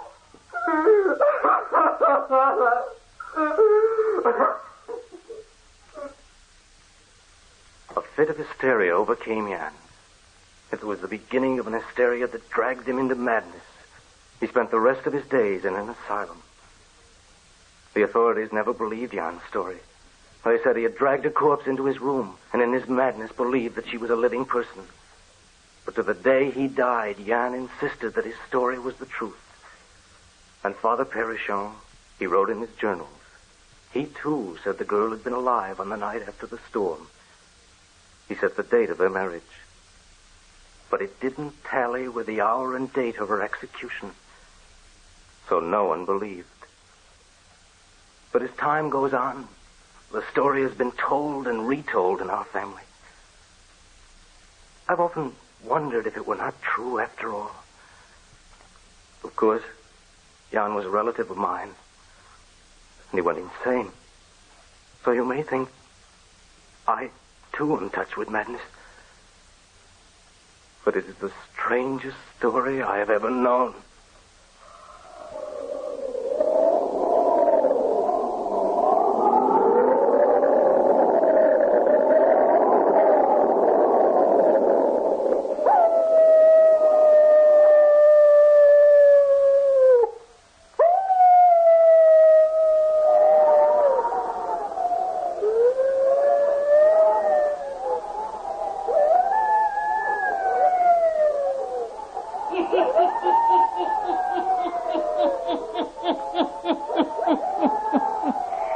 The black band was around Marie's throat for a purpose, eh? We who have studied the supernatural, we who have delved into the unknown, we know that in this life of ours occur strange things that no mind can comprehend. Yes, turn on your lights. Turn them on. I'll be back. Pleasant dreams.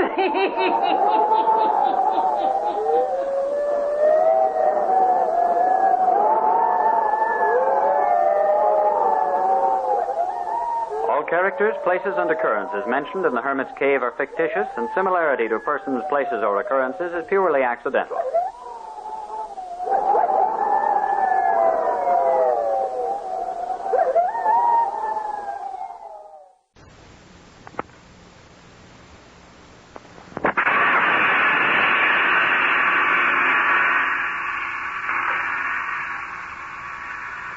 The Carter Coal Company and the dealers of Olga Coal present The Mummers in the Little Theater of the Air.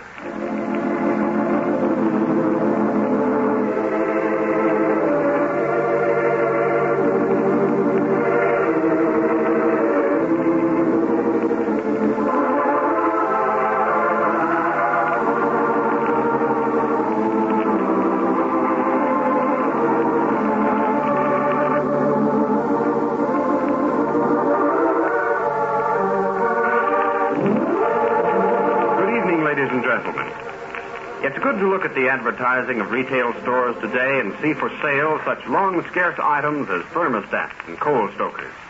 It's especially good if you've been able to get a supply of that good Olga coal, because in a good hand-fired furnace, it responds especially well to the regulation of the thermostat. And burned in a coal stoker, you get all the benefits and advantages of Olga coal, plus automatic heat.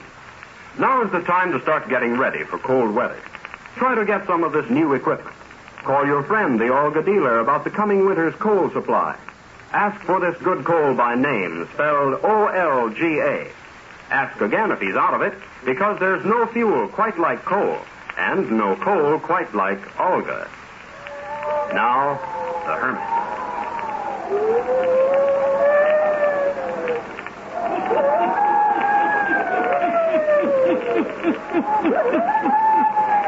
Ghost stories.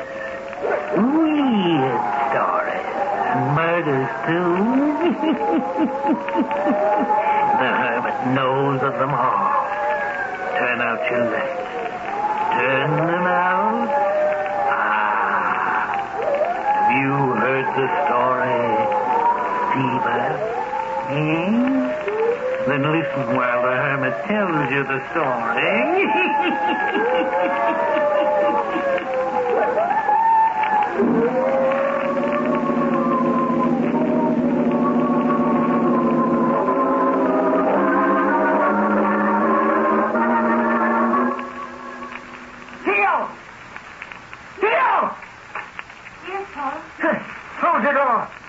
There's a draft. I've called and called. Out of that room. I was just in your room a minute ago. What did Doc Watford say? Not much, Paul. What'd he say? That you've got some kind of ailment that's going around.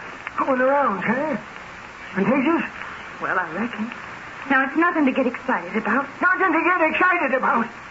You can talk. It's me that's got it. Running up with fever 1 minute and freezing the next. I'm getting along.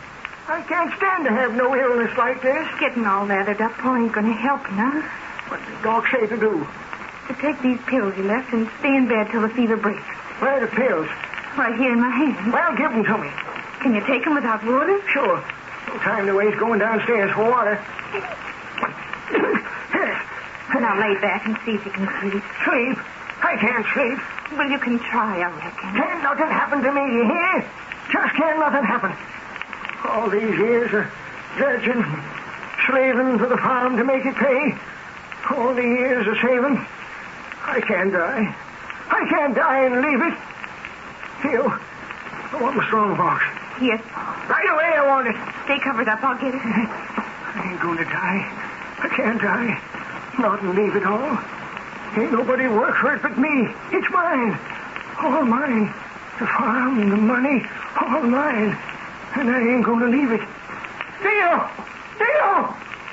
Oh, I'm coming as fast as I can. My keys are on the chain in my pants pocket. Here you are. You ought to stay covered up. Oh, quit nagging, Theo. It's just like your ma was, always nagging. What's that? Someone came in below stairs. Elton, I suspect. Probably heard you was ailing. Granny can keep him out of here. I don't want that worthless son of mine in this room. Don't worry, Paul. As soon as Elton finds out you got something catching, he'll be a mile away from this room. Well, you can tell him this for me. I ain't going to die. He don't need to push like a vulture below stairs waiting for the end. Ain't going to be none. You can go now, Theo. Ain't no use in you staring at this money. It's mine. And I'm going to hang on to it for a long time to come. I wasn't even looking at it. Get going at your work in the house. When I call next time, don't take so long to come upstairs.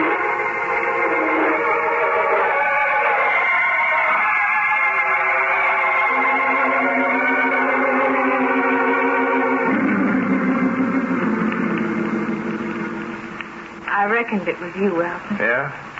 What's wrong with Pa?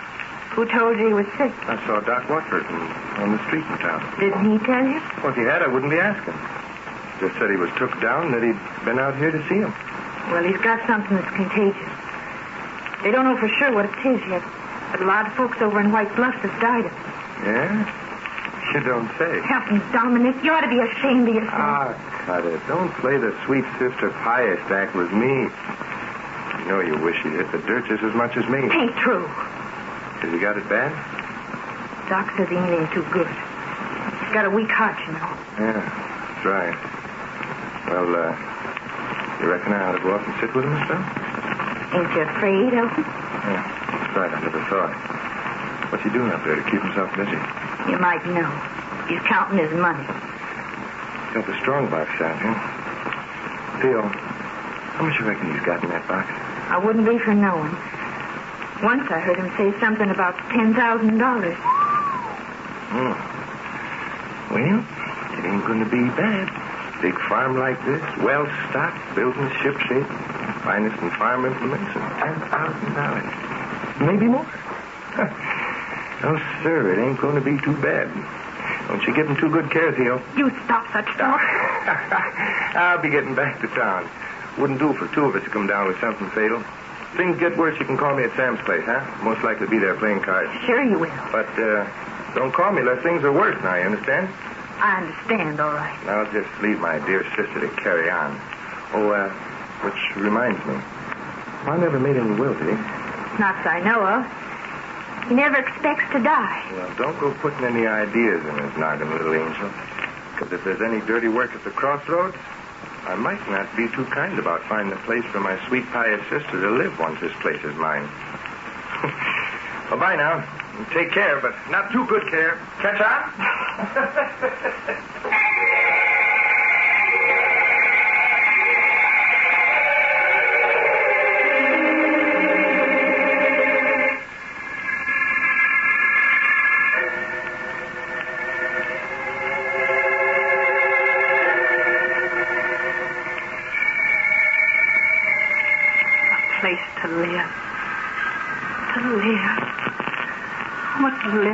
I ever done.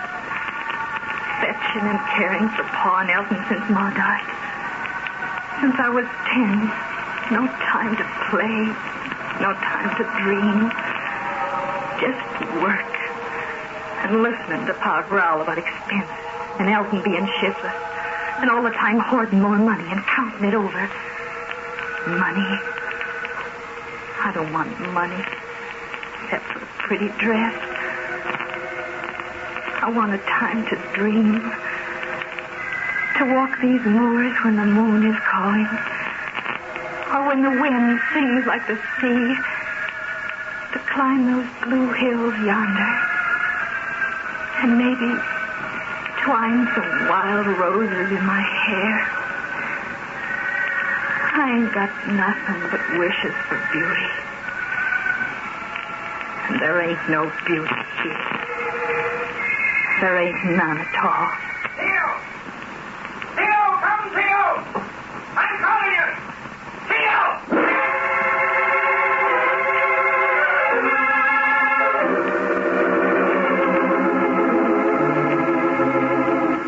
Elton, is that you? It's Paul. He took worse. Awful bad. Get Doc and come quick. He's yelling and calling for Doc and he don't answer to his office. Get him quick and come.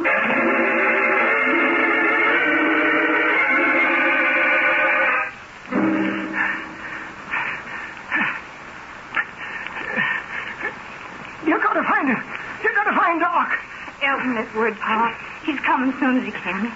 Where's Elton? Standing outside the door here in the hall. Ain't no use for him to come in and catch the fever. Yes, you want me, Pa? No, I don't want you. Further away, the better. I don't believe he went for Doc. Yes, Pa, he did. I don't believe it. He wants me to die. He wants what I got, but he won't get it. Oh, nobody get it. No, you can't take my rifle money from me. Lie back, Pa. I ain't gonna die, Theo. I ain't gonna die. Of course you ain't. I ain't gonna gasp like your ma did and then go out. No, Pa. You know something? You can't kill me. Nothing can kill me and take my farm and money. Because I'm going to have it always. Don't be fooled if I stop my breathing, because I'll come back. Come back to this very room. Ain't nobody to touch my money. For I'll come back. You hear that, Elton? Yes, Pa, I hear. Never touch the strong box, because it's mine. Money's all mine. I'll never let it go. I'll never let it go. I'll be here in this room, a garden, and watching it. Bill, what's up? Doc better come quick. Call again, Elton. Sure, I'll call again. My box! My... It's right beside you. The key! The key to my box! Here, Pa. Lock it. Lock it tight. It's locked, Pa. Locked tight. The key. Put it in my hand. My hand. Here. So dark. Can't see. You've got the key in your hand. Never take it away. Leave it. Leave key in hand. I'll be back. Be back. It's mine. All mine.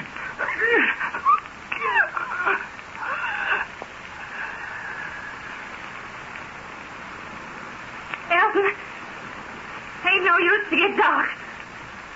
He's dead. Pa's dead.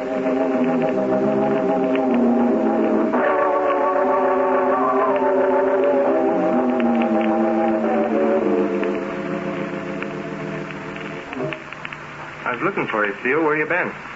Down in the parlor. Doing what? Fixing Pa up a little bit. You mean you've been touching a dead man in his coffin? Yes. How could you do it? Pa, ain't it? You should stay away from him. It's catching what he had. What good now to stay away when I've been caring for him? There ain't going to be any funeral. They're going to put Pa's coffin in front of the big parlor window. Then the men are going to cover their faces and come in and carry him to the hearse. When? What you looking so white about? Pa, being in there just now Well, why? seemed just like he sort of moved when I straightened his tie. Stop such talk. He's dead in a doornail. Oh, which reminds me. What'd you do with the strong box? Put it back where it belongs. And the key, where's it? I hid it. And get it for me. I can't. You heard what the judge from White Bluff said. Ain't nothing to be touched till the probate court has a list of everything. Did you tell them about the strong box? No. Well, then they ain't going to know nothing about it. Because it's mine, see? I'm the oldest living relative in this family, and the money is mine. No, Elton. There's expenses to be paid for the funeral and all. Get me the key. No. Let go my arm. I want the key, and I want it now. Stop, Elton. You're hurting me. Will you get me the key? I'm going to sit in Pa's room and count the money like he always did. I'm master of this house now. Now, you get the key or I'll really choke you. Let go. All right. All right. More like it. Well, go get it now. Maybe if you're a real good sister, I'll give you something out of the box for your trouble. I don't want none of it. Well, I do. After the farmer's sold and I get all the money together, I'm getting away from here forever. You can't sell the farm. I have no place to live. Besides, I got a share coming. We share and share alike. Oh, is that so? Well, we'll see, Sister Pius. You just act like a lady and we'll see. I'm the man of the house now. If you play the game, I might throw a little something your way. Now, you get me the key to the strong box.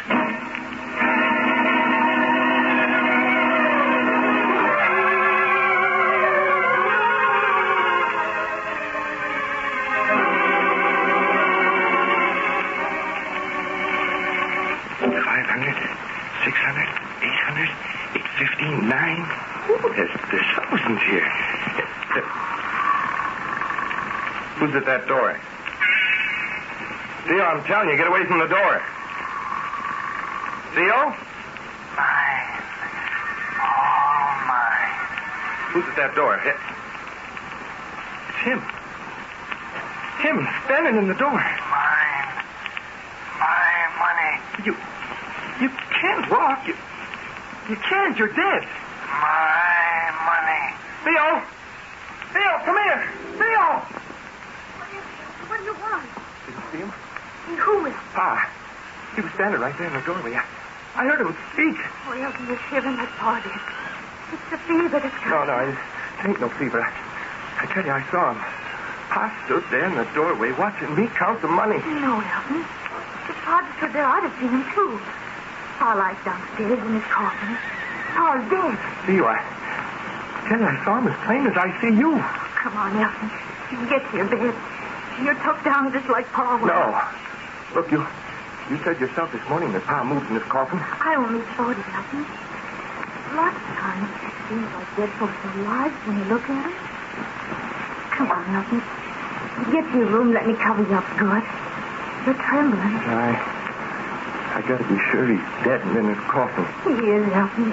He is. Well, you gotta go down to the parlor with me and make certain.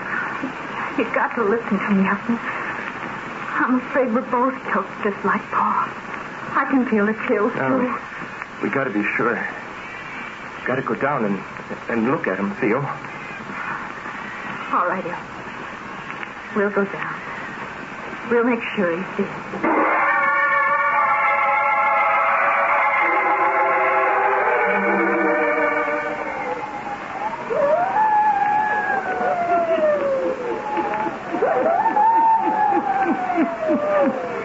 Is it true that old man Dominic really walked the house in search of his money? Can it be that he's not really died? What will the two discover when they go to the farm and look at the dead man? The hermit will tell you before the night is done.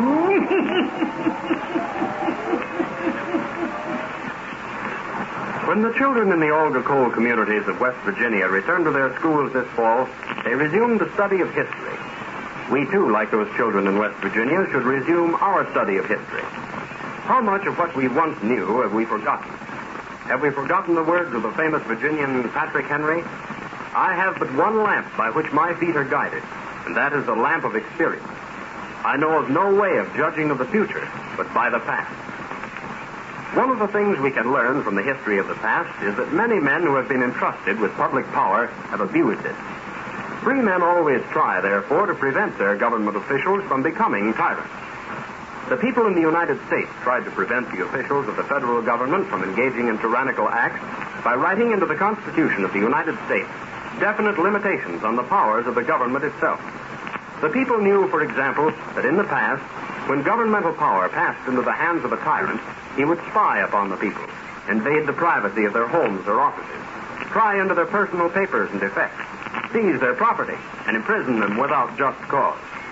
To guard against such tyrannical acts and to protect their personal freedom, the people in the United States provided in their Constitution that the right of the people to be secure in their persons, houses, papers, and effects against unreasonable searches and seizures shall not be violated, and no warrant shall issue but upon probable cause, supported by oath or affirmation, and particularly describing the place to be searched and the persons or things to be seized.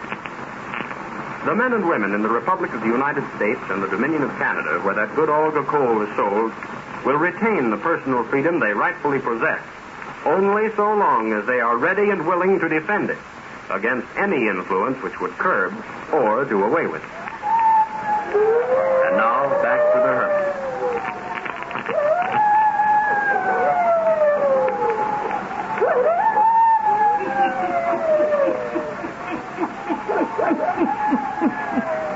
It is a few minutes later.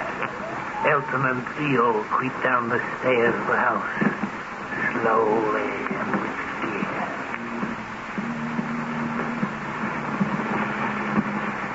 Elton is shaking, not only from fear, but with a fever that grips him.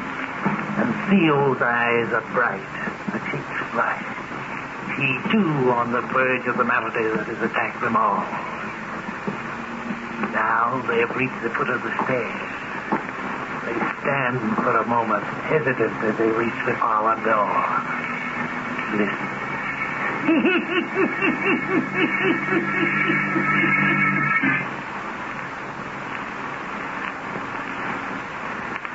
Open the door.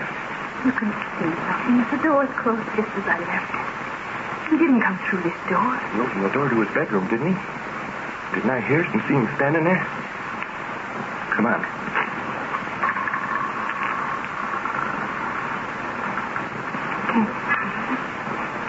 The candles are burning just like I left them. And he's lying there. I can see from here. We gotta make sure. Go on. Move closer. I can see him from here. Gotta make sure. All right. Now look. Look about him. You can see now. He's dead. He couldn't have moved. Yeah. Sure. It's just the fever made you think you saw him. Can't move from here. Can't come after the money. No, Elton. I'm going upstairs and get the strong box and take it away from here. I'm getting out tonight. No, Elton. Not before services in the morning. You can't do that. I'm getting out tonight. What's wrong? What is it? I thought... Stop trembling and tell me. Look at him. Can you see? What? His hand. I thought it moved. Oh, stop it. You can't scare me now. I'm going after the money. It did move. It moved again just now when you said something about the money. Good heavens. He ain't dead. He ain't dead at all. I told you I saw him in the room after the money. I'm going after it, and I'm going to take it away where he'll never find it. I'm going to get it now. Elton, come back. Elton, you can't leave me alone in the house with him. Elton! He moved again. Saw it move. He touched the candles. Knocked him over. Elton, come back. Come back quick. He's knocked over the candles. The curtains are all afire. Elton, the house is afire.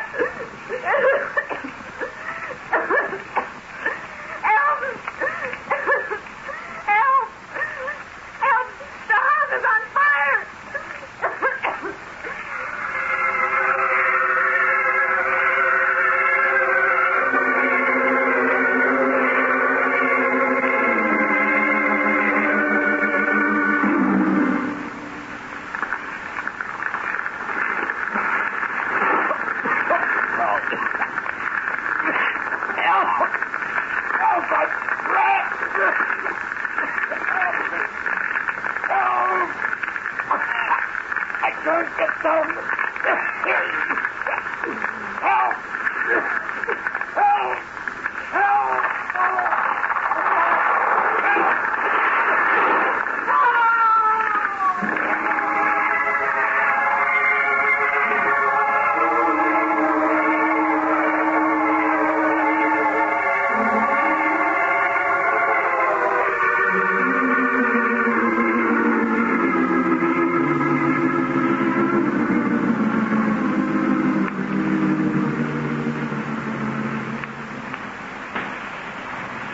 Burned right down to the ground.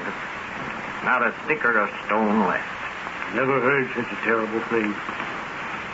Man in his coffin burned to a crisp. Did he find the others?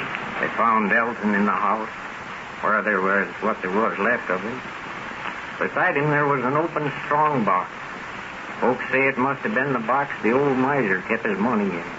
And the girl Theo, did they find her? Yep. They found her this morning, but she wasn't in the house. Where? She must have run out the house when the fire started. She let it out over the moors. She's alive then? No. They found her dead, too. Doc Watford said she must have caught what her pa had, and the exposure during the night killed her. Poor kid. She was the only one in the family good for anything. The old man was a miser, slaved over all these years, and Elton, he was a worthless pup. Well, sir, the whole fortune went up in smoke in one night. Nobody got the use of any of the old man's money. It's just like it went to its grave with him. Yep. And like as not, he would be glad of it. I never knew anybody to have such a fever for money as he had. Poor kid. His little Theo. Mighty pretty, too. She never got anything out of life. Not a thing that she ever wished for, I reckon. Doc Watford said they found her lying at the foot of Old Pine Mountain. Funny thing. She just sort of picked out a nice place to fall and die. And her head was right up against an old wild rose bush that was in full bloom. And her face was buried in the roses.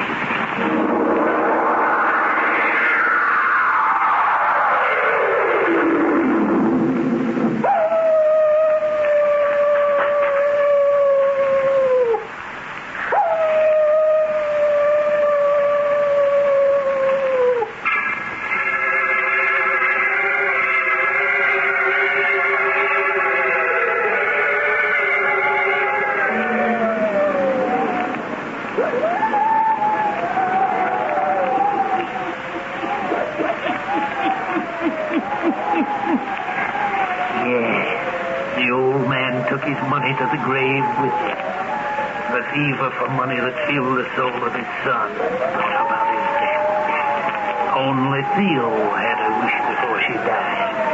To cross the moors in the moonlight while the wind made music. And to have a wreath of roses twined in her hair.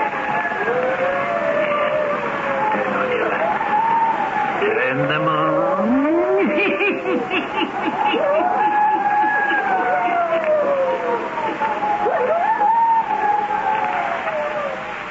You have just listened to the 509th story by the Hermit, made possible through the courtesy of the Carter Coal Company, producer of Olga Coal, and your friend, the Olga dealer. This year, with the prices of many things rising, the brand of coal you buy is more important than ever. Coal isn't just coal. There are many different kinds and grades. Olga is one of the better grades, and is one of the smokeless coals. It has a higher heat content than ordinary coal, more heat-producing ingredients, and fewer ingredients which produce smoke. Therefore, it pays you to ask for Olga by name. Olga responds readily to the thermostatic controls now on the market again, which can help keep your home at a more even temperature. And for coal stokers, Olga Stoker Coal is specially sized and prepared. Because householders know there's no fuel quite like coal, and no coal quite like Olga, deliveries are still a bit behind the unprecedented demand. That is why it will not only pay you to ask for Olga Coal by name, but to place your order well in advance with your friend, the Olga dealer. To locate him, look in the classified section of your telephone book under Olga, spelled O-L-G-A. He'll appreciate your cooperation in giving him extra time to make delivery, having your bin all ready, and being at home to accept delivery when it is made. If his delivery to you is delayed, it's because deliveries to him have been late. But remember, Olga is worth waiting for. And so is the money that United States savings bonds or Canadian savings loans will bring you at maturity. That's why it will pay you to keep on buying and keeping them.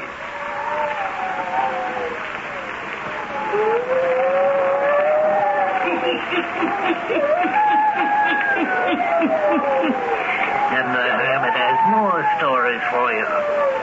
Listen in again next week for my hounds howling. I'll tell you the story without end. I'll be back. Pleasant